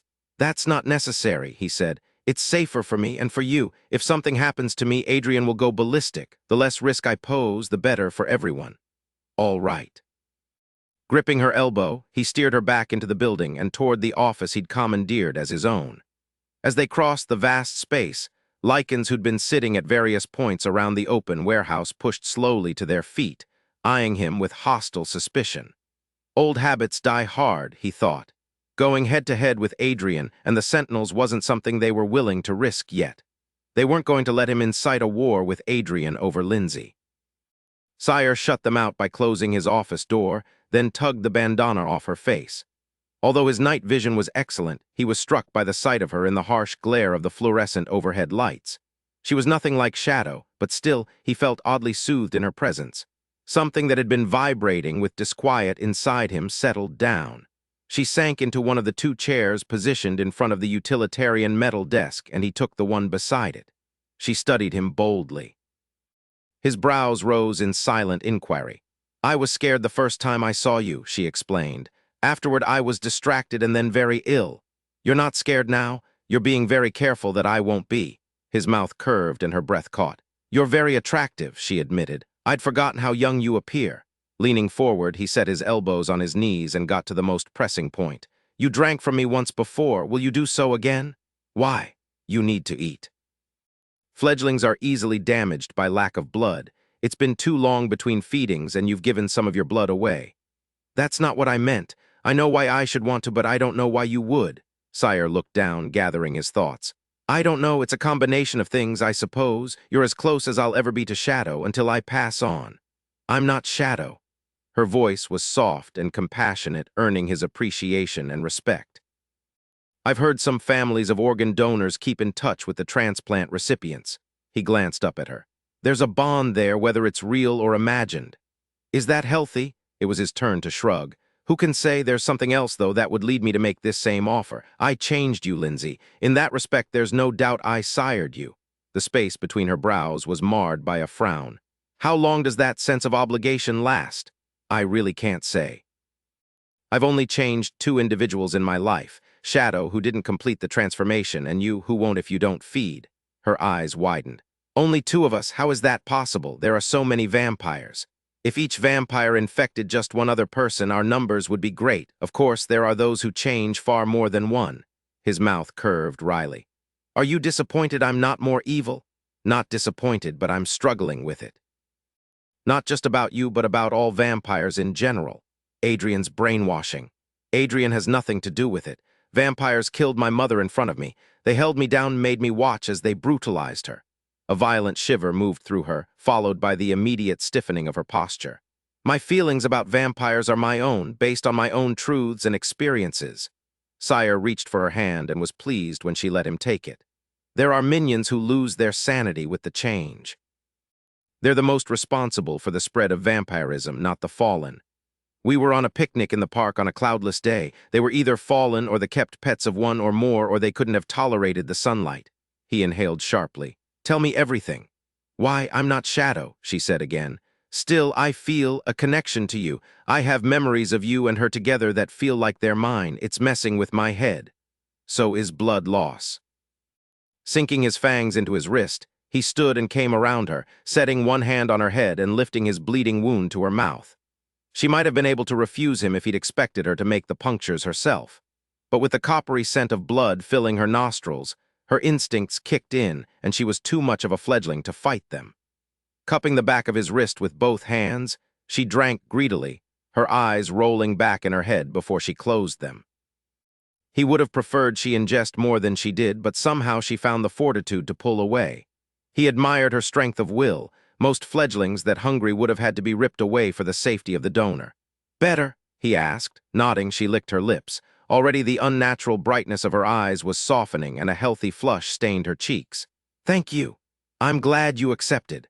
He leaned against the desk and crossed his arms. "I would be even more grateful if you trust me with what you remember of the attack on your mother." He listened as she described a trinity of vampires who sounded remarkably like Vashti, Salem, and Rays. "It wasn't them," he said quietly when she finished, having no doubt as to their innocence. "I know that now. When I bit Vash, yes, I won't forget that." He smiled inwardly, recalling how infuriated Vashti had been at being bested by a fledgling. His second hadn't fought back, of course, out of deference for his paternal feelings, which only made it more concerning that she'd brought Lindsay to heal the alpha. It seemed Vashti had been focused on the Lycan's health to the exclusion of every other consideration. "Adrian searched through my mind, and he concurs with my description, but says the memory is faulty, too murky, more of an emotional impression than a photographic one." He settled in his chair again. "I'd see for myself if you hadn't lost enough blood already. I could have looked when I drained you for the change, but I didn't want to personalize you. I know how cold that sounds." "I appreciate the truth." One side of her mouth lifted. "Hot or cold. But it doesn't matter whether I see the memory myself or not. I believe you. I'll investigate and see what turns up. I thank you again. For obvious reasons, I'd love to know who they are." She took a deep breath, then released it in a rush. She looked away quickly when he caught her gaze, but he'd seen how her eyes were shadowed and haunted. "What else is troubling you, Lindsay?" he asked softly. "Will you tell me?" There was a long hesitation before she said, "I lost my father recently, the day before I met you. It's hard, feeling this way about someone else. Even though I know their shadow's feelings, knowing doesn't change how it affects me." Sire nodded grimly. "Yes, it feels somewhat disloyal, doesn't it? I'm warring with the same thing. I don't want a replacement for my daughter. I want her. But I can't help the sense of affinity I feel for you. If there's one thing I've learned in all my years on Earth, it's that certain events change our lives for a reason and that certain paths cross because they're meant to. We don't have to be enemies, Lindsay, or even allies. Perhaps you and I can just be ourselves.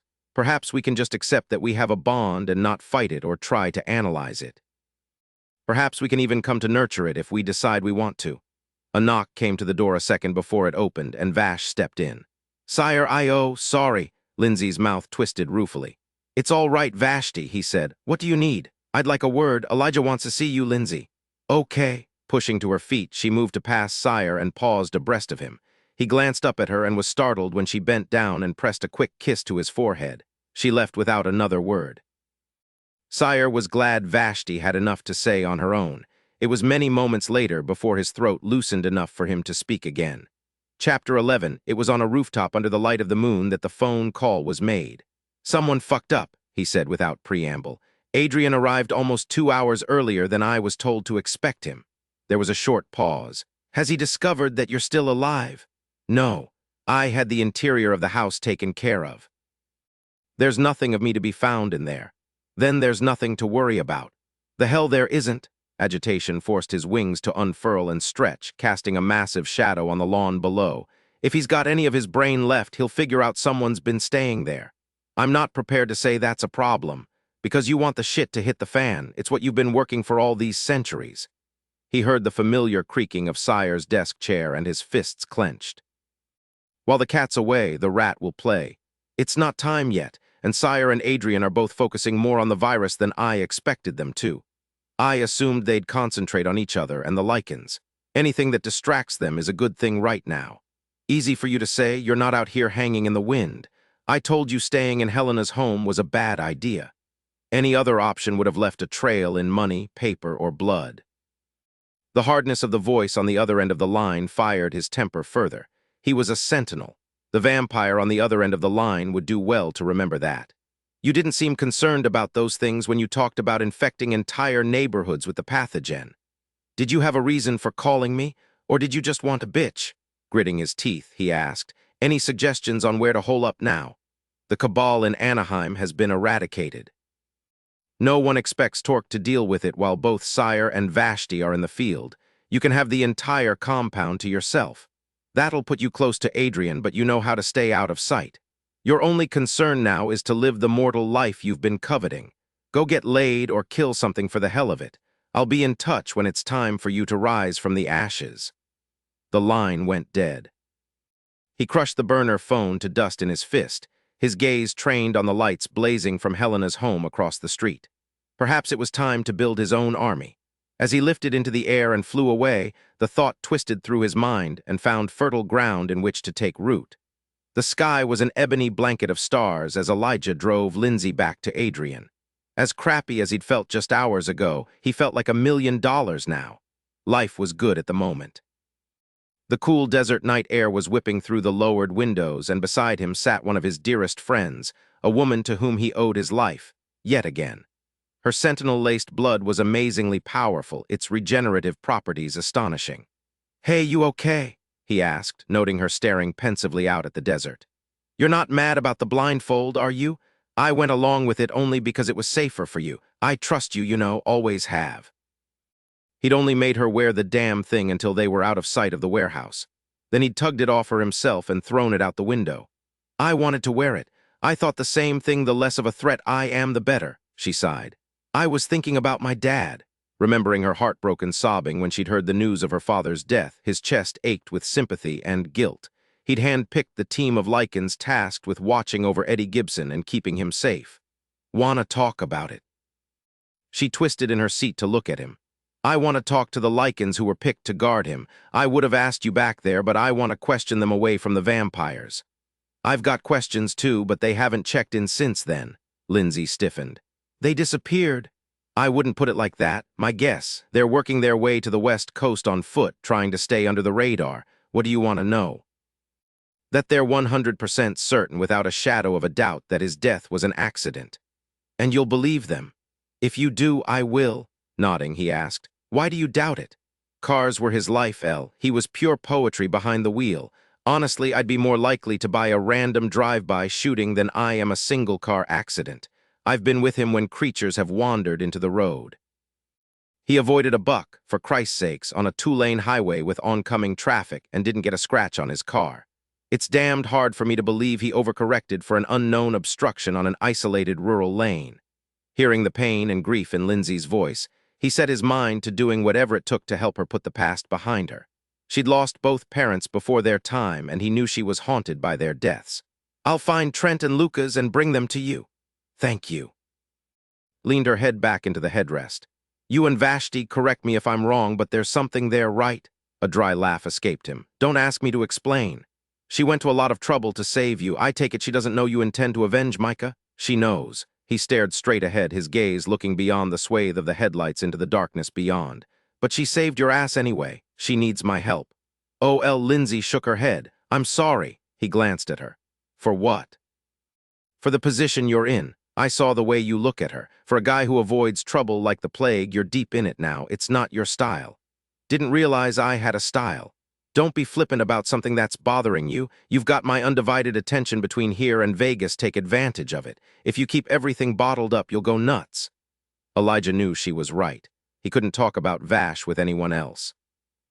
No lycan or vampire would want to listen to him hash out what he was feeling for Sire's second. Shit, he didn't want to listen to it himself, would prefer to ignore it altogether, but the path that had seemed so clear in the beginning was now dark and murky. He could use someone else's input to help him find his way. "If I have a type," he said finally, "she's it, physically. I was drawn to her the first time I saw her. You were tossing knives at her, and I was thinking about what she was like." Lindsay choked out a laugh. "Jesus, Elle." "Yeah, well, when she came to ask for help researching this vampire disease they're calling it the Wraith virus, I knew who she was and what she'd done to Micah. And she realized I was supposedly responsible for her friend Nikki's death. We straightened that out right away, but her guilt over Micah was never in question. We laid out our terms. I help her with the Wraiths, and she keeps the Sentinels off our backs. I help her find the Lycans responsible for the death of her mate, and she sets up her demise in a way that keeps Sire off my back." Pinching the bridge of her nose, Lindsay sighed. "What a fucking mess. There was no way in hell I could concentrate with the tension between us, so I threw that into the mix too. But when it went down, it was rough, and a lot more personal than we were counting on." "Is she your mate?" "I told you before, it's not like that with Lycans. Yes, there's an inherent level of instinct and physical chemistry that comes into play, but it doesn't dictate how things go. I'll choose my mate when the time comes, just like a mortal would. Mortals don't choose who they fall in love with. I would never have chosen to fall in love with Adrian, knowing how dangerous it is for him to be with me. We're not talking about love, Linz. This is physical. She shot him a wry look. You didn't see Vash in action today, Elle. She went after Adrian. Adrian, I don't believe she did it because of a pact with you or the need for a favor. She was too desperate and worried. And if her big concern was info about her mate's killers, she could have asked Adrian while she had me with a knife at my throat. His grip tightened on the steering wheel. Vash had been suicidal in her efforts to save his hide. In too deep, both of them. Pulling her left knee up onto the seat, Lindsay adjusted her position so that she angled toward him. You're awfully quiet after what I just said. Like you said, there's something there. It's complicated. Are you friends? I wouldn't have called us that. Yet they'd put their necks on the line for each other, supported each other. But maybe, I guess. Can you let your anger about Micah go? If she cares about you, just knowing you're hurting over what she did could be punishment enough. I'm gonna have to let it go or stop seeing her, but we've still got nowhere to take this. So you've thought about possibly continuing a relationship with her? Only just now, with you pushing me to think about it. I won't again after I drop you off. He didn't have time to waste on impossibilities. Ideally, I'll hit up Adrian for the info she wants. He'll have it. Vash and I will deal with it, and our association will end. Second best scenario is us wrapping this up quick even without Adrian's help. If we could just put some distance between us. Didn't help with me and Adrian, she reminded. Absence made the heart grow fonder. You're not helping. You're supposed to knock some sense into me. You hate her guts. Make me hate her guts, too. Next time, she saved your life today. I owe her for that. You saved my life, too, and not for the first time. As the light pollution of Vegas appeared in the distance, he said, I don't want to lose touch with you, Linz. Promise me that won't happen. I promise you that won't happen. He nodded, his mouth too dry to say anything in reply. I won't give up on you, Elle, she said firmly. Don't you dare give up on me or I'll hunt you down and bite you with my fangs. Elijah was still smiling when they reached the city limits. Vash crossed her arms and studied Sire's face. His posture was different, his carriage lighter. His eyes were less shadowed than they'd been just that afternoon. You look better, she said. I feel better. From their position just outside of Sire's warehouse office, they watched minions quietly make the necessary preparations for the sleeping Lycans to head out at daybreak. They'd work in the field the same way, the Lycans taking the day shift and the minions the night. Are you certain it was a good idea to allow Elijah to escort Lindsay back? She shifted on her feet, hating to hear her own concern voiced aloud. I can't allow or disallow Elijah anything, and if he's going to have second thoughts about this alliance, better he has them now instead of later. The Vash I know would kill a Lycan she couldn't trust rather than test him. Ha, if that was true, they'd all be dead. Besides, we don't have that option. He's the only alpha around. You want him to choose you. Isn't that why you sent me to him to begin with? Sire turned so that he stood directly in front of her, forcing her to look at him. I sent you to strengthen our position. Instead, you very nearly kicked off a war today. She met his gaze, letting him see her disquiet. The Sentinels aren't in any position to attack us. There are too few of them. You believe they'd wage a battle instead of a war. You're wrong. They won't come at us in a swarm. They'll pick away at us, hitting strategic targets and individuals, excising the most valuable players with surgical precision. What's left of us will be chaotic and easily overwhelmed. You're guessing, she shot back. Adrian isn't at the top of his game now. He attacked me in full daylight on a public street. He's reckless and emotional. Yet he risked his most valuable possession, putting his mission first yet again, something I've always relied on you doing until today. Elijah is pivotal to our plans. You said it yourself. Your responses are making me wonder if the Alpha is more of a liability than an asset, he said softly. Vash schooled her features to show no emotion, even though the elevated rhythm of her heartbeat gave her away. It's not the Alpha you're worried about, it's me. If you think I'm compromised, you should assign someone else to deal with him, as I suggested in the beginning. His arms crossed.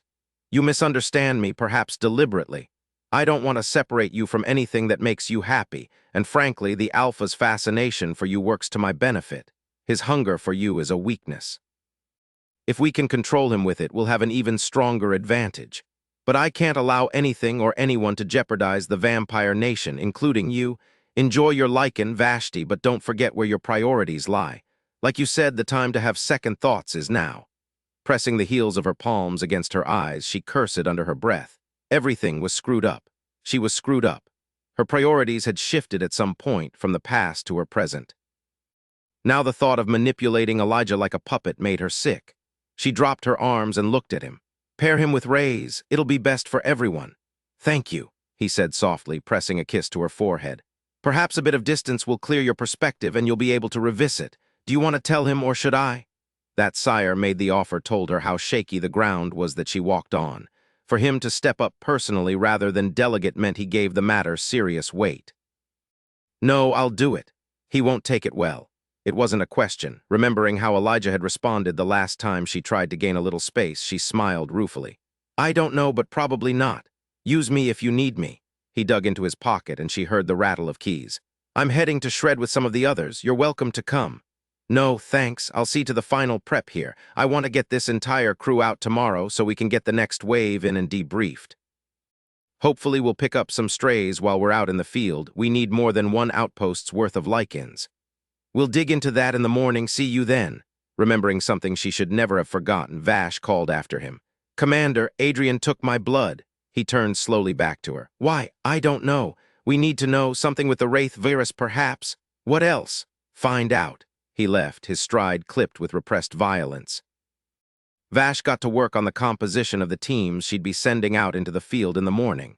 She'd hoped to tap Elijah for assistance with that, but he was still gone and they were already a day behind schedule.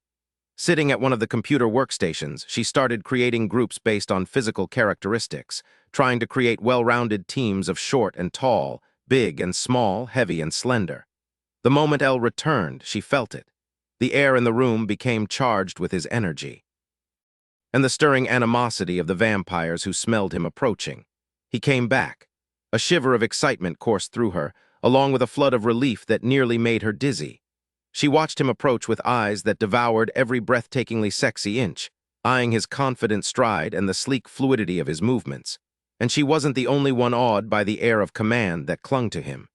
His path across the open space between them was tracked by everyone, but his eyes were locked on her. Hot and fiercely determined, filled with admiration but nothing close to deference. God, he was gorgeous, beautiful really, although she'd never call him that to his face. He was too fiercely masculine to be even remotely pretty, and his body so hard and strong, defined by slabs of powerful muscle. She remembered how it felt to have all that power against her, over her, inside her. The other vampresses in the room eyed him with equal avidness, lust burning along with distrust and lingering resentment. She wasn't completely off her rocker for being attracted to a lycan, but the quantity of female attention Elijah received was beginning to chafe. He wasn't available for that kind of interest, and she wanted everyone to know it, to respect it. He paused by a table of vamps putting together travel packets of cash, debit cards, IDs, and cell phones. He thanked them for their hard work, offered to help, and smiled genuinely when it was refused with less hostility than had been displayed when he'd walked in. The smile stayed in place as he headed toward her, but it took on a wicked, sexy edge that sizzled through her. "Hey," he said when he stopped beside her. He looked at the computer screen and shook his head. "You can't put Luke and Thomas in the same group. They'll fight. And Nicodemus has a thing for Bethany, and so does Horatio. It's best if you don't put her in a group with either one of them." "Fuck it all," she pushed back from the desk. Of course he knew such personal details. He took the time to know everyone. "I've been working on this for over an hour. You got the vamps lined up straight, then don't worry about the rest. I'll make the adjustments to the Lycans." By morning, studying him up close, she noted the exhaustion that rimmed his eyes and mouth. "You're beat." "I could use sleep," he agreed, "but it won't take much." She stood and rocked back on her heels. What she really wanted to do was step forward into him. He smelled delicious. She knew he tasted that way, too, all over, inside and out. "Can I talk to you a moment?" She led the way to one of the offices. It was dark inside, as was most of the warehouse, to accommodate the sleeping Lycans. Neither she nor Elijah required light to see, which was working to her benefit now. By keeping the lights off, he would be less likely to read anything on her face she didn't want him to. The door had barely shut behind them when she found herself in his arms, his lips cool and firm on hers. Caught at the waist and nape, she was held immobile against him. Claimed. She gasped in surprised pleasure, and the kiss swiftly heated. His tongue slid deep and slow into her mouth, thrusting in a steady, unhurried rhythm that made her ache for more. Much more, damn it. She slid one hand through his hair and the other up beneath his shirt. He arched and groaned at her touch, as responsive to her as she was to him. "Thank you," he whispered huskily against her parted lips. Vash swallowed, trying to hang on to the wits that would enable her to tell him about their altered working relationship. The exquisite taste of him sidetracked her, scattering her reason. He nuzzled his nose against hers. "I brought back some news that might make you happier about keeping me alive." She was too happy about that. Already she was dreading his getting on a separate plane from her tomorrow, one that would take him to the opposite side of the country from where she'd be. She was glad now that she hadn't plugged either of their names into her outlined groups. He would have seen straight away, and they might be arguing now instead of kissing. Elijah was a damned good kisser.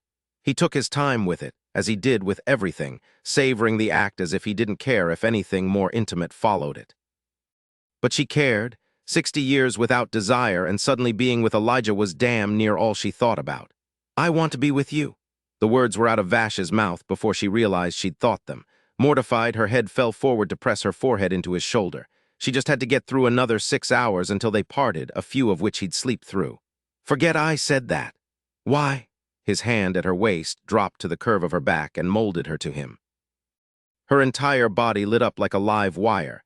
He was hard and ready for her, and she craved him one last time before she sent him on his way with Rays and got her head back in the game. "You need to take it easy and get some rest. Tomorrow we hit the ground running. So you do all the work, I'll just kick back and come." She bit him in the pectoral with her fangs. "Ow, damn it." He shoved her back. "Go easy on me, I'm in recovery. Which is why you need sleep, not this." But God, he tasted good. She licked her lips, making sure she didn't miss a drop. His eyes glittered in the darkness. "You've revved me up, now the sleep won't come without this. Cry me a river, listen, I have something to tell you." He covered her mouth with his hand. "I called mine first," Vash growled. His grin flashed before he released her. "Get on with it then," she snapped. "Can't." There was nothing even remotely apologetic in his tone. He popped open the brass snaps holding her vest together and took possession of a heavy, tender breast. "All the blood has flowed into my other brain. Have to take care of that first." The sheer audacity of his statement stunned her silent for a moment. "What's gotten into you?" Whatever it was, she liked the effect it had on him. He was a serious guy by nature. This more relaxed version was hitting many of her hot buttons. "I'm about to be with the hottest woman on the planet. That tends to cheer a guy up. Plus, I've got a present for you. It may not be quite as life-saving as the one you brought me today, but hopefully it'll turn out that way." Warmth twisted through her, along with shards of near-painful delight as he tugged on her nipple with his thumb and forefinger. "What is it?" "I've got a lead on Charon's killers." Her breath clogged behind a tight throat. "What? How?" "Adrian." Elijah pulled her closer. "I asked him what he knew. He'd heard the rumors about your mate and sent Jason to investigate." The Lycans who admitted to being involved were interviewed. He doesn't recall their names or what their story was, only that they didn't relay the events the way you told them to me, or he would have terminated them himself. Sure, he would have. Vashti, he was never told Charon had been slaughtered in the manner you described. He knew only that your mate was dead and Lycans were involved. If he'd heard differently, he would have had the matter looked into more closely. I believe that. He wouldn't give a shit. "I think you're wrong." "Whatever, I've known him a hell of a lot longer than you have." She blew her hair off her face and pushed away. Refastening her vest, she began to pace. "I need names, El. I don't care what those Lycans said. I know what I saw and I know Char. He would never have done anything worthy of a death like that. He was a kind, gentle-hearted man. The interviews were recorded on tape, then later transferred to disk and uploaded to a backup cloud. Did he give you copies? No. And he doesn't have the password to access them. Bullshit, he's lying. He crossed his arms and looked straight into her eyes. No, Vashti, he isn't. Each outpost has a separate login to the cloud. It was a safety precaution that prevented a full system breach at the outpost level. I know he's right because Stefan broke into the system at Navajo Lake. There was no access to information about the other outposts. So who has the password? Jason and Armand.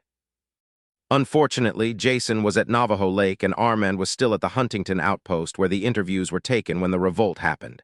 Both sentinels are presently considered missing in action. She strode up to him and gripped his belt loops. You can get the data. If there's anything left of the place, yes. But regardless, the names of those Lycans are in the cloud. So even if Huntington is trashed, it won't be the end of the road. Taking a deep breath, Vash struggled to get her emotions under control. If pressed, she wouldn't have been able to identify them.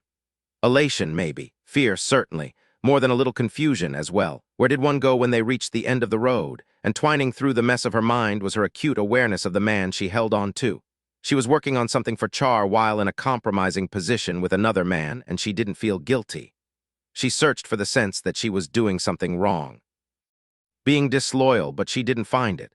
"I can't tell you what this means to me, Elijah," she said quietly. His warm hands encircled her wrists. "Then show me." As the sun rose over the desert sands, Elijah found himself greeting the new day in the best shape of his life. No mean feat, considering he'd been on his deathbed the day before. His wounds had healed without scarring, and his strength was back in spades. Whether that was due to the sentinel blood pumping through him or the lingering charge from a night spent with a warm and passionate Vashti, he couldn't say. They had lost themselves in the moment together. He tried to make it last, for her sake as well as his. She'd been enjoying him so much, taking her pleasure with unabashed delight, instinct driving her into a primal state of need and desire where her body had silenced the doubts and anger in her mind. Alpha. He looked over his shoulder at Rays, who wore black dress slacks and a gray silk shirt, the quiet elegance of his attire making him almost unrecognizable. Pivoting to catch the mini duffel the vampire threw at him, Elijah asked, "What's up?" "Let's go. You can change at the airport after we check in." Brows raised, he glanced at Sire's office door. Vashti had disappeared behind it about 20 minutes before, leaving him to get the last few teams on the road while she updated the vampire leader about her personal plans to visit the Huntington post. "Her orders." Rays had the decency to refrain from gloating. "She put you with me last night." Ah, now he knew what she'd wanted to talk to him about before desire distracted them, just as he knew she'd changed her mind and planned on heading out to Huntington with him instead. Shaking his head, he adjusted his grip on the bag in his hand and grabbed his shades from the desk. Changed mind or not, they had a few things to work out. She needed to learn that making decisions and giving orders relating to him relating to them required both of them.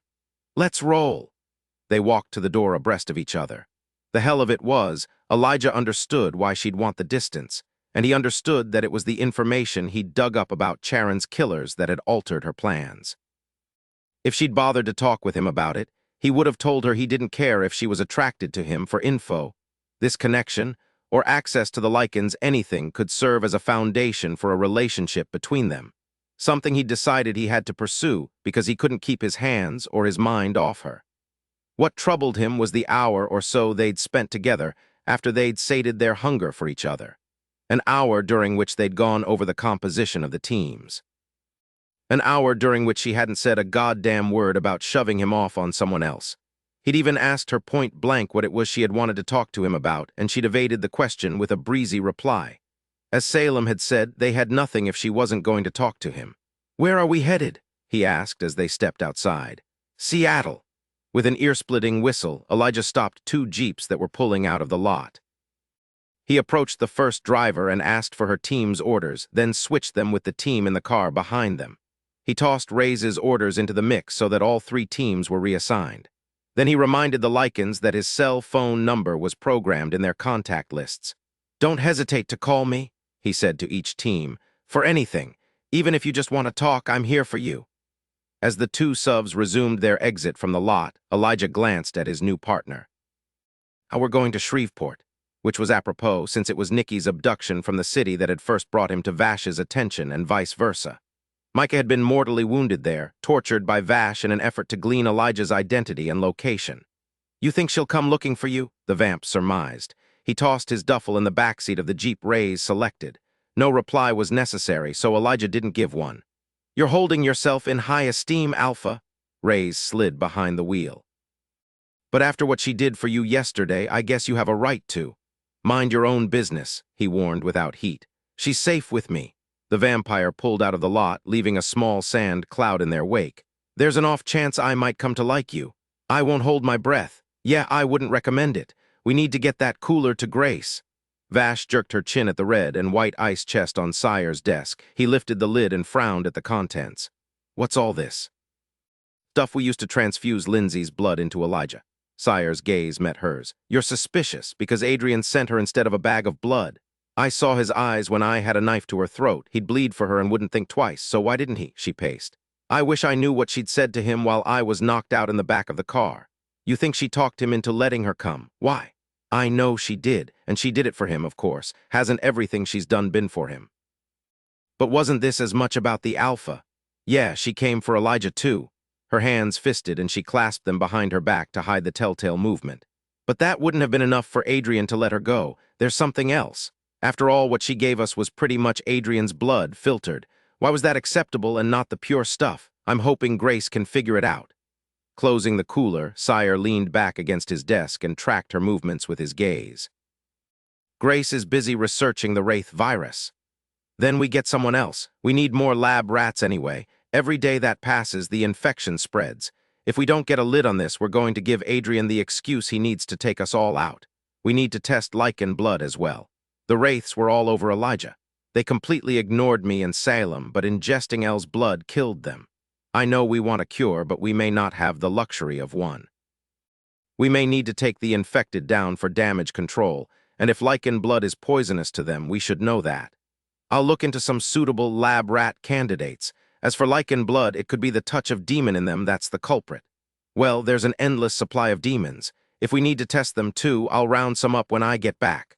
You're heading out? She stopped pacing and told him about Elijah's queries to Adrian. And Adrian just gave up this information voluntarily. Sire crossed his arms. To the very lycan who's weakened his position so drastically. I'm sure Lindsay argued on Elijah's behalf again. She's that close to the alpha. Is there something between them? Vash exhaled harshly. Friendship. Adrian would have killed him if it was anything else. Actually, maybe they're more like family siblings or close cousins. She gave up her mortal life to be with Adrian. I can't imagine she had many close ties to be able to do that so easily. And Elijah. He's somewhat of a lone wolf. He's a hands-on leader, but he doesn't share so much as he supports. What few friends he has are valuable to him. He'd kill for them. Was planning on killing her for one of them. That Lindsay was one of the rare and fortunate people to occupy that inner circle in Elijah's life irritated Vash to no end. Knowing there was nothing romantic involved didn't stem her irrational jealousy. And thinking about just how much Micah must have meant to Elijah sent acidic surges of guilt through her. She'd learned long ago not to nurse regrets. It was too dangerous to do so when living an endless life. But hurting Elijah as she had, for a crime he'd turned out to be innocent of, it ate at her. So you're taking him with you to Huntington? Sire asked. Yes, I told you my price in the beginning. I'd round him up for you, but I get what I need from him too. His mouth curved. I haven't forgotten. I'll check in and keep you apprised. It shouldn't take long. She was eager to get going, not just to get the task done, but to work alongside Elijah. In the tasks they'd tackled together so far, he'd balanced her, leveled her out, and she'd done the same for him. They worked well together. It was his more intimate effect on her that knocked her off kilter. Be careful, Vashti, and watchful for traps. His authority is still being established, and he'll be challenged often. I don't want you caught in the crosshairs. No one wants to see what I'd do if something happened to you. She caught his hand and squeezed, grateful for him and his faith in her, something that must have been hard to maintain in the years since Charon died. Opening the office door, she strode out into an eerily quiet warehouse. Not a soul moved in the cavernous space, and while it might have been possible that Elijah was in one of the offices, she knew right away he was gone. She felt the void and her stomach knotted, a reaction that set off her temper. She wasn't mad that he'd left. It didn't take a genius to figure out what must have unfolded while she was distracted, but it infuriated her that it rocked her to find him gone. It stung that he had been able to leave without a fight after she'd struggled with just the thought of it. Grabbing a set of car keys off the wall rack, Vash was halfway to the door when it opened, and the next busload of Lycans poured in, brought to her courtesy of Salem, who'd headed out before dawn to pick them up. Fuckin' A. She was trapped until she and Salem could get the new teams squared away. Elijah had plugged in his suggestions for team compositions that morning, which would save her time, but there was no way she'd catch him before his flight left the ground. Her anger simmering, she hung the keys back up and got to work. Elijah knew something was off the moment he turned his rental vehicle onto a residential street in a suburban neighborhood on the outskirts of Shreveport, Louisiana. Although it was early evening, he thought there were too many cars in evidence, especially considering how few lights were on in the homes. When he unfolded from the economy sedan, his sense of unease deepened. It was too quiet. almost deathly so. No birds chirping, no dogs barking, no television sets or radios. With his hearing, he should be hearing toilets flushing, people chatting, dinner simmering. Rolling his shoulders back, he repeated what Lindsay had said when they'd first arrived in Hurricane, Utah, moments before they'd found a nest of wraiths. This place crawls. Shit. Reyes looked at him over the roof of the car. I was hoping it was just me. Bound to catch a snag at some point. Thought we'd already done that? Reyes groused. Elijah grinned. They'd hit the ground running, renting a car at the airport and heading immediately to the home of the vampire who'd first called in a concern to Sire.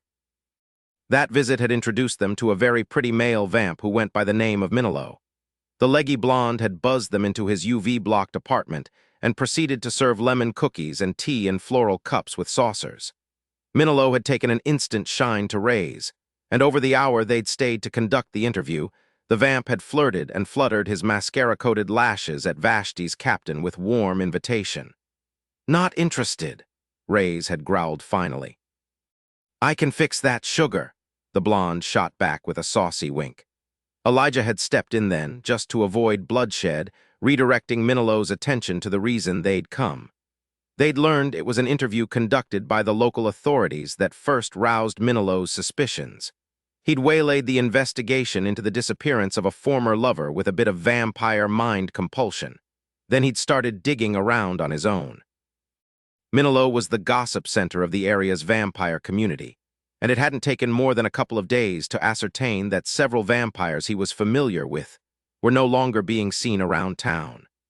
Elijah and Reyes' subsequent 5-hour canvass of the city had turned up enough information to let them know there was definitely a problem in Shreveport. They'd worked their way outward from Minilo's residence in an ever-widening circle, interviewing the neighbors of vamps gone missing. Most of the minions they'd inquired after work nights, so their neighbors had scant opportunity to observe their comings and goings. In those cases, he and Reyes would appear to drive away, only to return shortly after to enter those residences on the sly. They checked out the interiors and found empty homes, which led to a grim conclusion: there were too many minions whose whereabouts were unaccounted for in the bright light of day. But the subdivision they'd just driven into was by far the most concerning. We'll need backup, Elijah said. At the very least, the 2 minions we've got coming in on the red-eye to take the night shift, but ideally more than that. I'd say a team of a dozen or more. Want to reconnoiter? We've got a bit of daylight now. Won't help, we had daylight in Vegas and 3 of us. Reyes rubbed a hand over his shaved head. I hate walking away, makes me feel like a pussy. I don't like it either, but it's best, trust me. Elijah got back into the car. We'll hit up the tech team to access the layout of this subdivision and we'll get a plan in place for tomorrow. Fuck! Reyes took another look around. All right. Elijah didn't discount how easily the vamp had ceded to the advice of a lycan. Whether that was because he was involved with Reyes' commanding officer or because of his own merits, he couldn't say, but he'd take it for now. Eventually, they would all trust him, because he'd earn it. They headed back to the motel, changed into jeans and t-shirts, and decided to make dinner easy by hitting up the adjacent restaurant on foot. They'd chosen to stay in a rural area, far from the city. Pine forests surrounded the uninspired motel they were bedding down in, which Elijah found soothing, something his mood needed after hitting a road bump with Vash. Every minute that passed brought him closer to their inevitable confrontation. He was ready for it now, on edge because of a fruitless hunt and the aggravation of separation. Settling into a booth, he ordered 2 of the house special and a beer. As the waitress walked away, he and Reyes leaned back to size each other up, something they'd avoided doing earlier because the job came first. Elijah took special care with his examination, having learned that Vashti rarely went anywhere without Reyes or Salem, usually both in tow. Both vampire captains were big for their kind. The fallen were usually slender and elegantly built, their bodies having been made for flight. Salem was the bigger of the 2, towering at a good 6 feet 6 inches and easily 250 pounds of pure muscle. Reyes was similar to Elijah's size of 6 feet 3 inches and a solid 220 pounds. But Vashti was a powerful woman, tall and leanly muscular, a renowned expert with all weaponry. She didn't need bodyguards. And from a resources standpoint, it didn't seem wise for Sire to tie 3 of his best fallen together. So what's your story, Alpha? Reyes drawled. While Elijah wasn't much of a judge when it came to male attractiveness, he'd noted the number of female glances that followed the vamp when he had stepped outside to take a call. "I'll tell you mine if you tell me yours," Rays snorted. "I suppose you want me to focus on my story as it relates to Vash." He didn't deny it. "She carries a lot of manpower in you and Salem, but she's strong and smart. She can take care of herself. She's still a woman." Elijah took a long pull on his beer and absorbed that. He knew damn well Rays and Salem had a healthy respect for Vashti or they wouldn't be taking orders from her, which meant the mention of her sex wasn't gender bias.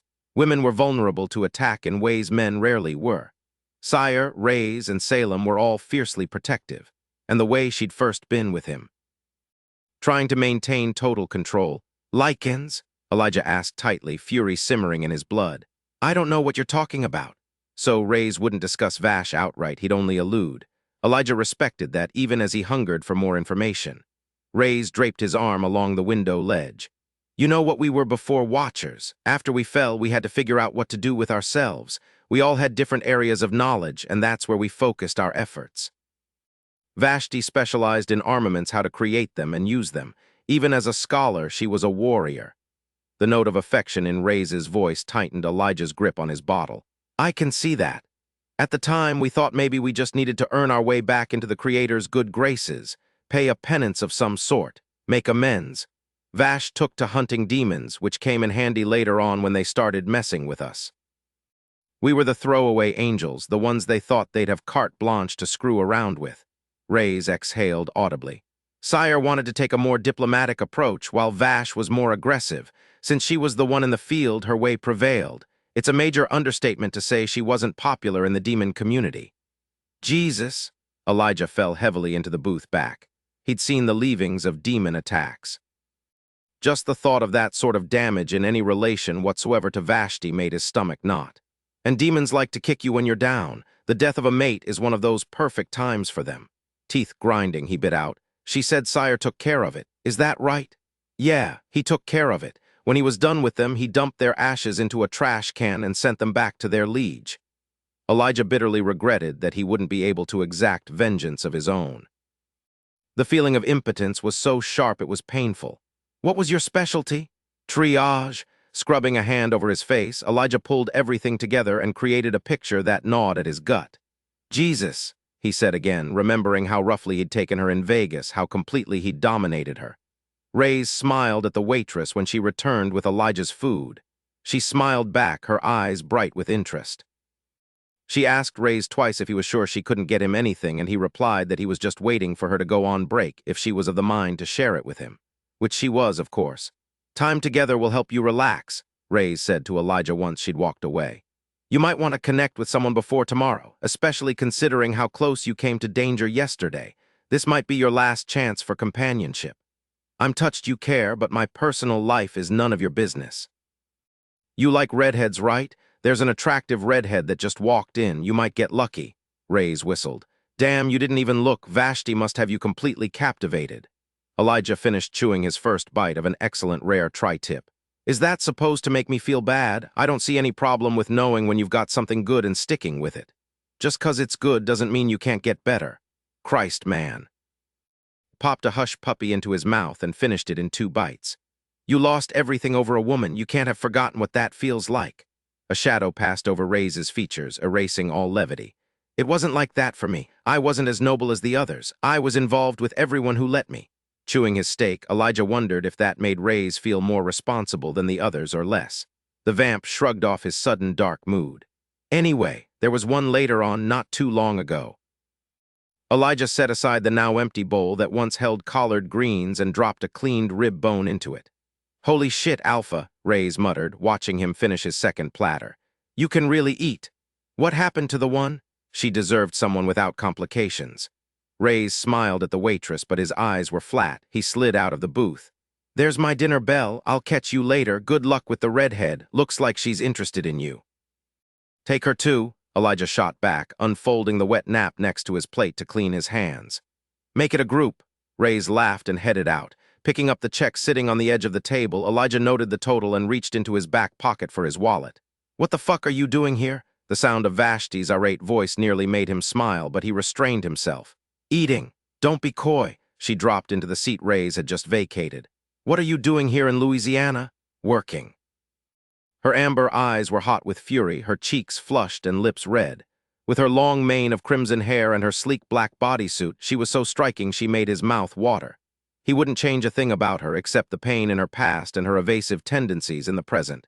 You're deliberately trying to anger me, Lycan? He pushed to his feet. Let's take this next door. Tossing cash for the bill on the table, he gestured his bristling vampress toward the exit. When they stepped outside, she rounded on him. We had a deal. His brow arched. That's the way you want to play this? You know I want that information and you owe it to me. You'll get it. Elijah sidestepped around her and headed to his room. I'm talking to you, she yelled at his back, followed by the rapid click of her heels along the cement walkway. No, you're not. Your voice is loud, but you're not actually saying anything. You're an asshole. His temper began to heat.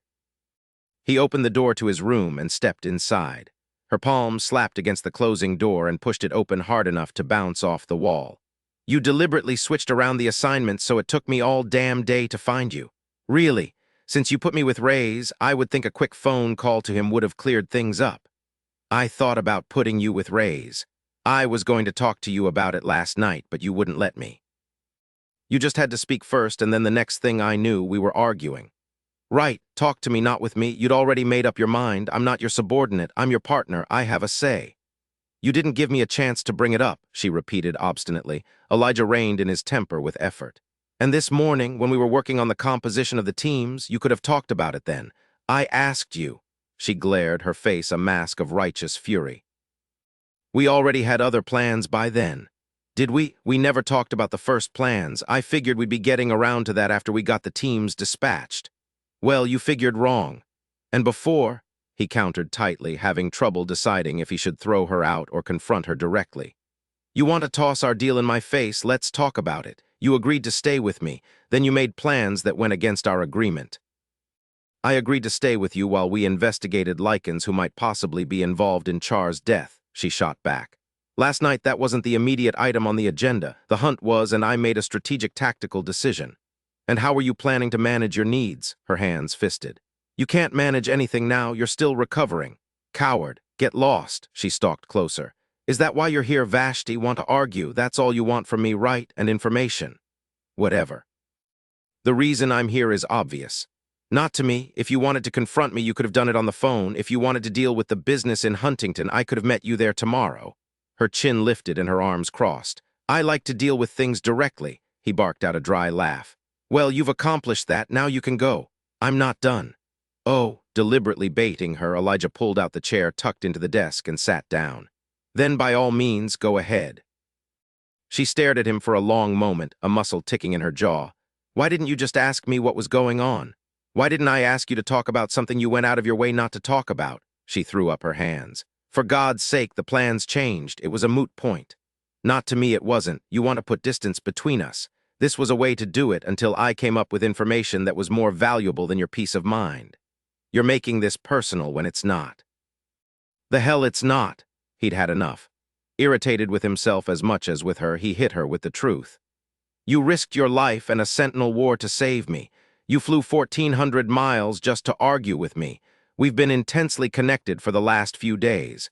Don't tell me it's not personal when you decide we're better off working on opposite sides of the country. Her chest heaved with angry breaths.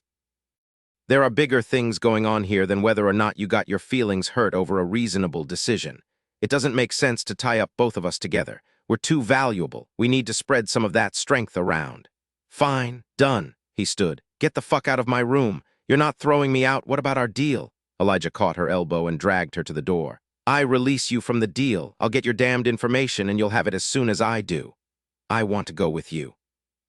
Bad. We're too valuable to risk as a unit. We need to keep ourselves spread around.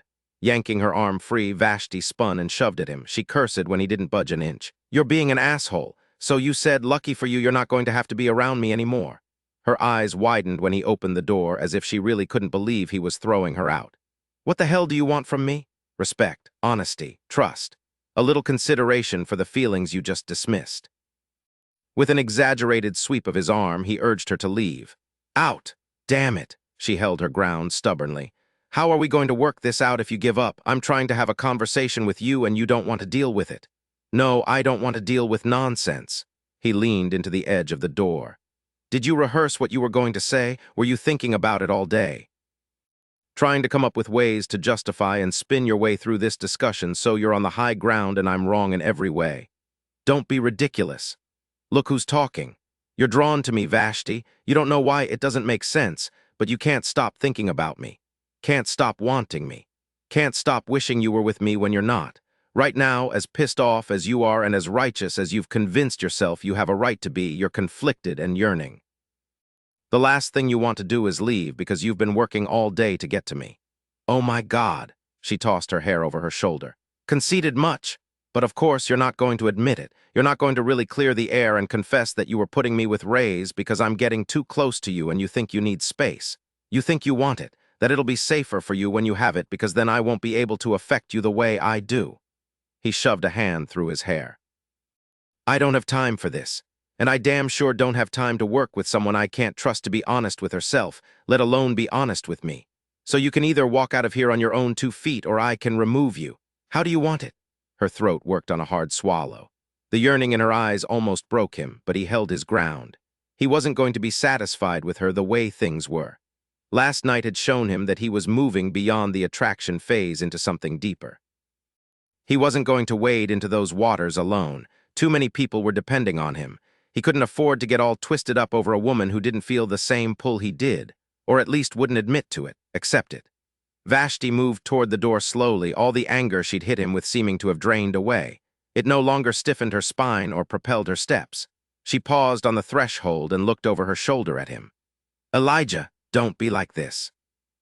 It was a tactical decision that was best for the mission. Let's talk it through.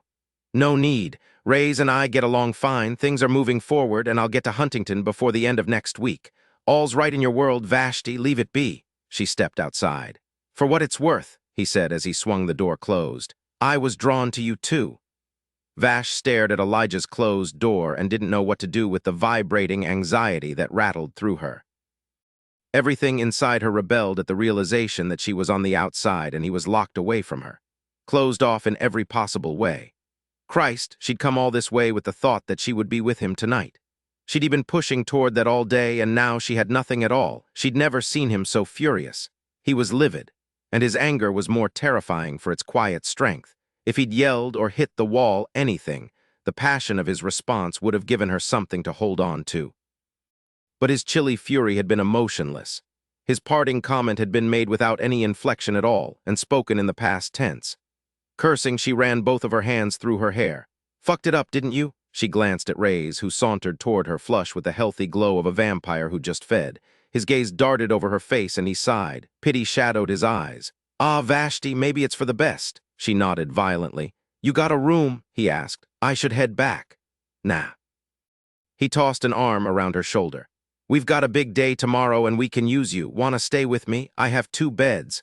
What about the waitress? One thickly muscled shoulder lifted in an insolent shrug. What about her? Vash leaned her head into him. Still hung up on that med tech in Chicago, just not in the mood for anything complicated. You know what that's like. Sure.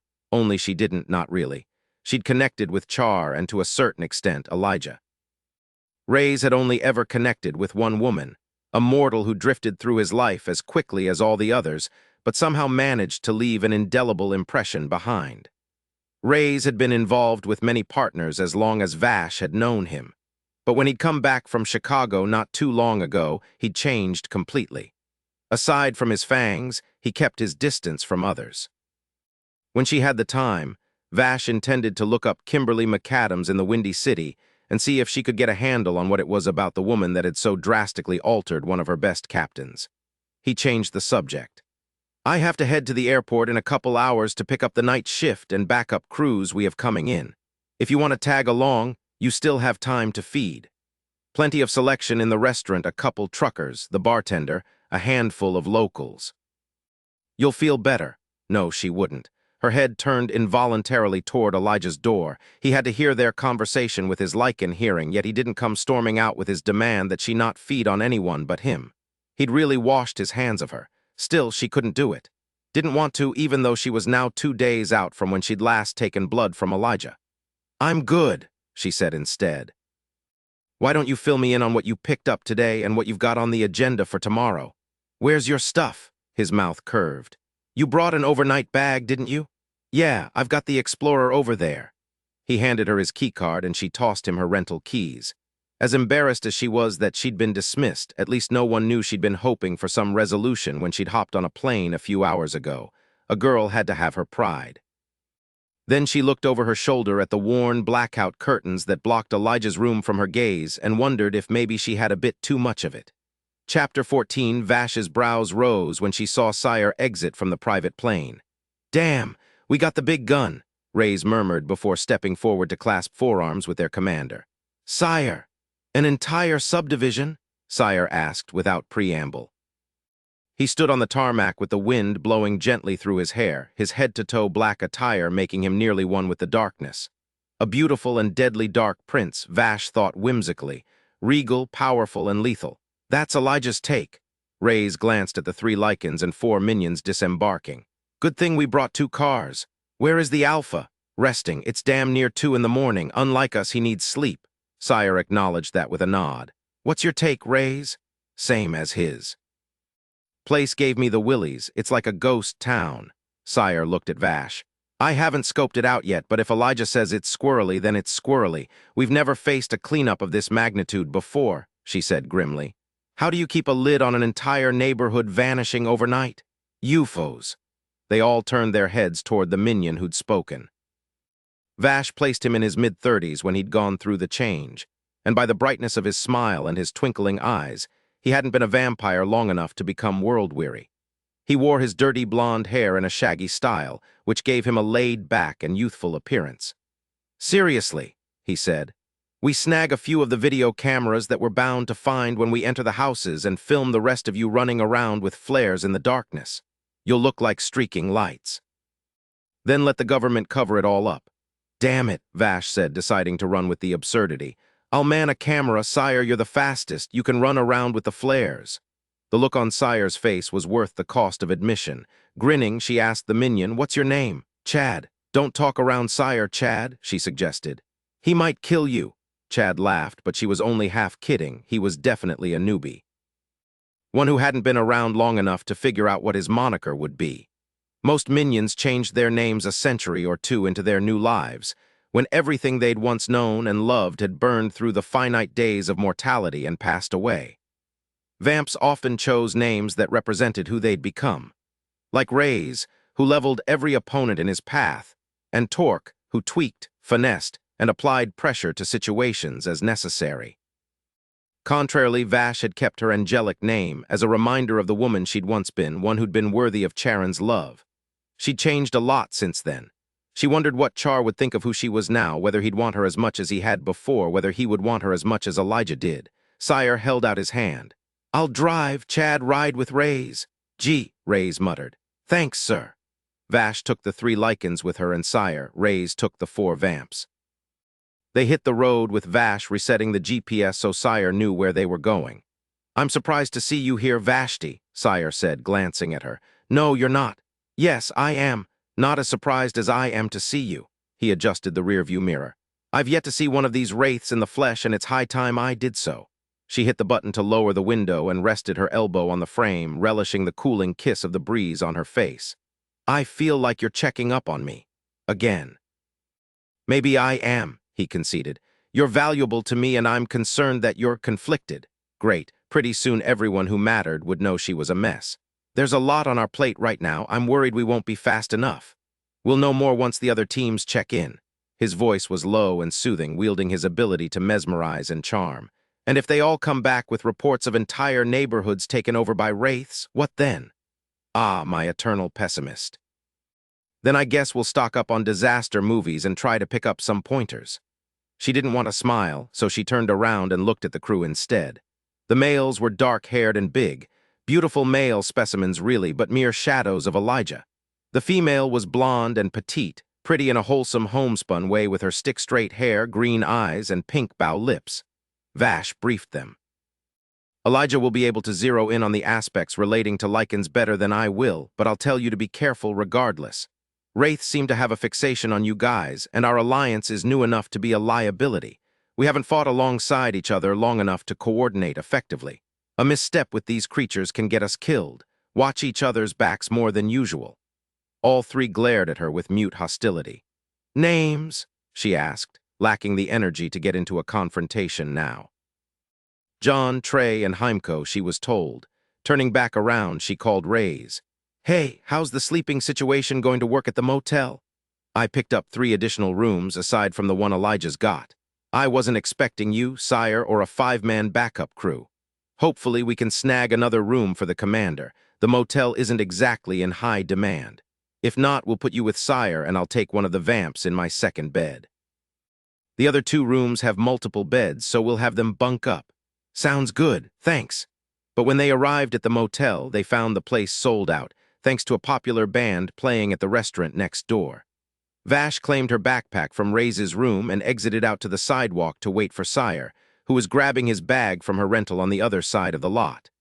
Rays was in the front office, taking care of getting keycards for the new arrivals. She stood alone, feeling inexplicably lonely. Drawn to Elijah, she sidled closer to his room. Her stomach knotted with every step she took, her mouth watering with the need to taste him. Not just for blood and connection, but the sound of his voice, the beat of his heart beneath her ear, the warmth of his arms around her. It struck her that she was terribly afraid he might open his door and she would plead for him to stop shutting her out, forfeiting all her dignity and pride. She was shaken by the depth of her craving. She didn't understand why he had to make their association, she wasn't going to call it a relationship, so complicated.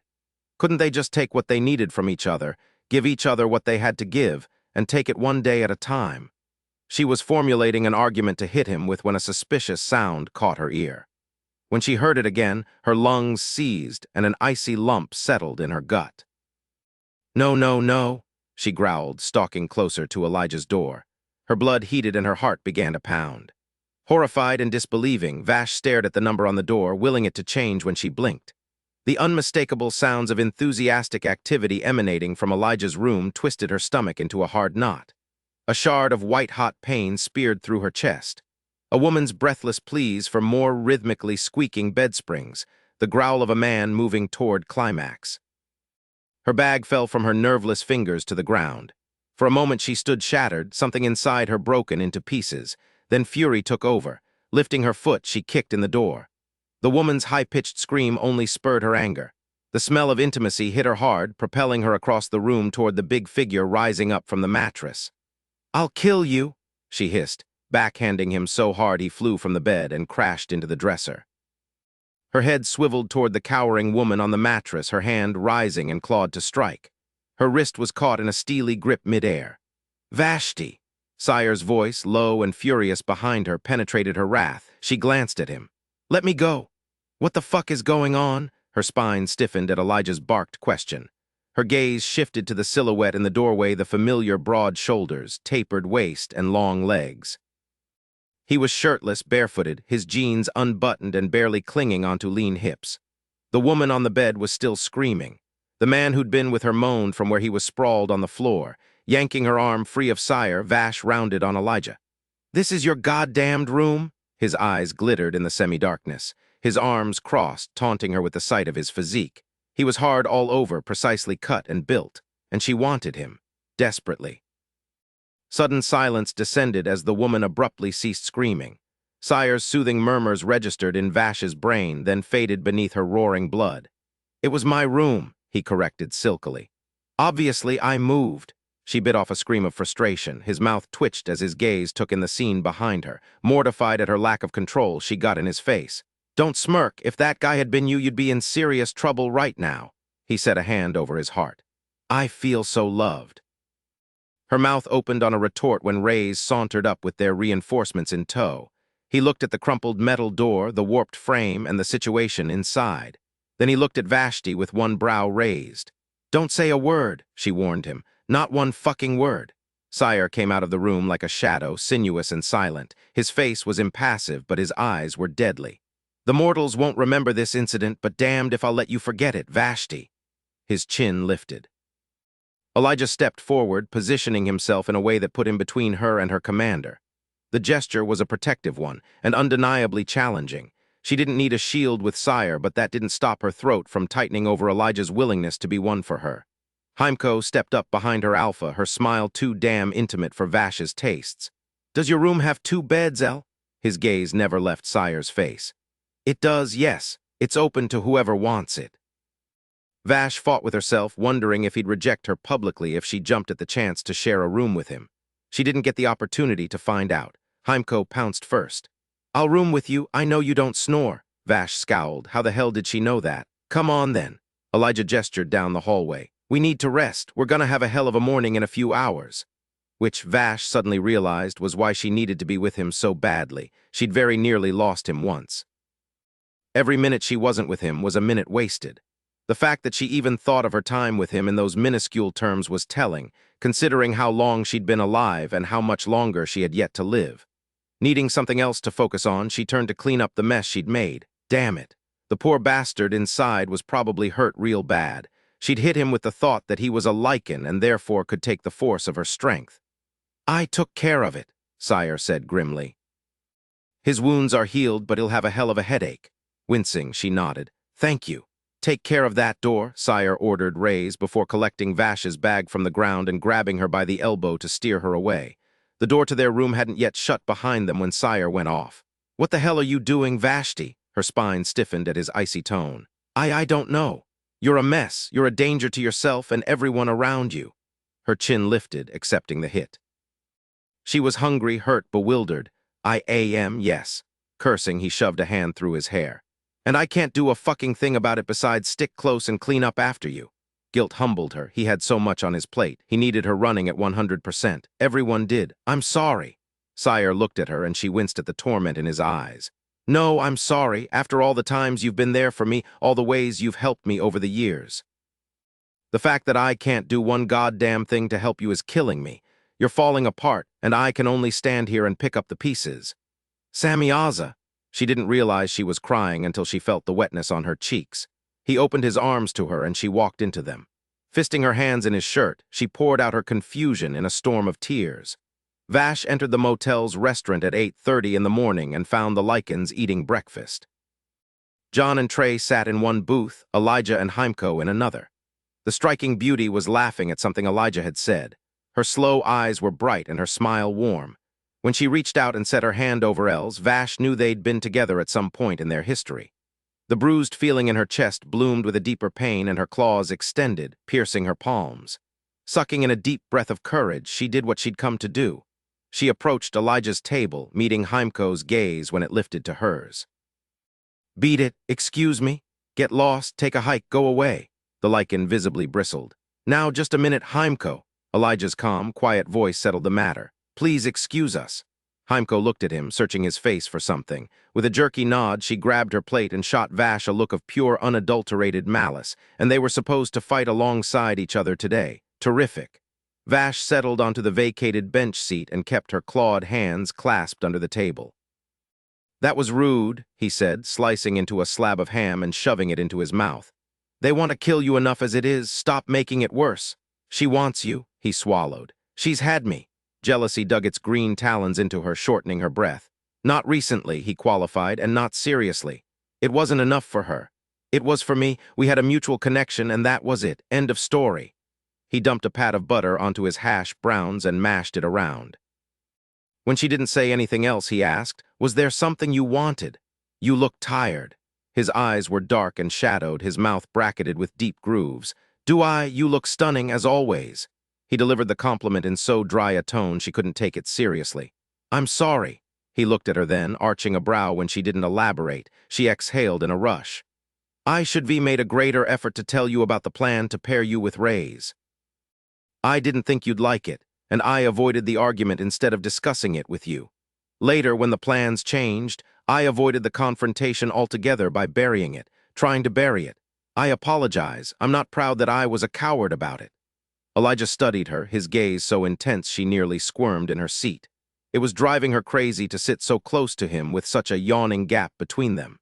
Every inhale brought his scent into her nostrils, making her heart pound. She knew he heard it, knew he'd sense her hunger just as he had when they'd first met in the Bryce Canyon cave. He resumed eating, his gaze on his plate. Apology accepted. Relief filled her so quickly she got dizzy. That was probably why it took her a heartbeat or two to realize she wasn't going to get any more from him. "That's it," she demanded when it settled in. "That's all you're going to give me? What more did you want?" Asked coolly, scooping his sunny-side-up fried egg onto a triangle of buttered toast. "You apologized, I accepted." Her eyes burned, coming so swiftly on the heels of relief her disappointment blew the lid off her already volatile mood. "I think I hate you." His knuckles whitened on his utensils. "Tread carefully, Vashti. What the fuck do you care? No, don't answer. You already have, loud and clear." She slid out of the booth and walked away. There was a moment of terrible silence. "Damn it, Vashti." His silverware clattered onto his plate behind her. "God fucking damn it." She raced the distance to the explorer, desperate to get away before he saw her crying. God, she really was a mess, and for what? A sexy lycan who strung legions of women along for kicks. Stupid. The whole thing was stupid. She'd been way better off with a dormant drive and the lycan working for the Sentinels. He reached the driver's side door just as she locked it with her safely inside. Vashti. He'd never looked more furious. His eyes were wild and glowing, his voice guttural. "Open the door." Flipping him the bird with her left hand, she turned the ignition with her right. "Enjoy your breakfast, asshat. I'm going to grab something myself. I won't starve myself for you." His palm slapped against the window, sending hairline cracks exploding through the safety glass. "Vashti, don't run. I won't be able to control myself if you run." She gunned the vehicle into reverse, sending gravel flying from behind the tires. She was on the road a second later, having no idea where she was going and grateful that there wasn't another soul on the winding rural road. Pine trees crowded thickly against the serpentine ribbon of asphalt, casting shadows over the highway that perfectly suited her mood. Tears coursed down her face. So many tears. She'd thought she cried herself dry during the night. It infuriated her that there were more yet to be spilled. Gripping the steering wheel in both hands, she screamed to purge the sick, roiling tension inside her. Then she screamed again as she hugged a curve in the road and came face to face with a massive chocolate-colored wolf. In the split second it took her to realize she was going to barrel right through him, her world ground to a shuddering halt. She stood on the brakes, distantly felt the anti-lock system vibrating the pedal madly beneath her feet. The wheels didn't lock. The car didn't slow nearly fast enough. Bracing for the impact, she stiffened into a board and nearly lost her sanity when Elijah leaped onto the hood, scrambled over the roof, and jumped off the back. The Explorer slid into a cutout on the side of the road and came to a jerking stop. Vash slammed the transmission into park and hopped out. "Are you fucking insane?" she screamed with fists clenched at her sides. His wild green irises were aglow above a vicious snarl.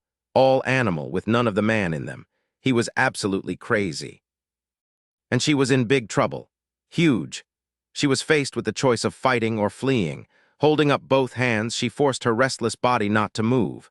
She debated her options, tearing into him with teeth and claws, ripping him to pieces physically as he'd done to her emotionally, or just running as far and fast as she could. She'd outrun Lycans before. She could do it again. Ears flat to his head and teeth bared, Elijah slinked forward, owning the center of the highway. Vash swallowed hard, as riveted by his lupin beauty as she was by his human form.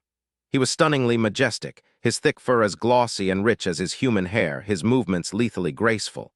His growl was a deep warning, a rumbling sound of danger that made the hair on her nape stand on end.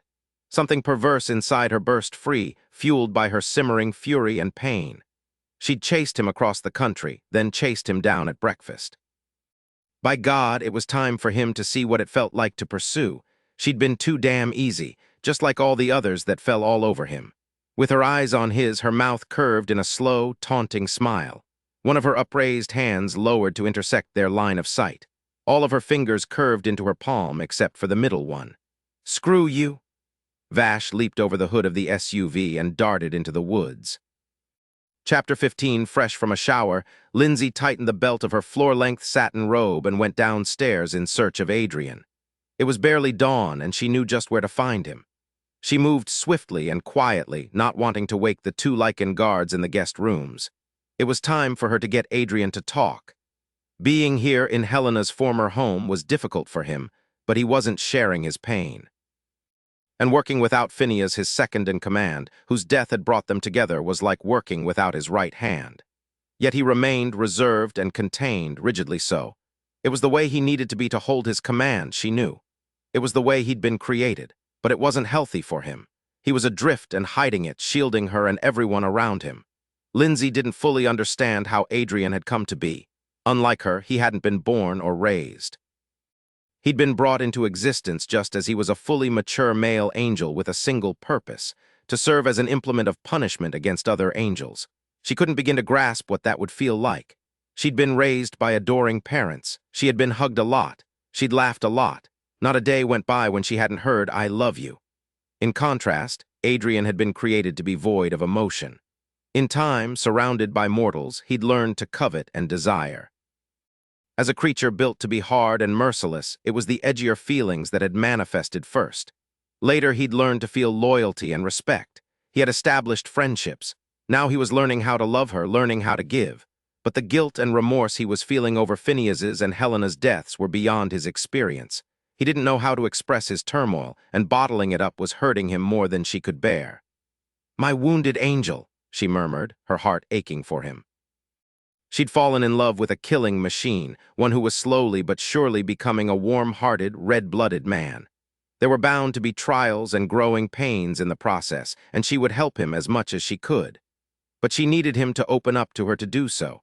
He'd lost so much in such a short time. He felt that he'd betrayed Helena's trust, that he hadn't been there for her as he should have been. Not as a commanding officer, but as a friend. Just as Phineas had been a friend, the closest one he'd had, someone dear and precious to him. She exited through the kitchen door out to the backyard patio. The enclosed space was small, no more than a postage stamp really, with a circle of mosaic tiles in the center of the rectangle of grass. For some people, the spot would have been perfect for a birdbath or a couple of lawn chairs. Here, she knew it was a landing pad, a place from which angels could lift to the sky and return to the earth. The air crackled with the electric energy of an approaching desert storm, a storm that was brewing inside Adrian. One he was keeping at bay by sheer will alone, and it was costing him greatly. Tilting her head back, she spoke softly into the dawn breeze. "Adrian, my love, I need you." A moment later he appeared, his brilliantly white wings with their crimson tips a shock of shimmering alabaster against the pinkish-gray heavens. She'd known he would be close, never too far away to be there for her should she need him. His landing was impossibly graceful, the tips of his extended wings nearly touching the stucco walls that separated the yard from their neighbors. The ball of one foot touched the tile first, then the full weight of his body settled firmly onto the ground. As was his custom, he wore only loose linen pants. His powerful chest and arms were bare and beautiful, his caramel-hued skin stretched over lean, rippling muscle. His black hair was tousled by the wind, framing his gorgeous face. And his eyes, with those gorgeous flame-blue irises, slid over her face with love and tender passion. Her heart sighed at the sight of him, her blood heated and flushed her skin, and he knew, of course, his mouth curved in a sensual smile.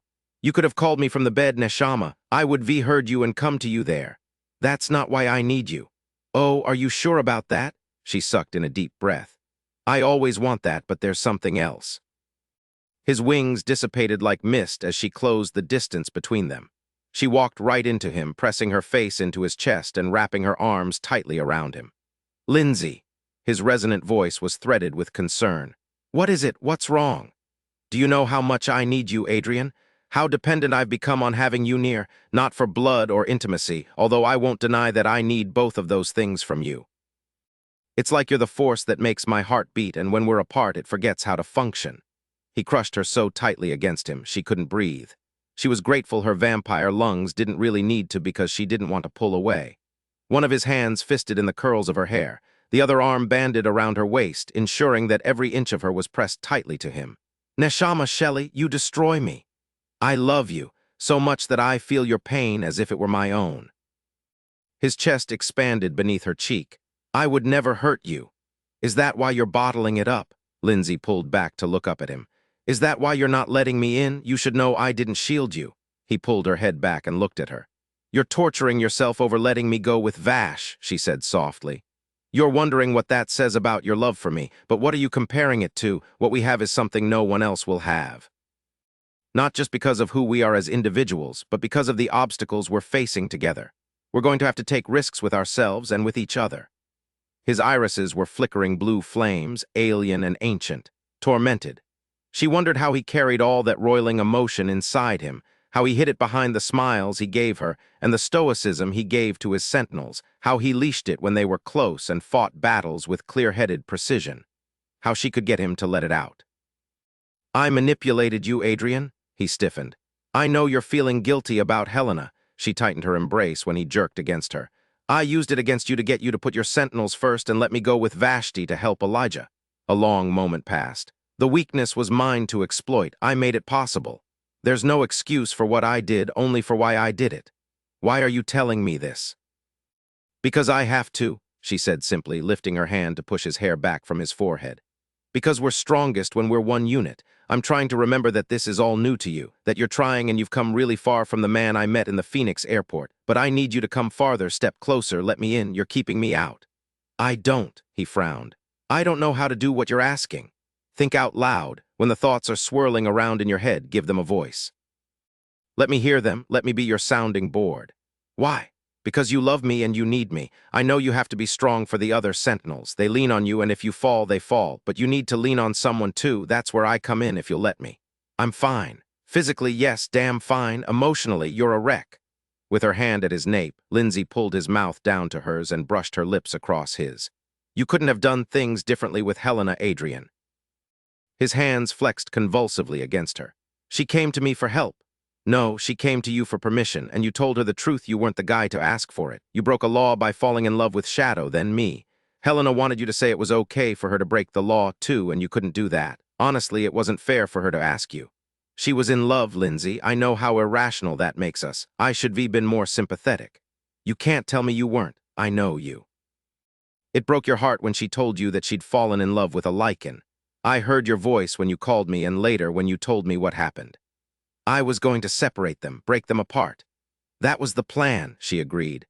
"But you might have changed your mind once you saw them together, or you might have gone through with it. We'll never know. She'll never know because she took the option away from you. That was her decision. You can't go around regretting the actions of someone else." "Even if I forced her hand with my actions," he shot back, his voice clipped and icy. "What did you do, Adrian? She asked you for permission to have a romantic relationship with one of her guards, and you told her to ask the big guy upstairs. Then she ran away and they killed themselves. Where in that series of events are you guilty of forcing her hand? She knew me. She knew what I'd do." "Bullshit. You didn't even know what you were going to do. No, hang on, hear me out. You took your time getting to her. You were thinking, debating, reasoning with yourself. It's not your fault that we'll never know what could have happened if you'd had a choice." She cupped his face in her hands. "It's not your fault, and if Phineas were here, I'm sure he'd be telling you the exact same thing." A tear clung to his thick bottom lashes. It slipped free. He swiped angrily at it, then stared at his glistening finger with something akin to horror. Another tear fell. He whispered brokenly in a language she didn't understand. When his gaze met hers, Lindsay saw shock and fear. She wondered if he knew that he'd cried the first time they'd been close. "Neshama," she breathed, hugging him tightly. "It's okay, let it out." He swallowed hard. "You miss them, I know, you miss them and it hurts." "I failed her." "No, damn it, no, you didn't. The system failed, the stupid rules and laws, and your creator who's left you all on your own down here for too long without any guidance or reinforcements." A drop of hot rain splattered on her cheek, another sign of his breaking control. He pressed his face into her throat. "Hold on to me, Lindsay." "Always," she vowed. "Forever." Adrian's wings snapped open and they surged into the air, his powerful body flexing against hers as he forced their combined weight into a steep vertical ascent. The effort was nothing for him, no strain at all for muscles he religiously honed for battle.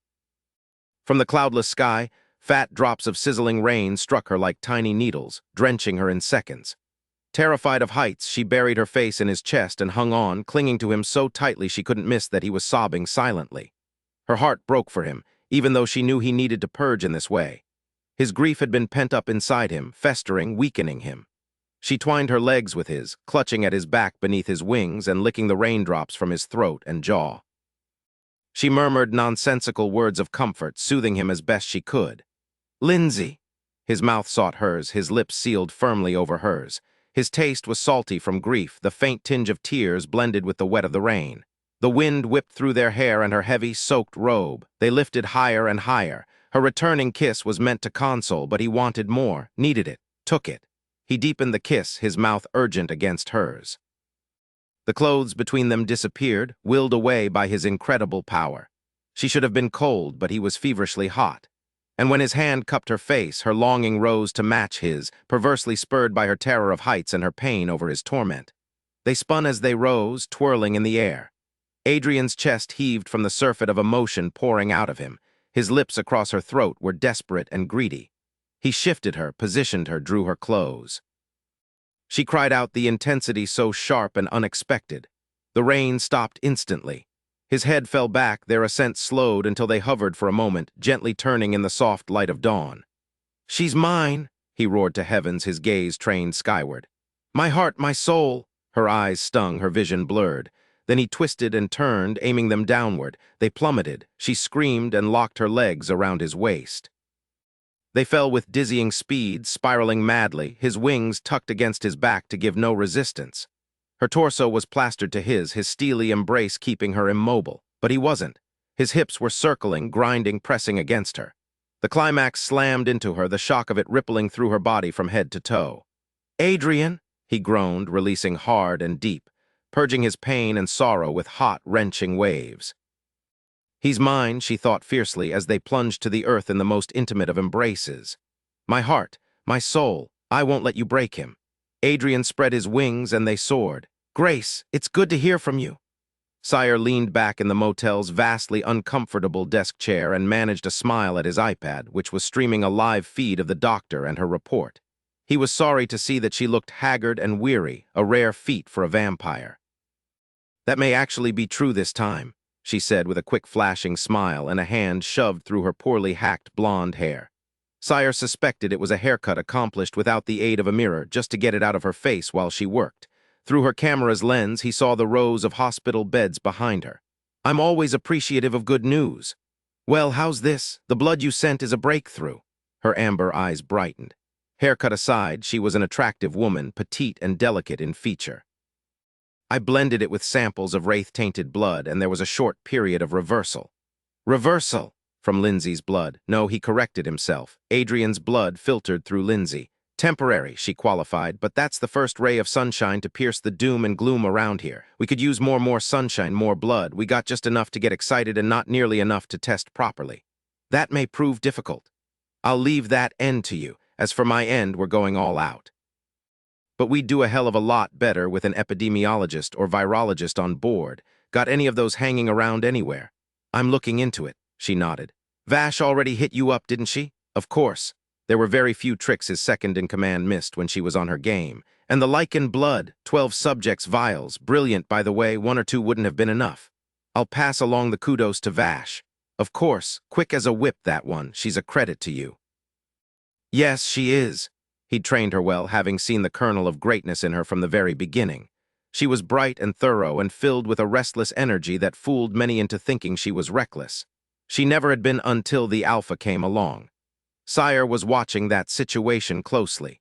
He wouldn't tolerate Vash's upheaval for long. A day or 2 more, and if the lycan didn't rectify what he was doing to her, Sire would kill him. It would be a waste of a prime hunter, but the Alpha was less valuable if he wasn't firmly beneath Vashti's thumb. There was also the possibility that now that the Lycans were settled in the warehouse and most were already out in the field, they could turn to vampires for leadership and protection if they lost their Alpha. If not for Vashti's turmoil, the death of Elijah Reynolds might be ideal. "The majority of the samples had no effect whatsoever," Grace went on. "However, Subject E is another matter altogether. Whose idea was it to anonymize the samples? Vashti's. Of course." He slid his iPhone over and tapped into the cloud, finding the document that linked donor with sample.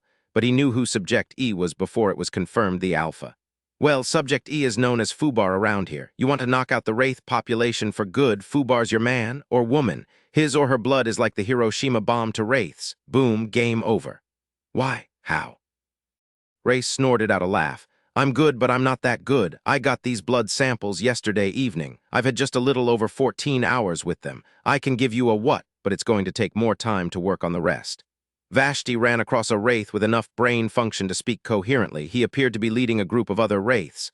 "What?" All levity left her face. "Every wraith I've seen has cotton for brains." "I need more than that, Grace." She scrubbed the back of her neck.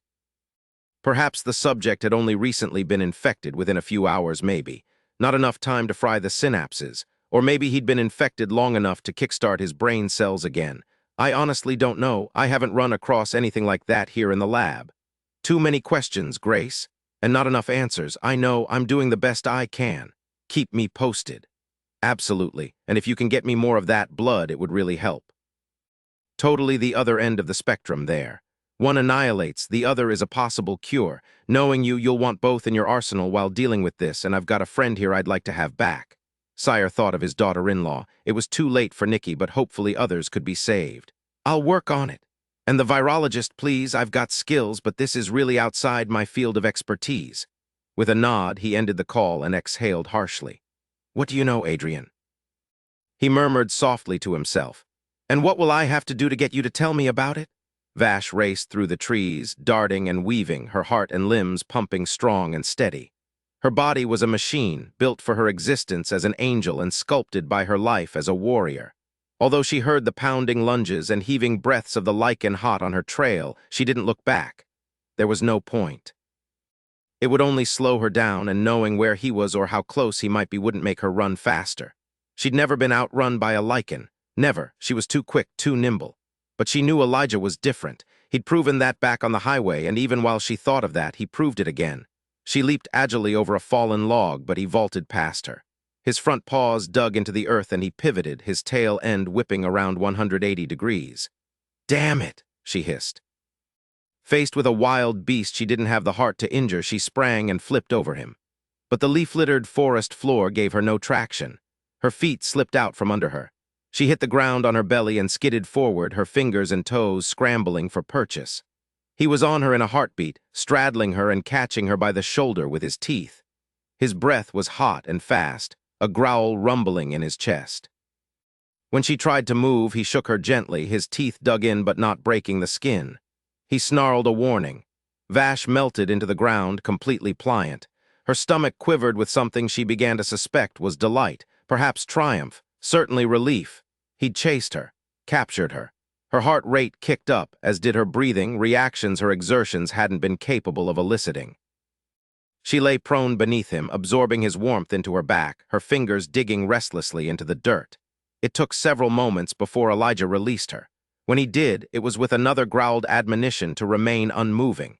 He gave her a few moments to prove that she would do so without his interference, then he nuzzled her cheek with his wet nose. The surprisingly tender gesture had her lifting her head to meet his gaze. Elijah! His lip curled in a snarl. His eyes still had that primal light burning inside them. Okay, all right. She exhaled and relaxed again, her mind trying to work out why she was submitting so meekly. She submitted to no one but Sire, and only in certain respects. In many others, she was the dominant. Yes, because he allowed her to be, but still even Char had known to give her the lead. She jolted a little when Elijah settled his weight carefully on her, his belly curving into her spine. He didn't give her the whole of it, which would have crushed her, but he gave her enough to pin her and make sure she didn't forget he was there. As if that were possible. Vash couldn't say how long they lay like that, he atop her and quietly panting, gently sniffing her and nudging with his snout. She couldn't say why it soothed the jagged edges of her mood, edges that had been ripping at her from the inside since he'd shown her the door the day before. She couldn't say when she realized those edges had been tearing her up for years. She knew only that the equanimity she found in the forest with Elijah exposed an inner torment she hadn't been aware she was carrying. Anger and hunger for revenge were her constant companions, but the pain had been buried beyond her awareness of it, an ache not noted until it was gone. When he shifted forms, she felt the power of it, the ripple that displaced the very space around her. The softness and warmth of rough satin fur morphed into rock-hard muscle and scorching skin. He continued to rub his cheek against her. He continued to pant as if he were exerting himself to his limits. Her palms grew damp. Elijah! Vashti! His voice was still guttural, rough, sexy as heck.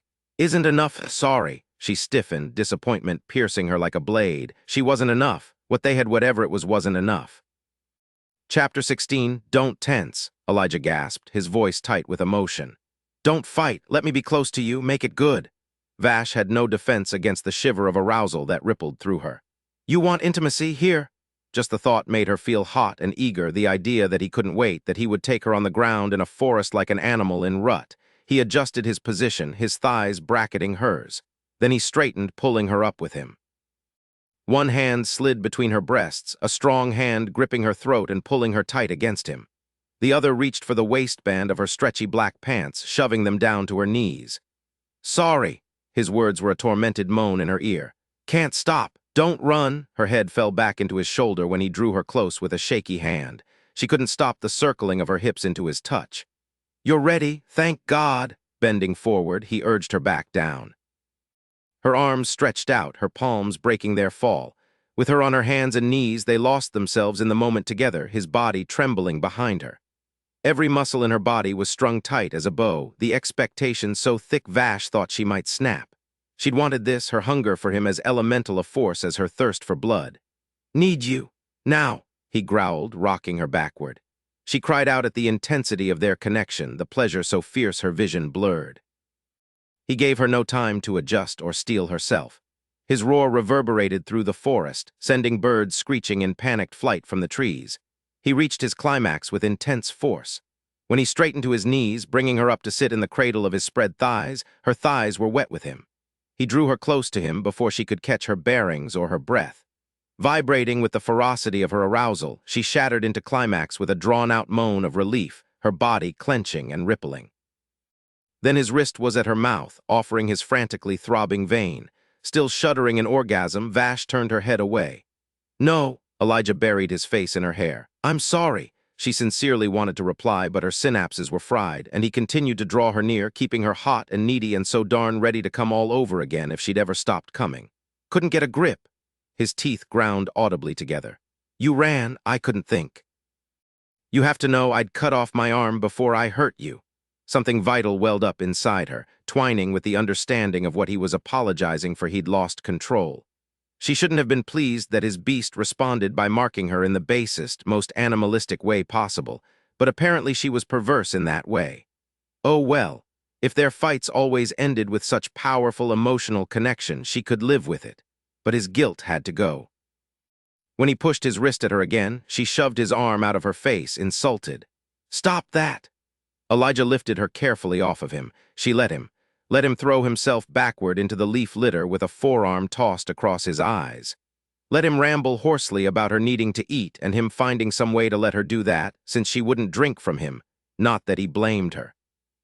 He was out of control, losing his mind as he muttered to himself. Vash swiftly and silently pulled off her boots and her clothes, until she was unclothed. In the woods, with a lycan.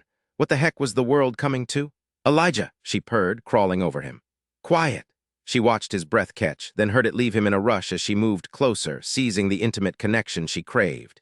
He jackknifed upward with a growl, and she caught him with her arms around his neck, meeting him eye to eye. "I see things are still fine," she said dryly, noting how his eyes were still feverishly bright. He was savagely gorgeous, flushed and disheveled and glistening with sweat. She could still smell the animal on him, and her body tightened in primitive appreciation. It was so similar to the scent she'd loathed viciously for so long, yet none of her painful past touched him. She stopped debating why and just accepted it. "Vashti, offended me." "Oh, not with the wild emotional abandon," she assured him, seeing the torment that crossed his features.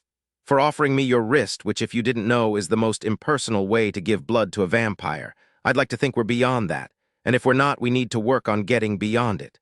His arms tightened around her like steel bands. "Beyond ditching me when you're scared, beyond apologizing for some stupid stuff instead of the real issue." Wow. She pushed her fingers into his hair because she knew how much he enjoyed it, also because she needed to soothe the beast so she could work things out with the man. "You bounce back quick. I think I liked you better contrite. All or nothing. Do I have a choice? I'm thinking you'll just chase me if I run." His gaze narrowed, studying her. After a moment, his nostrils flared and he accused, "You liked it." "I never said I didn't. You're the one who kicked me to the curb." "Who started it?" Elijah's voice was ominously neutral. She swallowed, her eyes sliding away to find the powerfully steady pulse in his corded neck. "Vashti." He shook her a little. "Talk to me. What are we doing here?" Her gaze shot back to his and she scowled. "Are you kidding? If intimacy is all you want, I'll point out that there are other options that aren't such a pain in the butt. Like Heimko." His grin was slow and purely male, feeling territorial. How fabulous that you're enjoying my confusion and misery, she groused. Listen, I've already messed this up trying to pick my way through on my own. You need to tell me what you want from me, then I can tell you if I can give it to you. A commitment. There was a fluttering panic in her stomach. What kind of commitment? Something beyond a casual relationship when the mood strikes you. Whatever. Vash tried to refocus after feeling Elijah move inside her when referenced to, "You're one to talk, I know you're just into me for my looks. So we'll deal. I'll grant you exclusive and convenient access to what I've got in return for the same from you." "That's it?" she asked suspiciously. Exclusivity and convenience tied in a lot of different things, she knew, but she still had to ask. His gaze was steady, all human and infinitely patient. "What more can you live with?" "Well," she ran a hand through her hair. "I can't live with the cold shoulder, made me crazy, you were such a jerk yesterday." "I was the jerk." She sighed and knew she had to lay it all out there or risk losing him. The beast might be infatuated, but the man wasn't the type to be strung along. "I want you, not just for our connection, but for you. I respect you. I respect how you are with your people, but that's exactly why I can't keep you, and I'm afraid to want you more. I'm afraid to get hurt again." He reached up with both hands and brushed her hair back from her face. "You're thinking about my responsibilities as an alpha." "Tell me you're not," she shot back. "And if you aren't, you should be. At this point, I'm wondering if there hasn't been a big mistake. This makes twice now I've lost it over you." Vash frowned. "When was the other time? Doesn't matter when it happened." His firm, beautifully shaped mouth brushed across hers. "The hunt began the moment I first saw you. It won't end until you admit you're mine or I stop breathing. That's what the beast wants and what I wanted to have. As for the man, I admire your strength and your courage. I'm grateful for your advice and that you've always been willing to share it with me. I'm addicted to your body, but I also enjoy just being with you. You're the perfect amount of crazy for me. There's never a dull moment with you, sweetheart." She leaned into him, something inside her cracking open at what he was saying. Her body tightened around him, drawing him closer. He growled softly. "I could feel a deep connection just like this. Just holding you and being held by you. Even if I go on as the alpha, I couldn't pretend to take on a mate now. The thought of being intimate with another woman repulses me." Her eyes closed as relief and tenderness flooded her. "There was only Char, then you. I want this to work. I want to make it work. So commit to this, Vashti, spending time together, working together, staying together. None of which is anyone else's business. We just have to talk to each other and make each other a priority. There isn't a Lycan alive who doesn't want to kill me, including you sometimes. And there are very few vamps who wouldn't put me down if they thought they could get away with it. Every relationship has its problems and hostile in-laws. Ha, you're a riot. And I'm stubborn and arrogant." He nipped her lower lip between even white teeth. "You're mine, Vash. I dare anyone to challenge me otherwise, even you. You're a pain." Her mouth tingled deliciously. The flavor of him spread richly across her tongue. "You knew what you were doing to me yesterday and last night. You knew it would break me down to lose you, that I wouldn't be able to take it." "I hoped," he corrected, "and kicked myself with doubts about drawing a line I wasn't sure you'd cross. When I offered my room last night and you didn't take it, I could have strangled you. You tore into a hotel room in a territorial rage, but you wouldn't take that one step I needed you to take. I started to think there was no way to have you the way I need you. Then you came to me at breakfast, and I was too darn close to telling you I'd take whatever I could get. I was too darn close to begging you to stop punishing me." Her vision blurred and she turned her head. "You shut me out. It hurt. I hate hurting. It makes me crazy, crazier." He exhaled and leaned into her. "You're darn stubborn." Stung by the truth, she said, "and you're rolling over and exposing your belly without much of a fight, puppy. You've been here before with Charon. Of course you'd be wary of putting yourself out there again and making yourself vulnerable. This is new to me. I've never had this and I want it. I can't imagine not having it, not having you." Vash pressed her palm over his strongly beating heart. "Has it occurred to you that I might be seducing you and making you care so you won't be able to kill me?" He covered her hand with his. "What kind of jerk do you take me for? Think I could be with you intimately, then nail you again with a stake? I let that go before we went at each other in the warehouse. Micah's dead. What you did to him was wrong because your assumptions about me were wrong. But I can't say I would have acted differently. If I kill you on his behalf, I'd just be doing exactly what you did to him for Nikki's sake. It's a vicious cycle that won't bring either of them back but would destroy both of us." She nuzzled into his neck, breathing him in. "Some will ask that question and ascribe that motive to me. More will think about it." "Forget them." "No." she crooned, nibbling behind his ear. "We have a deal, exclusivity and convenience. You are only with me." Elijah's hands cupped her shoulder blades, keeping her close. He tilted his head to the side, giving her total access to the thick artery in his neck that carried his life's blood. Such a submissive gesture by so dominant a male one that came at great cost, she knew stirred her blood. The hunter in her stretched in anticipation, while the woman in her melted. With perfectly gauged strokes of her tongue, Vash expertly prepared his vein. She felt him swallow hard and she smiled. "Did you know a vampire's bite can give the sweetest pleasure? Why do you think I won't let you feed off anyone else?" "I was too far gone to see to your pleasure in Vegas. I'm sorry for that. I want to please you, Elijah. I want to make you happy. Trust me, I got mine in Vegas."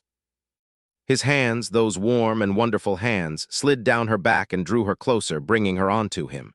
"And you please me all the time in so many ways, but if you want to make it up to me anyway, I won't mind. Don't you?"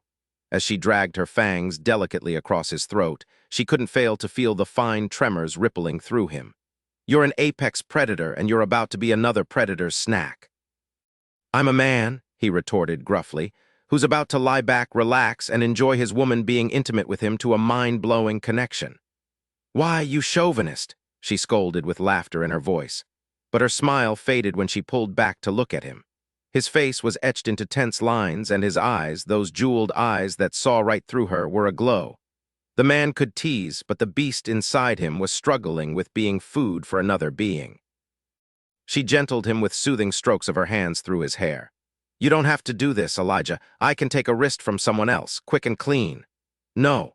A woman, if you prefer. We could go to a den. You could be with me while I feed. It might turn you on to watch. No, damn you." His voice was deep and rumbling, nearly a snarl. He caught her by the back of the neck and yanked her to his throat. "I'll be the one who gives you what you need. Do it." Closing her eyes, she sucked in a deep, shaky breath and found her focus.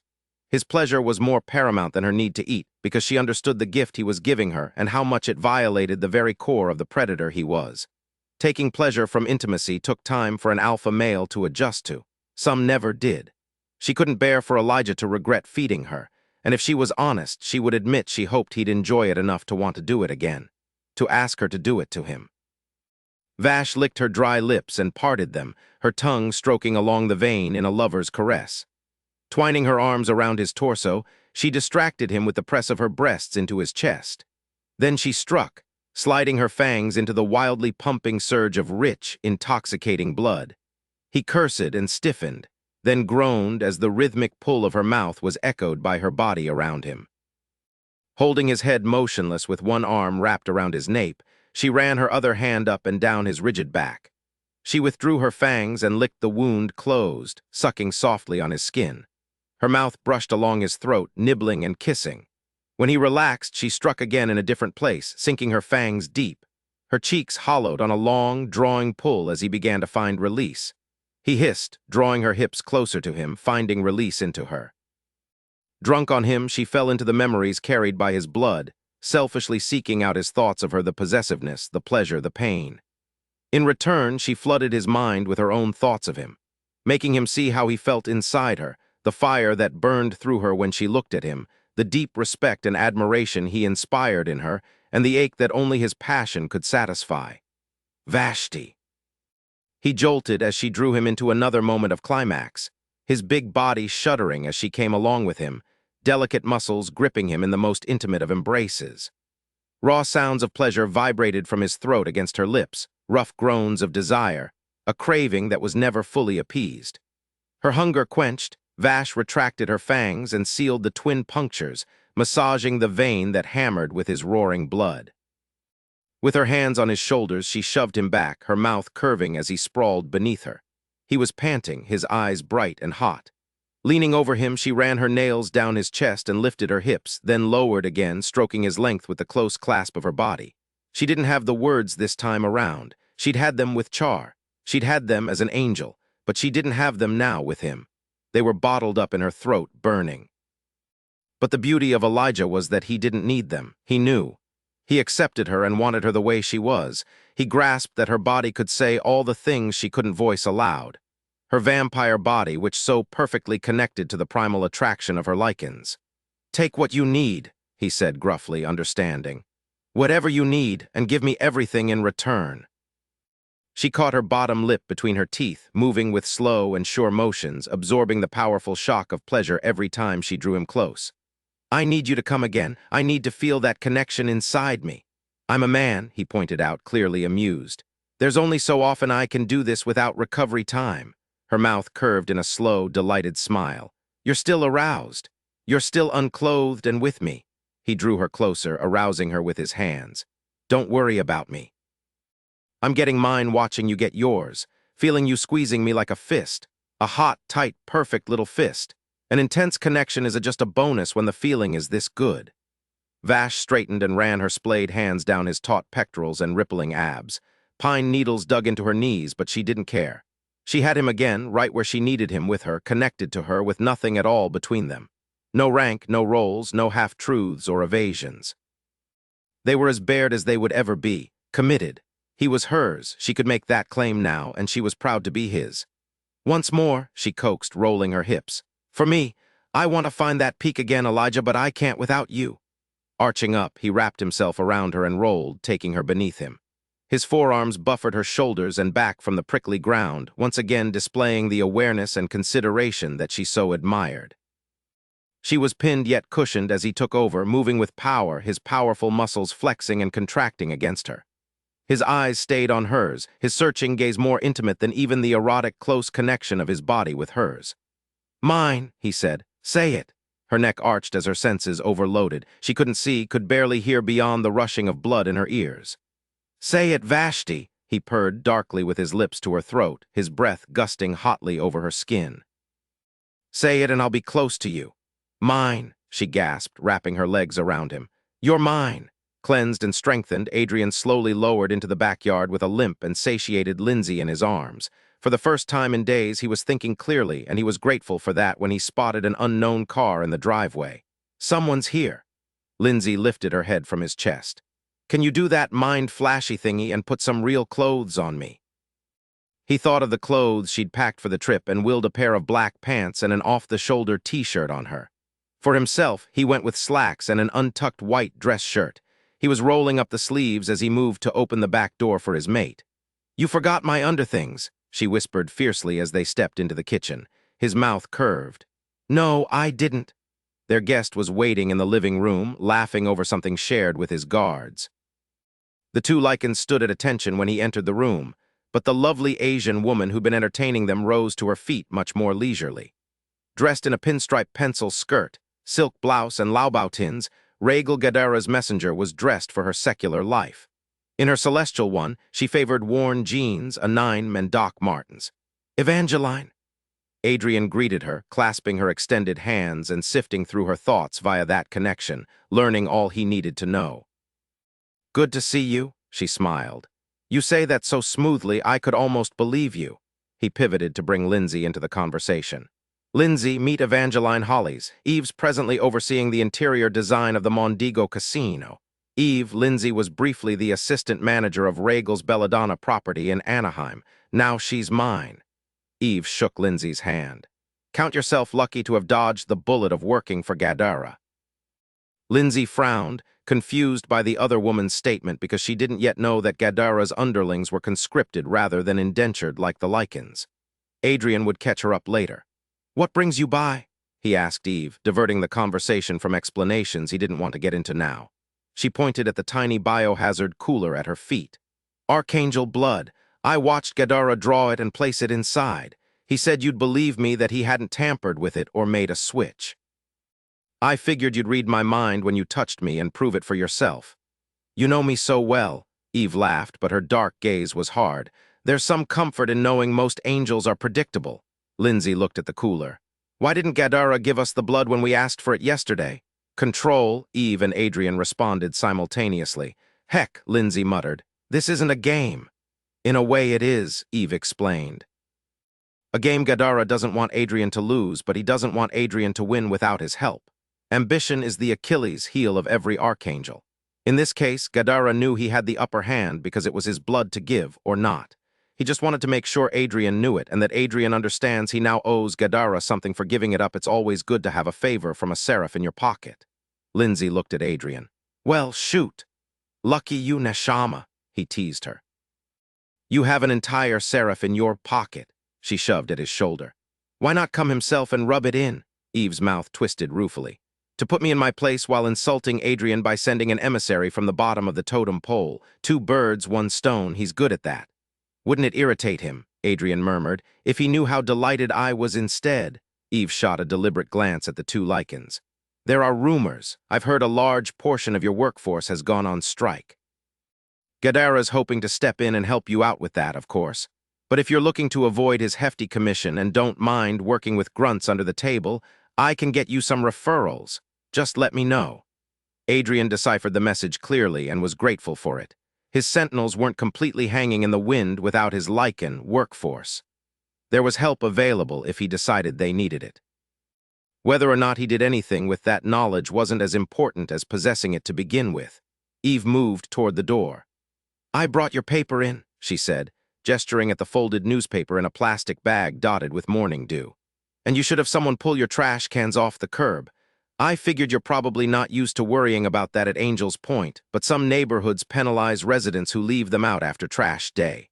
Mortal lives are a pain. He stared at the newspaper as the door shut behind her. Air conditioning, newspapers, trash. Someone's been staying here, Lindsay muttered. We lost track of that with Vashti showing up, but she wouldn't mind the heat, would she? She wouldn't even think about messing with the AC. No, who would dare use someone else's place like this? Perhaps it's not daring, he murmured. Perhaps it's desperation. Navajo Lake is only a few hours' drive away. Oh, the compassion in her eyes stirred his soul. He could stay and wait them out, but if they feared reprisal, they'd steer clear. They would need reassurance of a different sort. Glancing at the 2 Lycans, he said, Ben Andrew, I'm going to leave you 2 here. You can deal with the situation. Bring whoever it is back to Angel's Point if that's what they want. If not, let them know this property is going up for sale next week. The 2 guards were quiet a moment. Then one nodded, the other smiled. Thank you, Adrian. For what? Trusting us, Ben said. And taking us back, Andrew added. Adrian looked at Lindsay at a loss for what to say. Her encouraging smile got him back on track. Let's pack up and get to the airport. We need to get these samples to Siobhan. She reached for his hand and squeezed. He wondered if she knew what that simple gesture meant to him, how much love and support it conveyed, how quickly he'd come to depend on it. On her. He'd come to Vegas for blood and was leaving with something far more precious, a deeper connection to the woman who held his heart. In the chaos of his life, facing terrible odds and even more horrifying decisions, Lindsay was his light in the darkness, shining even when he couldn't see her. Chapter 17, darn creepy, Reyes muttered, crossing his arms as he leaned into the side of Vash's rental. Quiet as a tomb. Elijah glanced at the vampire and nodded grimly in accord with the sentiment. His skin was crawling. They'd split up and surrounded the residential subdivision, then worked their way inward looking for any signs of life. What they'd found was nothing, nothing at all. Where are the newspapers? Vash asked, moving restlessly. The mail, the overgrown lawns. You can't have an entire neighborhood disappear and not leave a trail that someone can follow. Sire opened the back of the Explorer and began pulling out weapons. How do you suggest handling this, Vashti? 2 vamps on vantage point rooftops, each end of the subdivision. Then 3 teams. One will take the homes in the center while the other 2 come around the outer circle on opposite sides. We pick this place apart home by home. The Lycans can do the walkthroughs for occupants while the vamps work on gathering physical data. There has to be a loose thread to pull somewhere. All right. He looked at 2 of the vamps he'd brought with him. Crash and Lyric, you 2 are on point. Anything makes a run for it, take it down. The 2 minions each selected a weapon and moved off, their bodies freshly fortified against the noonday sun by fallen blood. Elijah waited for further instructions, grateful for the dark sunglasses that hid how he watched Vashti. Her hair was restrained in a ponytail, her body encased in her customary black, the pants he'd shoved down her thighs earlier, paired with a leather vest that zipped from navel to cleavage. Her creamy skin and brilliant amber eyes captivated him, as everything about her did. His woman, so beautiful and infinitely deadly. A warrior whom other warriors followed into battle without question. He adored and valued her even while she was driving him crazy. She divided the remaining 5 vampires into teams of 2, 2, and 1, then turned to him for guidance on how the 4 Lycans should be divided.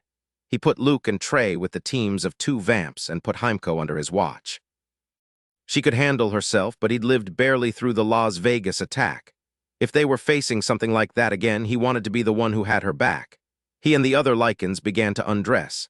He pulled his shirt over his head and tossed it into the cargo space of the Explorer. Then he towed off his boots and yanked his button fly open. "What are you doing?" Vashti snapped, having paused with her katana harness in hand. Brows lifting, he looked at her. "Armoring up like you." The others continued to shed clothes, and the vampires resumed the process of strapping weapons to their bodies, but he was keenly aware of their poorly disguised interest in his conversation. Vash's gaze darted from his open fly to Heimko, who was now in bra and underthings, then back to him. "You're not getting unclothed here." Heimko snorted and unclasped her bra. "Unclothing is part of what we are. Get used to it, bloodsucker." "Absolutely," Crash said, shooting a glance at her chest. "Great way to kick off a hunt." "Shut up," Vash rounded on Heimko. "And you've already seen what you're going to see of him in your lifetime." Heimko smiled coldly. "There'll be others, women with fur instead of fangs." Vash twirled one of her katanas in a graceful arc. "Try me, jerk." Vashti, Elijah sighed, knowing tempers were high. The thrill of the hunt was part of that serrated edge, but so too were Micah and Rachel's ghosts. Animosity lurked beneath the untried and tentative truce between vampires and Lycans. Keeping that enmity under wraps was a priority now, considering they were about to rely on each other in a possible life-or-death situation. "I can get unclothed, too," she shot at him. "Start a new trend. Not the same thing, and you know it." Her arched brow challenged him, as did her fingers on the pull of her zipper. Shooting her a look that spoke volumes, he rounded the front of the Explorer and shifted, returning a moment later with his jeans between his teeth. He dropped them at her feet. "Thank you." She picked them up and threw them into the cargo space with the rest of the clothes. Then she strapped on her blades, gave a nod to Sire, who sported a wicked-looking repeating crossbow, and they flowed outward from the vehicles to begin the hunt. Elijah wasn't surprised when Vashti joined him and Heimko, but it was a circumstance that was far from ideal. Keeping an eye on either headstrong woman was tough enough. Having two of them at odds with each other made it dangerous. The tension between the three of them was forgotten the moment they entered the first house. The two-story single-family dwelling was comfortably furnished and welcoming. There were no signs of disturbance. In fact, he could almost think it was a model home, everything being in its proper place, including the family photos on the mantel. He looked at them, noting youthful parents and 3 children, the smallest being an infant. Loping up the stairs, he searched the bedrooms. There he found signs of life: rumpled beds, children's toys scattered on the floor, clothes spilling from hampers. There was a trash can in the baby's room that had a soiled diaper in it, and a bottle of rotting formula lay half full in the crib. Vash entered the nursery behind him. "There are messages on the voicemail, calls from the dad's work asking where he's been. Same with the mom and a carpool she's got going for the kids. Looks like we're on day 4 now." The next several homes were more of the same. By the 8th house, Elijah decided to check the backyard as well. As with the other homes, Vash joined him after only a few moments. It struck him then that she was hovering. He growled at her, but she played it cool. Still, he read the anxiety in her body language. She was afraid to let him do his job. Shifting, he confronted her. "Stop smothering me." She scowled and blocked the view from the house with her body. "Put your darn fur back on before Heimko comes out here." For crying out loud, unclothing doesn't automatically equate to intimacy in a Lycan's mind. "She's female. In case you hadn't noticed, they drool all over you when you're clothed. When you're like this," she gestured at his body with an impatient wave of her hand, "you're asking for attention." His nose twitched as he smelled the first tendrils of her arousal. "Again, on a hunt. You're going to run me ragged." She flushed and shifted restlessly. "If you don't want me hot and bothered, don't run around unclothed." Softened by her obvious embarrassment and understanding how helpless they both were against the pull between them, he said more gently, "I don't need a bodyguard, Vashti. Go do your thing, let me do mine." "You say that as if it's easy. Those jerks want you worse than the darn women do. I watched them tear you to pieces once. I won't do it again. I can't." "Vash," his throat tightened at the pain he saw on her beautiful face. "Sweetheart, don't," she glared at him, so fierce and strong, yet fragile. "You got me into this mess." "What mess?" But he knew, and if they'd been anywhere else, he would have drawn her clothes. "This mess," she waved an impatient hand between them. "You and me, us. What are you, a parrot? Yes, us. We're a mess." It was very hard not to smile. We were last night. She ran her gaze over him from head to toe and sighed. But we're okay now, when you're not telling me not to worry about you or trying to share your body with the world. I share my body with no one but you, my crazy vampiress. God, I adore you. She's coming, Vash hissed, stepping closer to shield him. If she sees you, I'm gonna have to kill her. You're nuts, you know that, certifiably insane. And he was crazy, too, about her. He shifted back and spun away from her. When Heimko darted out of the house at a full run, he directed her to scout one side of the yard while he handled the other. He sniffed out a dog buried in the far corner, which was confirmed by a little headstone, but he found nothing out of the ordinary. Heimk, however, whined and began scratching at the dirt. He joined her, and they dug through fresh sod to find potting soil covering a layer of quicklime. 3 feet down they discovered what was left of a child's body, identifiable as such only by the size of the bones. They both leaped back in horror.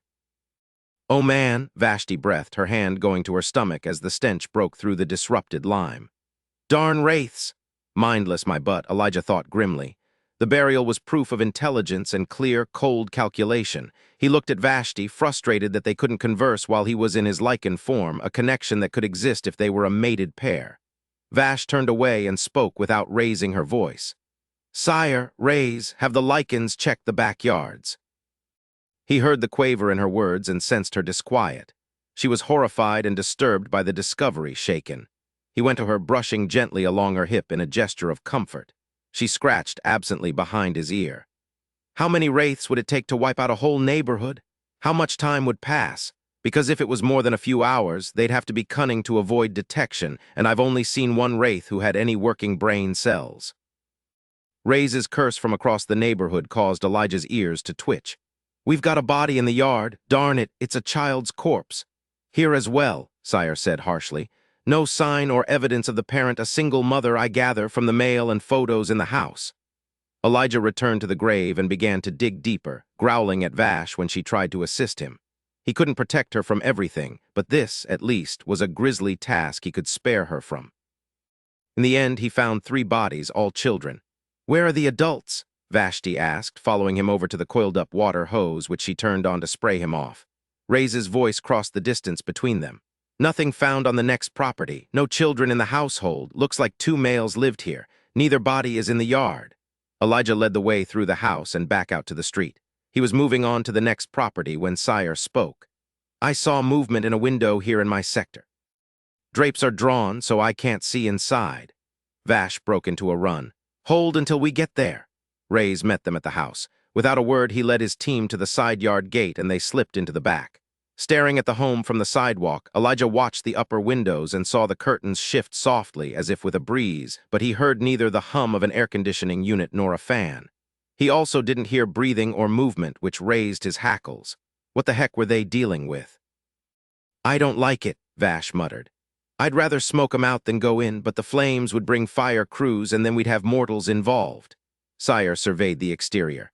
"My team will take the upper windows. Your Lycans can enter from the bottom floor. Ready?" With a nod, Vash leaped onto the side of the house and scrambled up like a spider. Sire did the same. Elijah took one side of the house, Luke took the other. Heimko remained on point at the front, while Thomas waited in the rear. "On 3, Raise whispered, his voice drifting on the wind. 1, 2, Elijah lunged through the nearest window, entering the house in a shower of glass. He'd scarcely registered that he'd landed in a small home office when he slammed into the closet door, unable to gain purchase on carpet slickened by a viscous substance. Shaking off the collision, he registered what coated the floor, the black, oily residue left behind when wraith bodies decomposed. Heimko's frantic barking spurred him into action. He careened out into the hallway, skidding into the wall and denting it before finding traction in the unsoiled carpet. He leaped into a family room, where Heimko and Thomas were covered in wraiths. With a roar of fury, he lunged into the fray, grabbing a wraith by the neck and snapping it as he tossed the body aside like a doll's. The repetitious report of a pistol cracked through the room as one of the vamps emptied his clip into the writhing bodies ringing the edges of the huddle. Raise waded in through the sliding glass door, yanking wraiths up by the hair and severing heads with his blade. Elijah was tackled from the side. Fangs bit into his flank. Snarling, he kicked with his hind legs, his claws raking into the thigh of his attacker. The wraith lost its grip and fell away. Elijah turned and crouched to retaliate, aiming for the navy anchor tattoo that decorated the pale as milk flesh over the wraith's heart. Vashti! Sire's shout pierced Elijah like a silver bullet. Abandoning his attacker, he bounded up the stairs. He reached the second floor and hit a wall of wraiths, the teeming mass of gray bodies clogging the narrow space. A glint of light on a flashing blade drew his attention to the ceiling, where Vash clung upside down with a one-handed grip. Her free arm slashed a katana at the upraised hands that clawed at her, trying to pull her loose. Fear for her made him frantic, sending him scrambling over shoulders and heads to reach her. "Not so fast, Alpha," a voice hissed. His rear leg was caught in a vice-like grip, and he was yanked into a room with the sickening crack of breaking bone. He howled against the searing pain, his gut churning as the door was kicked shut, blocking him from helping Vash. Favoring the oddly bent limb, he faced his attacker. She tossed back silken strands of crimson hair and set her hands on black leather-clad hips. For a split second, Elijah thought he faced Vashti, then the differences came into focus through the fog of pain. The woman was too lean. Her features harsh and less refined, and her eyes were lit with a sick, mad light. She withdrew a gun from the holster strapped to her thigh and grinned, revealing wicked fangs. "Bye-bye, lover," she crooned. The door crashed in behind her, the paneled particle board breaking free at the hinge and slamming into the vampress's back. The pistol went off, the shot going wide.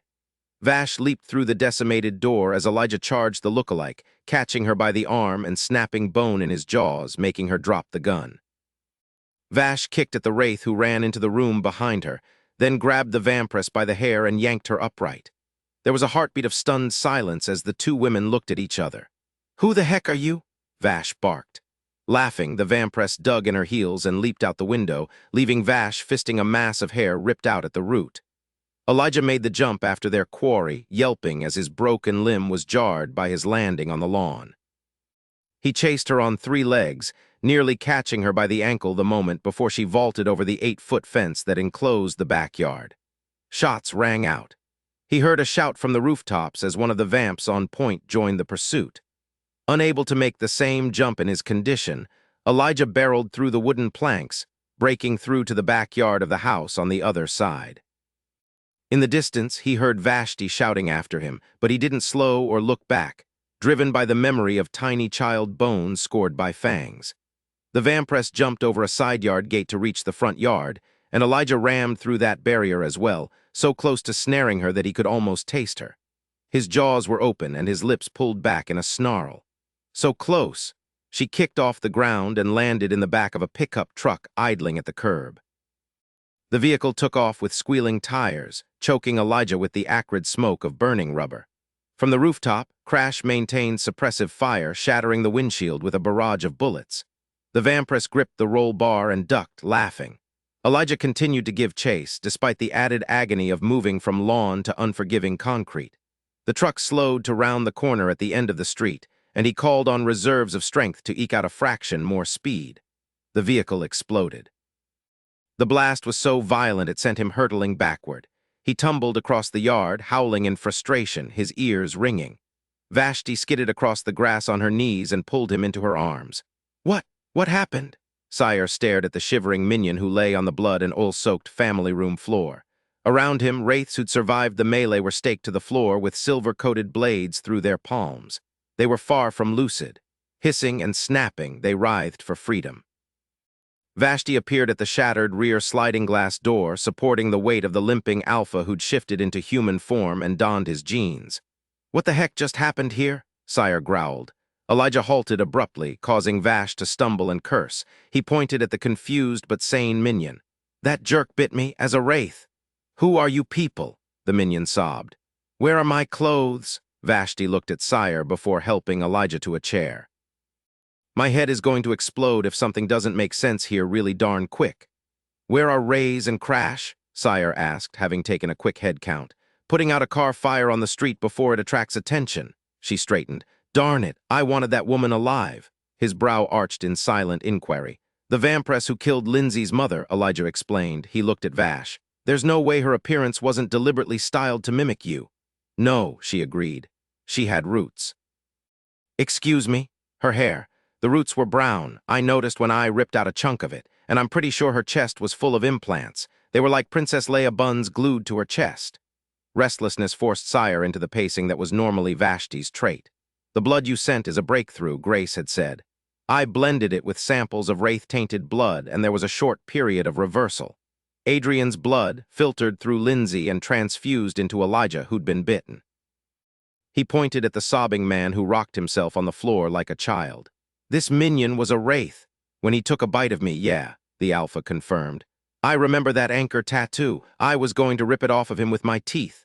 "I remember it too," Reyes said, coming in from the front door. "I saw it in a framed photo in one of the houses we searched." "Fucking A." Vash stared at the wraiths. "These are the residents. My God, did they eat their own children?" The minion began to scream and rip out his hair. Sire knocked him out with a fist to the temple. "You've got a big fucking problem here," Elijah said. "That Vashti wannabe was one of yours, and she was here well aware of what the hell was going on with these wraiths. She was batshit crazy, but still. She's been hunting humans for sport for years now. I doubt Lindsay's mother was her first or last." "Sire." All heads turned to Lyric, who descended from the second floor. "There are a dozen wraiths upstairs who have gone long enough without food that they're barely capable of blinking." "She was feeding them," Vash said. "She infected them, then fed them their own children. Why? There's something else," Lyric went on. "You'll want to see it for yourself." Sire gestured for Vashti to precede him in following Lyric upstairs. They ascended quickly, picking over tar-like puddles that marked the end of wraith lives. Lyric led them to the room at the end of the hall, the master bedroom, which had been ravaged. The furniture had been tossed in the corner, opening room for the placement of a table and chairs. Writing on the wall documented the progression of the virus over a period of 72 hours. Handheld radios were plugged into their recharging bases. Duffel bags and a suitcase had been shoved against the closed closet doors. "Here," Lyric pointed at the open suitcase. Amid the pile of rumpled clothes was an employee badge. Crouching, Sire picked up the rectangular laminated badge and stared at the all-too-familiar face in the photo. His blood turned to ice as his thumb brushed over the Mitchell Aeronautics winged logo. "What is it?" Vashti asked behind him, unable to see. He passed her the badge over his shoulder and riffled through the rest of the contents. "Phineas," she said quietly. "But he's dead." "Is he?" The luggage undoubtedly belonged to Adrian's original second-in-command, as evidenced by the personal items inside, which included 2 molted feathers. Sire eyed the robin's egg blue color of the filaments, which so reminded him of the wings he'd once boasted. Each angel's wings were uniquely colored, leaving no doubt that the feathers he held had once graced Phineas's. Elijah's voice broke the weighted silence. "They were experiments," he said, reading the writing on the wall. "See how they have them divided up by weight and gender, then again by these letters, a B and C, here." Reyes entered the room with what looked like a makeup case in one hand. He set it down on the table and released the catch, revealing a variety of vials. "We need to get that to Grace," Vash said. Sire pushed to his feet. "Grace needs help." Vash walked to Elijah and handed him Phineas's ID card. "Reyes knows a laboratory scientist in Chicago. I bet she could help us narrow down our choices to the best in the field." "That's a dead end," Reyes said vehemently. "I slept with her and left. I doubt she'd be too charitable to my coming around again with my hand out. It'd be messy." Sire didn't point out that sleeping with and leaving lovers was par for the course with Reyes. Instead, he said, "Go to her and offer her what she wants. You know how to get what we need out of her." "There's got to be another way," the captain insisted. "We can put out a call to the minions. There are bound to be some who have ties we can pull." The strength of Reyes's protests didn't escape his notice, but Sire chose not to delve into the reason for it now. "We don't have time to stumble around in the dark, and a recommendation from someone you know personally and intimately is a damn sight more responsible than a fucking Google search. See to it." A muscle ticked in Reyes's jaw. "Yes, Commander." "Phineas," Elijah said softly, his attention on the ID card. He looked up and raked the room with a narrowed, searching gaze. What the hell was that vampress into? Mortals, vampires, sentinels, nothing was off-limits for her. Sire's arms crossed. "What are the chances that Phineas isn't dead?" Elijah barked out a humorless laugh. "No way, he and Adrian were like this." He crossed his fingers, then glanced at the suitcase on the floor. Phineas was coming back from a trip to the Navajo Lake outpost. He stopped in Hurricane, Utah to feed his Lycans and was ambushed by a nest of wraiths. Whoever the hell that Vashti wannabe was, she must have had a setup there too, and after Phineas was taken out, she grabbed his stuff and bylaid. Perhaps, At this point, we can't rule anything out. Right. The Alpha's gaze was hard. Because it's more believable that sentinels and vampires are working together than it is for a group of minions to fall off the deep end. Sire conceded the point. The majority of minions succumbed to madness. Mortals weren't designed to live without their souls. A piercing, inhuman scream shattered the moment. Everyone charged downstairs, reaching the first floor as a series of gunshots reverberated through the house. Crash stood over the sprawled body of the wraith-turned minion. His gun was in one hand, and his other was pressed over a bloody wound on his biceps. He went nuts and lunged for me. The minion who'd briefly recovered lay dead on the floor, his features reverted to the haunted, sunken look of a wraith. Even as they watched, the man disintegrated into an oil slick. Rage burned through Sire, igniting a vicious bloodlust. It was quite clear now why Adrian had risked Lindsay the way he couldn't afford to give up even a drop of his blood, not when all evidence pointed to it being a component of a cure for the Wraith virus. Sire glanced at the Alpha. Lindsay was the key to Adrian, Elijah was the key to Lindsay, and Vashti was the key to Elijah. The means he required to save his people was within his grasp, and he didn't have any qualms about using it. Chapter 18, Adrian exited his private plane first, then held out a hand to assist Lindsay down the short steps. "Wow," she said, "it's definitely cooler here in Ontario." Soon she wouldn't notice such things. Every day the vampirism in her blood took greater and greater hold, and every day he was relieved to find her soul pure and intact. It seemed Shadow's soul had indeed been enough of a sacrifice, leaving Lindsay's unmarred by the curse of the fallen. Although he had doubts that the Creator paid any attention to him anymore, Adrian still offered up his gratitude for the miracle of her. With his hand at her back, he steered her toward the Mitchell Aeronautics hangar Siobhan was using as her home base. They stepped through a slender parting between the massive hangar doors, then headed to the stairs that led down into the subterranean storage areas. The eerie quiet they descended into was very much at odds with his last visit. Then the screams of the maddened, infected minions had been damn near deafening. He'd since had the rooms soundproofed to preserve the sanity of the sentinels who worked there. "Captain!" He turned to face a doorway he'd just passed. "Siobhan, it's good to see you." The petite brunette stepped out with a smile for Lindsay and a quick nod of greeting for him, but her eyes went immediately to the carrier in his hand. "What have you brought for me?" "What you asked for." He passed it over. "Come with me," she said, running a hand through her cropped hair, which was still damp and fresh-smelling from a recent shower. As was her usual, she wore urban camouflage pants with army-issue jungle boots and a plain black t-shirt. The hard-edged attire did little to toughen her appearance. She was tiny and appeared delicate, a ruse that had blindsided too many of her opponents to count. He followed her and Lindsay down the hall and into a laboratory outfitted with the best equipment his considerable fortune could buy. Freezers and glass-fronted refrigeration units lined the walls, while microscopes, notepads, and laptops covered the metal tables in the center. Siobhan cleared space on the nearest tabletop with a sweep of her hand and set the cooler down. She smiled when she opened it and read the label on the blood bag. "Wish I could have been there when Regal gave this up. And you got a sample from Vashti, too. You'll have to tell me all about that." "Certainly, although I expect you have information to share with me as well." Adrian pulled out a metal stool for Lindsay and stood behind her. "Where's everyone else?" "The others are in the infirmary or out in the field." The sentinel moved to the closest refrigerator and put the 2 bags inside. "I wanted us to have some privacy when I talked to you about my latest discoveries." "Oh." Lindsay reached for his hand and linked her fingers with his. Siobhan returned and leaned a hip in to the edge of the table. She was flushed and bright-eyed, almost glowing. He'd never seen her look so happy. "I ran tests using the various samples that were sent to me over the last few days. Lycan blood, for the most part, has no effect. For the most part, there was one sample that was anomalous. When I tested it, it caused a violent reaction. The virus became unstable very quickly. Had I been testing with a live subject, the subject would have expired." "What sample was this?" "The Alpha's." Lindsay's hand tightened on his. "Elijah's? Why?" "I'll have to run more tests to be certain, but I believe it's because the virus was created with his blood or blood similar to it.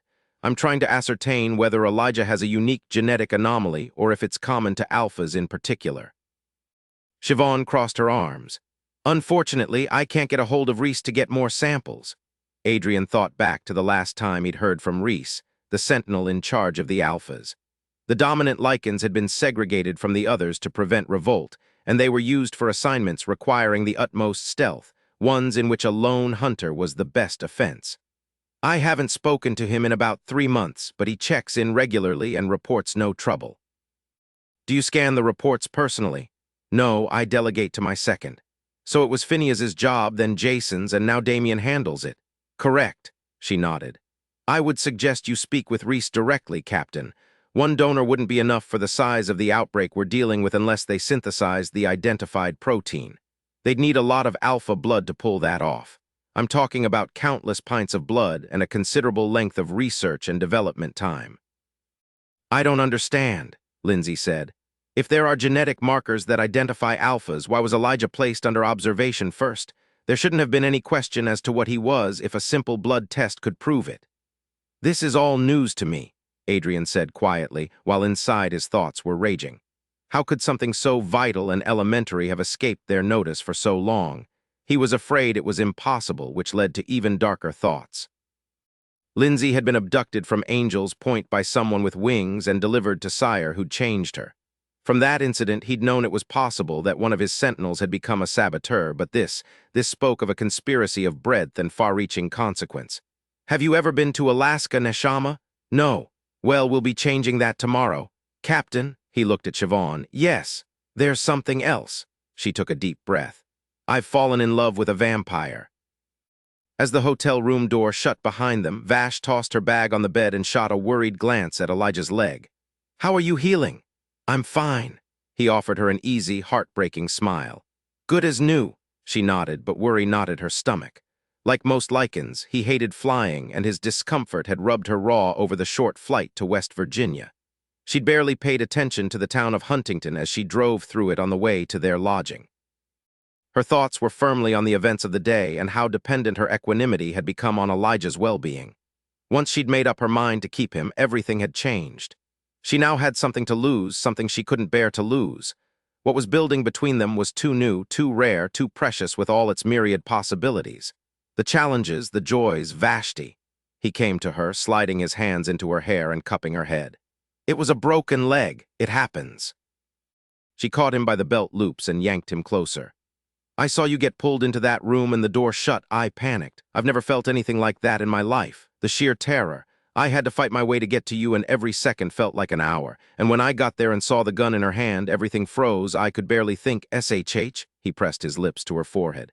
It's okay. No, damn it, it's not okay. I don't want to feel like this. It's too much.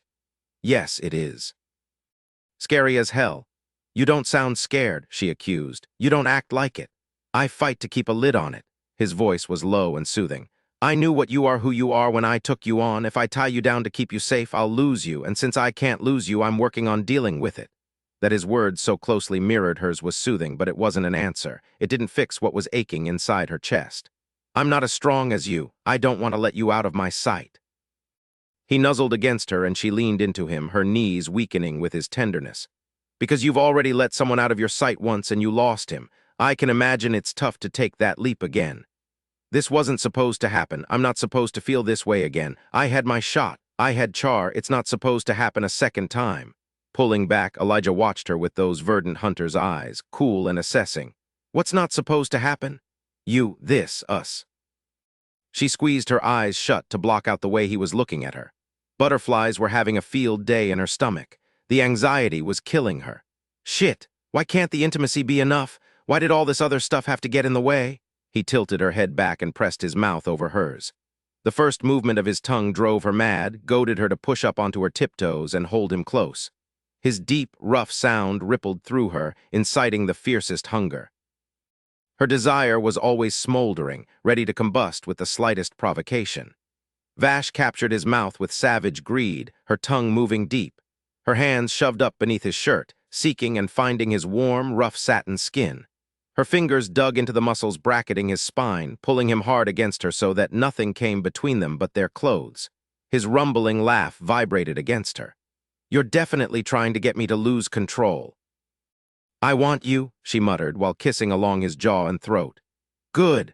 She shoved his shirt up and buried her face in the light dusting of hair on his chest, breathing in the hardworking scent of his skin.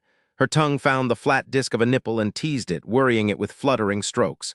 "God, that feels good," he said hoarsely, lifting his arms to pull his shirt off. Dropping to her knees, she yanked open his fly with frantic fingers. "Hey!" He tossed his shirt aside. "What's the rush?" She tugged at his jeans, but he stopped her, catching her by the chin and tilting her face up. "Vashti." His eyes were dark with concern. "Talk to me." "Don't want to talk, I want you." He joined her on the floor, kneeling and brushing her hair back from her face. "We're going to face a lot of tough situations together. It's the nature of who we are." "Easy for you to say." She smacked his hand away. "The chances of my dying are slim to none. You're dying right now, every minute." Ah. Elijah sank back onto his heels, completely oblivious to the stunningly appealing sight he presented bare-chested with his button fly parted just enough to expose the thin, silky line of hair that led below. So vital and virile, a potent force of nature, and yet his days on this earth were finite. "I get it." "I don't think you do. How can you?" Setting his hands on his knees, he exhaled in a rush. "Mated lycans live longer." What did you say?" "You heard me, and you love me. Enough that it's driving you crazier than you already were to begin with." She stared at him. Then she pushed to her feet, pulling herself together with as much dignity as she could muster. They weren't going to talk about this, ever. It was bad enough without saying the words. "Go take that shower you wanted." Catching her wrist when she moved to pass him, he stood. "I'm glad. Don't get excited. This place may not have hot water." "I'm glad you love me," he qualified. "Did I say that?" "I don't think I said that." "Okay, then." His thumb brushed over the madly throbbing pulse in her wrist. "I won't say it either. Doesn't make it less true." The sharpening pain in her chest had her stumbling to the bed. She sat gracelessly, her gaze on the blank television screen. "Go shower," she said again. "Join me." She shook her head, wondering how she would survive going through this twice, suffering through the debilitating, devastating pain twice. And she was stunned that she could even equate the two men she loved together, one who was with her for eons alongside one she'd known only a matter of days. How could she feel this way so swiftly? Worse, there was no doubt her affection for Elijah would grow as time passed, becoming even more necessary until she wouldn't be able to breathe without him. He lifted her hand to his lips and kissed her knuckles, then let her go. A moment later, she heard the shower come on in the bathroom. And a moment after that, she heard him singing. The pain in her chest turned into a sweet yearning. He had a beautiful tenor showcased by the choice of song which she didn't recognize, but he could have sung horribly off-key for all she cared. It wasn't his talent that seduced her, but the intimacy of sharing this downtime with him. The gift of seeing him open and unguarded, close to her. Vash shook her head. That word didn't mean the same thing to a lycan as it did to a vampire. When Charon died, she'd gone on. Inarguably altered by the loss, yes, but capable of moving forward all the same. When Elijah finds a mate, he would live until he died of old age or his mate died, whichever came first. He couldn't survive either circumstance. She was still contemplating that when he emerged from the bathroom, unclothed and dripping wet. He shook out his hair, spraying her and the rest of the room with droplets of water. "Hey," she protested. "Watch it, puppy." He glanced at her as he went to the dresser and checked his cell phone. "You're doing enough watching for the both of us, Cougar. You're observing, really. My body is burning." "It's a very nice figure." She was startled by the throatiness of her voice. Due to his effect on her, of course. The one she'd been experiencing since she first saw him uninjured and bleeding in a Utah cave, his luscious body still vibrating with the threat of imminent violence. She wasn't going to think about the end. She was going to focus on the here and now, taking everything she could from him, giving everything she had. If his life was going to pass with the swiftness of a dream, she was going to make sure they blazed as bright as the sun so that when the time came, she'd burn out with him. She unzipped her vest and said with unmistakable possession, "Mine." He faced her, his eyes dropping to her exposed chest. A rumbling purr escaped him. "Mine." She beckoned him with a crook of her finger. He came to a stop in front of her, standing between her parted knees, his glistening body directly at eye level.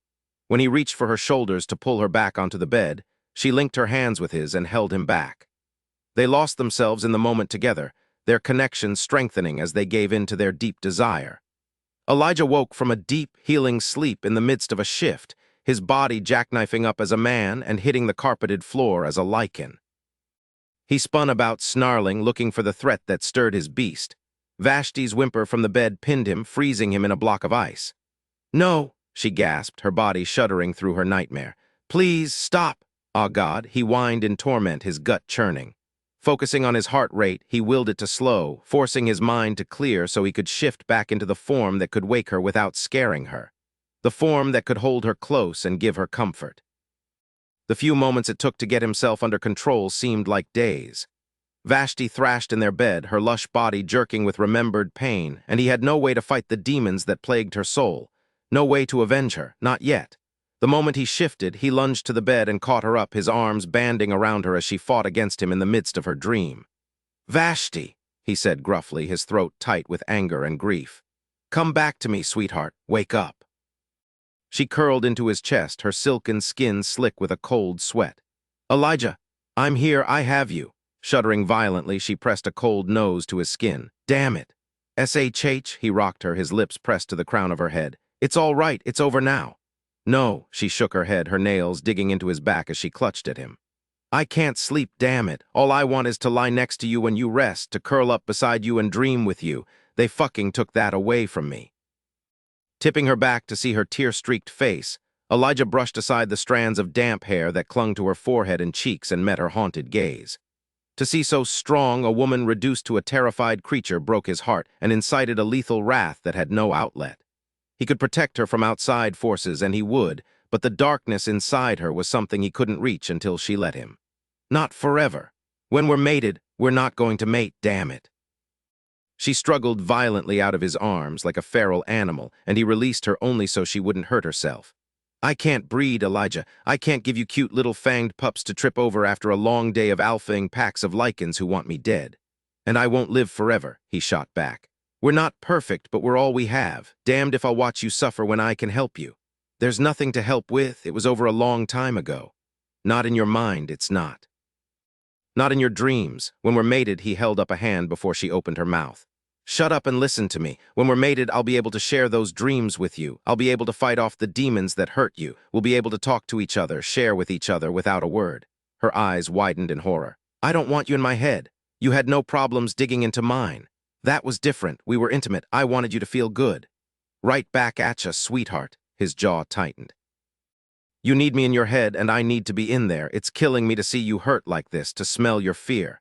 I just need to stay awake." Vash began to pace, her wild hair swaying around her torso. "I don't need sleep like you do. I can go without it." "Fuck that," he pushed to his feet. "Your body may not need sleep, but your mind does, your heart does. You don't know what they did to me," she bit out. "I don't want you to know. You won't know. I won't let you." Elijah crossed his arms. "Try and stop me. It's not necessary. We can work around it." "No deals, sweetheart. Do you think there's anything that could make me not want you? Don't you think I would have found that escape route before we passed the point of no return? You're right. I don't know what was done to you, but I've got the gist and a really twisted, sick, messed up imagination. Chances are what I can picture in my head is worse than reality, but it doesn't matter either way. It doesn't change how I feel about you." "Nothing can. You don't know that." She fisted the roots of her hair with both hands. "I won't risk you finding out the hard way." He caught her when she paced by and made her look at him. "The only thing that could come between us is infidelity. In that case, you wouldn't have to worry about me walking away because you'd both be dead." Vash stared at him a moment, her eyes bleak, then the corner of her mouth twitched. "And you call me the crazy one? I'm going to make you happy." He pulled her close. The icy lump in his stomach melted when her slender arms encircled him. "Whether you like it or not, whether you fight me or not." "Oh, I'll fight you," she promised, her eyes clear of shadows. "That's the way I roll." He pressed his lips to her forehead. "I wouldn't have you any other way." Chapter 19, Stick Close, Elijah said as Vashti climbed out of the passenger side of their rental, her gaze trained on the massive metal gate that was the entrance to the Huntington Lycan outpost. "They'll know you're mine the moment they get a whiff of you. I'd be surprised if we don't face at least one challenger here, especially from whoever's been running this place since they revolted." She slid sunglasses over her golden eyes and rounded the hood. "I've got your back, babe, and your fine body, too." He couldn't help but look twice, then stare. She was wearing one of the sleek, sleeveless black bodysuits that looked like wet paint applied directly to her skin. Black leather boots covered her from toe to knee, and her long, blood-red hair hung loosely down her back. For the first time since he'd met her, she wore jewelry, a stunning necklace she'd picked up that morning when she was out fetching him coffee from Starbucks. The fact that she'd thought of his desire for caffeine, a desire she didn't share, touched him. But the necklace touched him more. It was an elaborate collar of peridot around her neck, a color she said reminded her of his eyes. The nonchalance with which she'd told him about her selection didn't fool him for a minute. The necklace shook up her usual stark mourning black in an unmistakable way. No one could miss the statement, and she'd chosen to make it with something she associated with him. She'd gone on to tell him that her wings had been a similar color, putting a picture in his head of a ruby-haired, sapphire-eyed, peridot-winged angel with pale as a pearl skin. Impossibly gorgeous, he'd thought, wishing he could have seen her that way. Then he'd pulled her clothes and kissed her until she went lax in his arms and her dreamy smile revealed her wickedly sharp fangs. The angel she'd been was in the past. It was the vampiress who held his heart, the fallen angel with a warrior's soul, the woman who'd suffered brutality at the hands of demons and been broken only to come back stronger and fiercer than ever. "Micah's always going to be a problem, isn't he?" she asked softly, absently adjusting the fit of her katana scabbards. "Or more accurately, what I did to him and what you did to his widow because of me." He didn't deny it. There was no point. "I'm sorry, Elle." Reaching out, she linked her fingers with his. "Not that I did it, because under the circumstances and the information I had to go on, I would do it again, but I'm sorry that it hurt you and that it's causing you trouble now." The video screen beside the door flickered and a stern male face appeared. "Who are you, and what do you want?" Since the feed was closest to Vashti, she approached it first. "Your alpha is here to check the place out. A warm welcome is expected. A little brown-nosing wouldn't hurt." Elijah sighed. "Vashti." "What?" She strolled over to him. The 30-foot door slid open smoothly, revealing a party of a half-dozen armed Lycans, 5 males and 1 female. Vashti looked down at the multitude of red pistol-scope laser sights shimmering on her chest. A wicked smile curved her lips and she bared her fangs. "Behave," he admonished her before stepping forward. "Lower your weapons, she's with me." "She's a vampire," the tall, tawny-haired Lycan in the middle said with a scowl. "Cute and observant," Vash purred. "I'm sorry I left the Scooby snacks back at the hotel." The Lycan's aim lifted to center mass of her forehead. Elijah pulled the sunglasses off his face. "Ah, but clearly his hearing is defective. I may need to put him down." "Can I watch?" she asked sweetly. The dark-haired Lycan next to Trigger Happy holstered his weapon and came forward.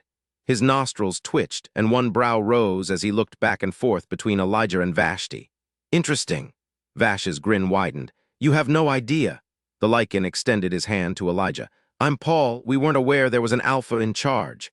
Vash stepped closer, clearly protective. "Why send a messenger when he can take care of it himself? Your alpha takes the hands-on approach." "We have a hierarchy here," Trigger Happy said tightly. "You'll respect it, or you can find another outpost to shelter you." She shook her head. "Definitely no treats for you." Trigger Happy took aim. In the time it took for Vash to pivot out of the way, Elijah shifted and lunged. He knocked the blonde down and ripped his throat out in one fluid movement. Gunshots fired around them. Elijah spun in a snarling crouch, prepared to attack again. Only to find 3 of the Lycans nursing bleeding Trigger hands, and one of the males standing with both arms up in the air and his gaze rigidly trained on the ground. Vash held Paul's pistol in one hand and the back of his neck in the other, her arms straightened so that he was forced to his knees on the ground. Elijah shifted forms and walked toward his discarded clothes, admiration and respect for his woman filling him in a heated rush. Vash glared at the female Lycan. "Close your eyes, you." "No peeking." "You see any part of your alpha but his face and you won't live to regret it." He pulled on his jeans first, for Vash's sake, then used his shirt to wipe the blood from his mouth and chest. "I'm lenient about many things," he said to the group at large, "but I won't tolerate disobedience or threats of any kind against Vashti. Are we clear?" 2 of the males shifted forms at the mention of who she was, unable to restrain their agitation. The snarl he shot them had them sitting, if shifting restlessly. "Let Paul get up." Vash released the man but kept her gaze trained on the others. Paul straightened, raking Elijah with a sweeping glance. "I've never seen a Lycan shift so fast." "Betcha never seen a Lycan who's with a vampiress either," Vash said. "Sire's second, no less. It's a whole new world." Elijah arched a brow at her. "Didn't I tell you to behave? I don't take orders from you when I'm not in a moment of passion." He decided not to give her any more ammunition. "I need access to your data center, Paul." "Yes, Alpha," Paul gestured through the gate. "I'll show you where it is." Elijah was deep into working on the data when Vash's cell phone rang. Excusing herself, she stepped out to the hallway and answered, managing a smile when Sire's face appeared on her iPhone screen. Vashti, he greeted her. How are things faring in Huntington? I don't know yet, they're digging for the goods now. What is that on your neck? He frowned. Is that jewelry? She flushed. Yeah, what's up? Have things smoothed out between you and your Lycan? I'm keeping him. She figured it was best to get that out of the way. Sire's smile revealed his fangs. Excellent. Her fist clenched at her side, her mind's eye seeing the fork in the road ahead and the decision she'd soon be forced to make between the two most important men in her life. Can you speak privately? His smooth, soothing voice had the opposite effect, making her hackles rise. Not yet. Vash glanced up at one of the Lycans on guard duty in the hallway. Nearest soundproofed room? He jerked his thumb down the hall, his gaze cold and hard. 2 doors down on the right, bloodsucker. Thanks, Fido. Once she was inside alone, she cocked her ears and listened for anything other than her own breathing. She kicked the walls one by one, listening for the telltale sound of a pocket where a bug could be hidden. When those checks come up clear, she nodded. Okay, I'm good. What's up? I'm heading with Rays to Chicago now to follow up with his contact there. Torque is covering for us while we're in the field. Sire leaned back in his chair. As for your Lycan, there's something you need to know. Her heartbeat skipped at his tone. Oh, his blood caused a remission in that wraith yesterday for a reason he'd just drunk filtered sentinel blood through Lindsay. When Grace tested Lindsay's blood via the needles and other paraphernalia that you had the presence of mind to retain, she found the effect to be even more pronounced. It's highly likely that pure, undiluted sentinel blood, or perhaps all angelic blood, is the key to a cure for the wraith virus. She heaved out her breath and nodded grimly. You suspected that, he noted. I knew it had to be something major in order for Adrian to let Lindsay come with me. She ran a hand through her hair and paced, her heels clicking across the tiled floor. Fucking this could explain why he took my blood. He probably figures we might still have similar blood properties. I've sent Grace blood samples from me, Rays, and Salem. We'll see what she turns up. With any luck, this trip to Chicago will prove fruitful and we'll be able to get her the help she needs to speed things up. He paused a moment. Also, there was an incendiary device found in the wreckage of the pickup truck. It's possible it was set off by remote. How would the person with the remote know to activate it? Her mind scrambled ahead. Unless they were watching. We found pockets of C4 all over the Wraith house. It was a trap. Why didn't the house go up? If they saw the truck pull out, they definitely saw us in the house. We don't know. Perhaps your double had the remote for the house in the truck, or the receiver was defective. Salem is leading a team through the property now. Torque is working on tracking the purchase of the C4. Hopefully we'll have some answers soon. Vash rubbed at the icy lump in her chest. Until we've got a better handle on this, watch your back in Chicago and keep an eye on Rays. There's something between him and that lab tech you're visiting. I caught that. Keep me posted. Sire's austerely beautiful face faded to black and she blew out her breath in a rush. She turned when the door opened behind her. Elijah filled the doorway and the fear that had been sliding through her eased its grip. He held his hand out to her. We've found what you're looking for. Vash squeezed Elijah's shoulder as she read the data on the massive van-sized monitor on the wall. 3 Lycans, she said. 3 against Char and Ice. They shouldn't have been able to win. He looked at her, studying her face, wishing he knew who she'd been on the phone with and what they'd told her. Her usual vivacity was subdued, concerning him. Do you believe the accusation that Charon's fledgling incited an attack? It's possible. Her troubled gaze met his. Ice was problematic. He was struggling with bloodthirst and he lacked self-control. I was leaning toward putting him down, but Char thought he could turn the kid around. I was so busy with my duties as second that it was hard for me to deny him something that gave him pleasure and kept him occupied. Elijah read between the lines. They hadn't been equals, not as he and Vash were. But Ice survived the attack, only by hours. He'd been burned too badly by the sun. While Charon was brutalized, she nodded. The attack was especially vicious, so much so that I thought maybe the demons had got to him before I arrived, but the body reeked of Lycans and the disemboweling had been done with Lycan teeth. The demons. A chill moved through him. Pulling her close, he placed his lips to her ear and asked, How soon after Char's death were you attacked? She yanked back. Who said I was? Then she scowled. An hour, thereabouts. An hour, he crushed her to him, squeezing her so tightly she gasped and struggled. I'm going to find a way to raise them from hell and kill them all over again. Elijah. She softened and let him hold her, pressing her lips to his jaw, always avenging somebody except when I get in the way. He turned back to the monitor, keeping an arm around her waist. He spoke to the Lycan named Samuel who manned the keyboard. Can you pull up their histories and display them side by side? Samuel typed in the necessary commands, and Elijah studied the results. Same month and year of birth for all three, he noted. And they all died the same year, Vashti murmured, within a few months of each other. Same litter, Samuel. The lycan frowned at the monitor. We don't have many triplet births, but let me pull up their breeding charts. There aren't any. That's weird. We can check their blood, Elijah said. Send someone to cryostorage to pull their samples. Samuel picked up the phone embedded in the workstation and passed along the order. Vash's fingertips kneaded restlessly into his hip. Would that be unusual for brothers to hunt together? Depends. His gaze remained on the monitor. At a younger age, no, but these were breeding-age males. They should have been spread around among the outposts.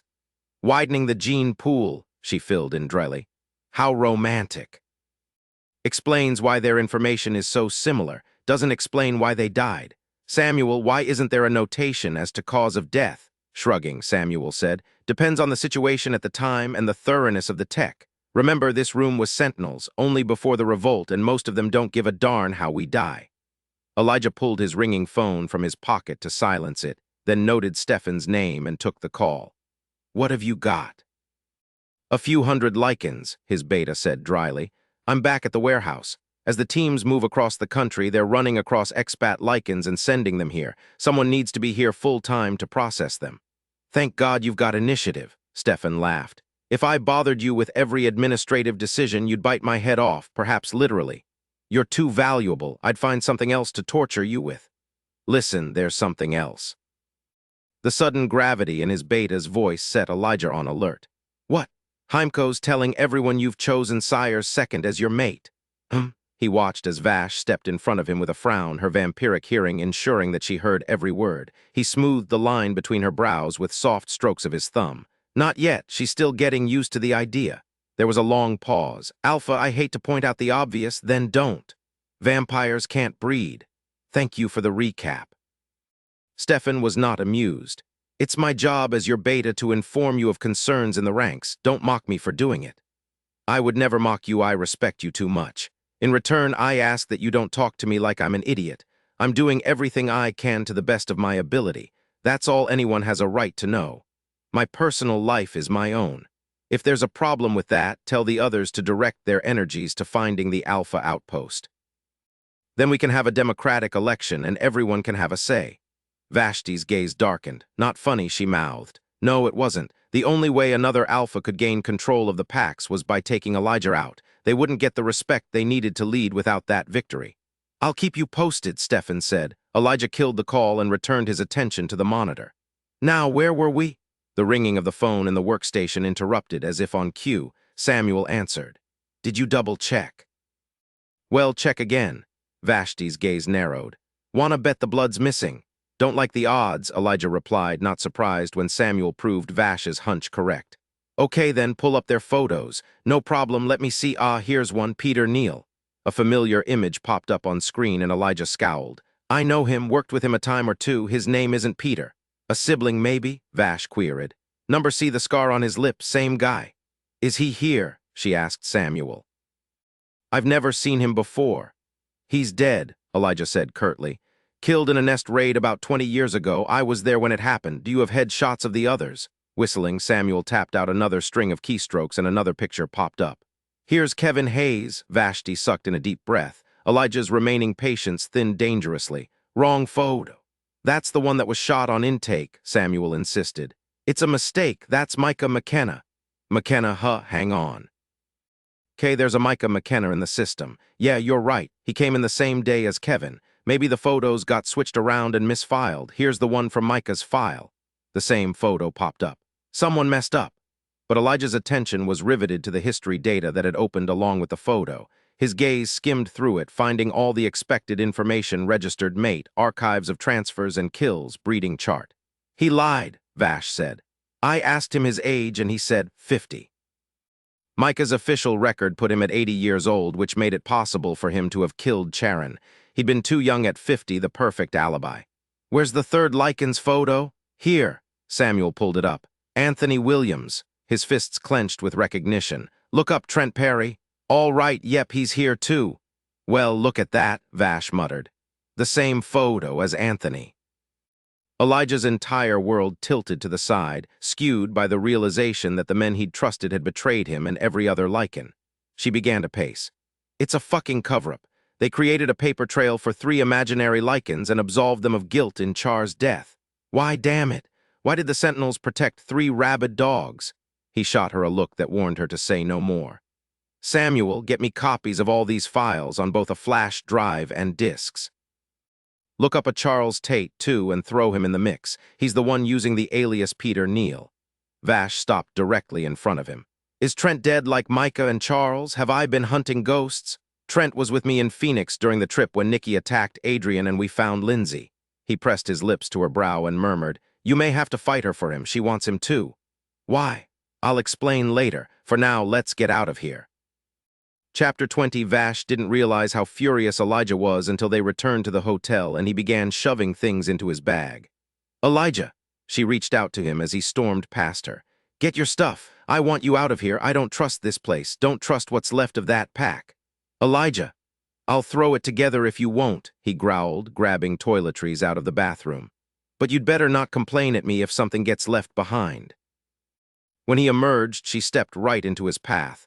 Will you talk to me, damn it? What? You're mad. Goddamn right I'm mad. He tossed the things in his hand on the bed and growled.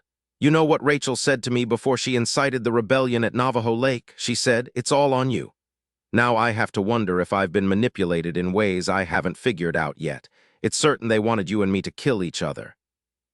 If we hadn't gotten so close the minute we scented each other, one or both of us would be dead. We'd never have spent the time together that led to where we are now, and Sire would be out for someone's blood. You think Micah's the one who planted your blood for me to find? He crossed his arms, straining the armholes of the t-shirt he'd borrowed after getting blood on his own. You killed Micah's partner but kept Micah alive to interrogate. Why not the other way around? He had a big mouth. Taunting me and being an all-around jerk, it was easy to pick him. He made it easy, and I think it's possible you recognized his scent from Charon's attack without realizing it. Maybe you even recognized it from Nikki's abduction. That knowledge might have been there in the back of your mind. I have Char's killer's sense ingrained in my memory. I wouldn't miss that. I once had to argue my right to claim a kill because a badly wounded Lycan had bled all over the body. It smelled like her more so than me because of the blood. If Micah had access to my blood to frame me, certainly he had access to others. Considering the trouble involved in creating that paper trail, dumping a couple bags of blood around Charon's body would be the easy part. And we both know how a disemboweling smells. That could explain why the attack was so vicious they wanted the stench to cover up their identities. She sank heavily onto the bed. Why? Elijah crouched in front of her. To break you. I think they've been trying to do that for years. First through Charon's death, then through me. Micah's the thread there. You can't tell me that's coincidence. I won't buy it. No, she exhaled harshly. I'm not buying it either. And we can't forget about your double attacking Lindsay's mother. Lindsay grew up planning on killing you her whole life. They would have had to know who she was, that she had Shadow's soul inside her. Yes, just as they'd know Adrian or Sire would find her, and through them she'd find you. It explains why she wasn't killed along with her mother. In my experience, the minions who go batshit have a liking for children's blood. I've heard it's sweeter, she murmured absently, rubbing at the ache in her chest. To think of Char dying because of her, I'm not important enough to go to this much trouble for. You're important to Sire, very much so, and so was Phineas to Adrian. He caught up her cold hands in his. This is psychological warfare. Cripple the primaries by taking out their seconds. Micah likely deliberately sacrificed himself for the cause, just as I now suspect Rachel did. They wanted me in a specific headspace to achieve their aims. To put you and the Lycans on the high ground? Is that what this is all about? To make you the dominant faction? I don't know. He scrubbed a hand over his face. That wouldn't explain the doctored files and missing blood. Only Sentinels had access to cryostorage and data centers. And your double brings vamps into the mix, too. Why would they want Lycans at the top of the food chain? Vamps delivered Lindsay to Sire after she was taken from the point by a Sentinel. Right, we've got the wrong Vamps, Lycans, and Sentinels involved here. The question isn't just who's dirty, but are they dirty together? Pulling a hand free, Vash cupped his face with it, then told him about the conversation she'd had with Sire. He cursed and pushed to his feet. I have to go back. I have to go back to Adrian. She gained her feet, too. Her heart pounded. What? The Sentinels are wide open. Once it gets out that their blood is the cure, they'll be sitting ducks. They need help. I have to at least attempt an alliance. They can take out 100 vamps a minute if they wanted to. They never really needed you." The look he shot her was dark and decided. "We need them. For all their faults, they keep the minions in check. Minions are dying, Elle." But she knew with a sinking heart that she wouldn't be able to sway him. "I need to go back if only because Micah worked so damned hard to force me to leave. There's a reason for that, and I'm not going to just play along." "What about me? I need you. My people need you." Elijah tugged her clothes and pressed his lips to her brow. He held them there for a long moment, the beat of his heart slightly faster than it should be. "They've got you, sweetheart. You're a one-woman army." She caught his belt loops, holding on tightly. Her chest and throat burned. "You can't ask me to make this choice. It's not fair." His hands pushed into her hair, brushing it back from her face. He looked down at her with such tenderness she could hardly breathe through the pain of it. "I'm not asking you to do anything, Vashti. I'm telling you what I have to do." She stood frozen as he extricated himself and walked away. She watched him collect the items from the bed and take his stuff to his bag and her stuff to her bag, separating them, dividing them up. "Fuck you, Lycan." Her fists clenched at her sides. A surge of malicious satisfaction moved through her when he paused in surprise. "You can't make me love you, then just fucking walk away. We're in this, you and me." "I'm not walking away." He faced her and crossed his arms. "You're mine, Vashti. Nothing can change that. If you haven't figured that out yet, we've got bigger problems than the war breathing down our necks." The fist around her heart loosened. "Then what the hell are you doing?" "Letting you be who you need to be. Letting you be the woman I love, even if that means you're on the other side of the world, on the other side of the line. If I make you go my way, I'll lose you. I know that because if you try to force me to go yours, you'll lose me. I can't live that way, Elle." Anxiety slithered through her, making her sick and cold. She began to pace. "We can't be apart, working against each other. We have to find a compromise we can live with." "Tell me what that is," he said softly. "I have to call Lindsay and tell her the vampire most likely responsible for her mother's murder is dead, which will be both a relief and not, because she wanted to do the killing herself. Then I'll follow that up with the news that I probably got her father killed, since I handpicked the team of Lycans sent to guard him, and one of those team members was Trent. After that, I get to tell Adrian that Sire knows Sentinel blood is the cure and pretty soon more vampires will know, so now the clock is ticking. In the meantime, Sire's got rogues infecting his ranks and I've got Lycans who are deliberately sabotaging my relations with both sides. Where's the middle ground? Switzerland." His brow arched. "You want to run off to Switzerland? That's your plan?" "No, we'll be Switzerland. You and Lindsay will form a loop. Sire and I will form a loop, and you and I will remain one unit. We'll bridge the gap between the two. Right now, the biggest priority for everyone is the Wraith virus. If we're all fighting the same enemy, it makes sense to combine forces. Since when did common sense prevent war? I don't think Sire would go to war without me. He would certainly think twice about it if I objected. If you can convince Adrian that the risk to the Sentinels is too great without your support, we might be able to hold them both back, especially if they know we're all being set up. They're not going to want to play into that any more than you do. It's worth a shot." "Okay." Vash came to an abrupt halt, shocked that he'd capitulated so easily. "Just like that. It's messy, complicated, and will probably come back to bite us in the ass. And the Wraith virus isn't really a Lycan problem, aside from the fact that you seem to be especially tasty to them," she interjected. "There's that, I suppose," he resumed packing, "but we'll do our best." Relief hit her like a Mack truck. That might have been why she blurted, "And I want a bond with you." Elijah froze, his hands suspended in the process of zipping his duffel closed. "Vashti," she spoke in a rush, her heart racing and her palms damp. "I know it's selfish. If someone's really out for my blood and they manage to get to me, I'll take you down with me. I know Lycans don't live long after losing a bonded partner," but he faced her and the look in his eyes nearly leveled her. "I'll go down whether we're bonded or not. I thought you knew. I'm already there, Vashti. I think I've been there since you gave me that pep talk in the cave." Vash stumbled straight into his arms. "You're the worst thing that's ever happened to me. You've messed up everything." He laughed and the sound unknotted the stress and fear inside her. "And we're just getting started. We'll be able to communicate without words, right? We'll have that advantage. Among others," he brushed her hair back from her face. "We'll be stronger as a connected unit and more vulnerable. They'll know how to hurt us." So we won't tell anyone. I'll be your ally and you'll be mine. We'll let those who want to believe that we're using each other believe it, but we'll know better. You don't have to do this, he said softly. I can wait until you're ready. I'm more than ready. Just try and stop me. She called Sire and told him about what she'd learned of Charon's attack. While she did so, Elijah called Lindsay and told her he needed to meet with both her and Adrian.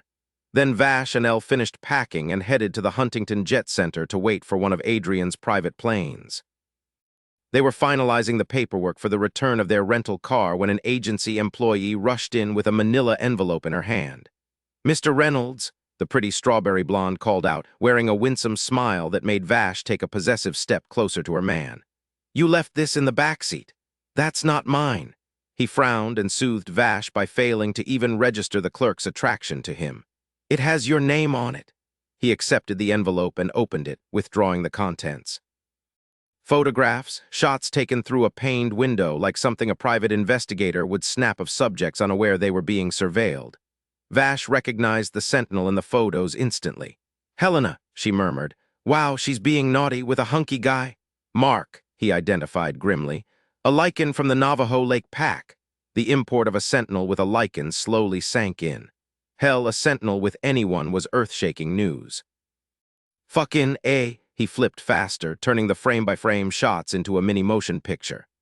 The couple came together in a passionate embrace, their mouths melding, clothes shedding. Then a masked figure was in the room with them, standing over the bed, his posture so menacing it caused the fine hairs on her arms to rise. The next shot was of the window with the curtains drawn, followed by several photos from inside the room, scenes of a carnage so horrifying her stomach knotted Helena with sightless eyes, her beautiful wings clawed from her back, her lover lying pale and bloodless on the floor with twin punctures in his neck. The time stamp in the lower right-hand corner of the pictures told her the shots had been taken nearly a month ago. "What is this?" she whispered, devastated. "Where did it come from?" "What the fuck are we supposed to do with it?" Elijah shoved the envelope into his duffel. "Someone's sending us a message we'll have to decipher." They swiftly wrapped up their business at the rental counter and headed over to meet their plane. The silence stretched out, comfortable between them even when thick with a clusterfuck of lies and questions. Vash linked her fingers with his while they waited in the concourse. "Are you sure about going to Alaska? It's a long flight, or maybe a video conference would be better. Or we can wait until Lindsay and Adrian get back." He glanced at her. "Didn't I mention that Adrian's jets have a sleeping cabin?" "Oh," heat swept through her, melting her trepidation over the days to come. "No, I think you forgot that part." He bent toward her and pressed a kiss to her temple. "You'll be bonded when we land." "Well, then." She rested her head on his shoulder, allowing herself to savor the precious gift of having someone to lean on. "You may just learn to like flying after all." Dr. Karen Allardyce was running late, as usual. Grabbing her briefcase off the passenger seat of her sleek black Mercedes AMG, she unfolded from behind the wheel and set one stiletto-heeled foot on the ground. The morning was cool, the sun still hovering low in the sky. In front of her stretched the wide lawn that filled the space between her designated parking spot and the entrance to her laboratory. The lush blades of grass still glistened with dew, and the parking lot around her remained silent and empty. In a few hours, she'd be brown-nosing one of the most prominent philanthropists in Chicago. A donation of several million would give her a good start, but she knew that was wishful thinking.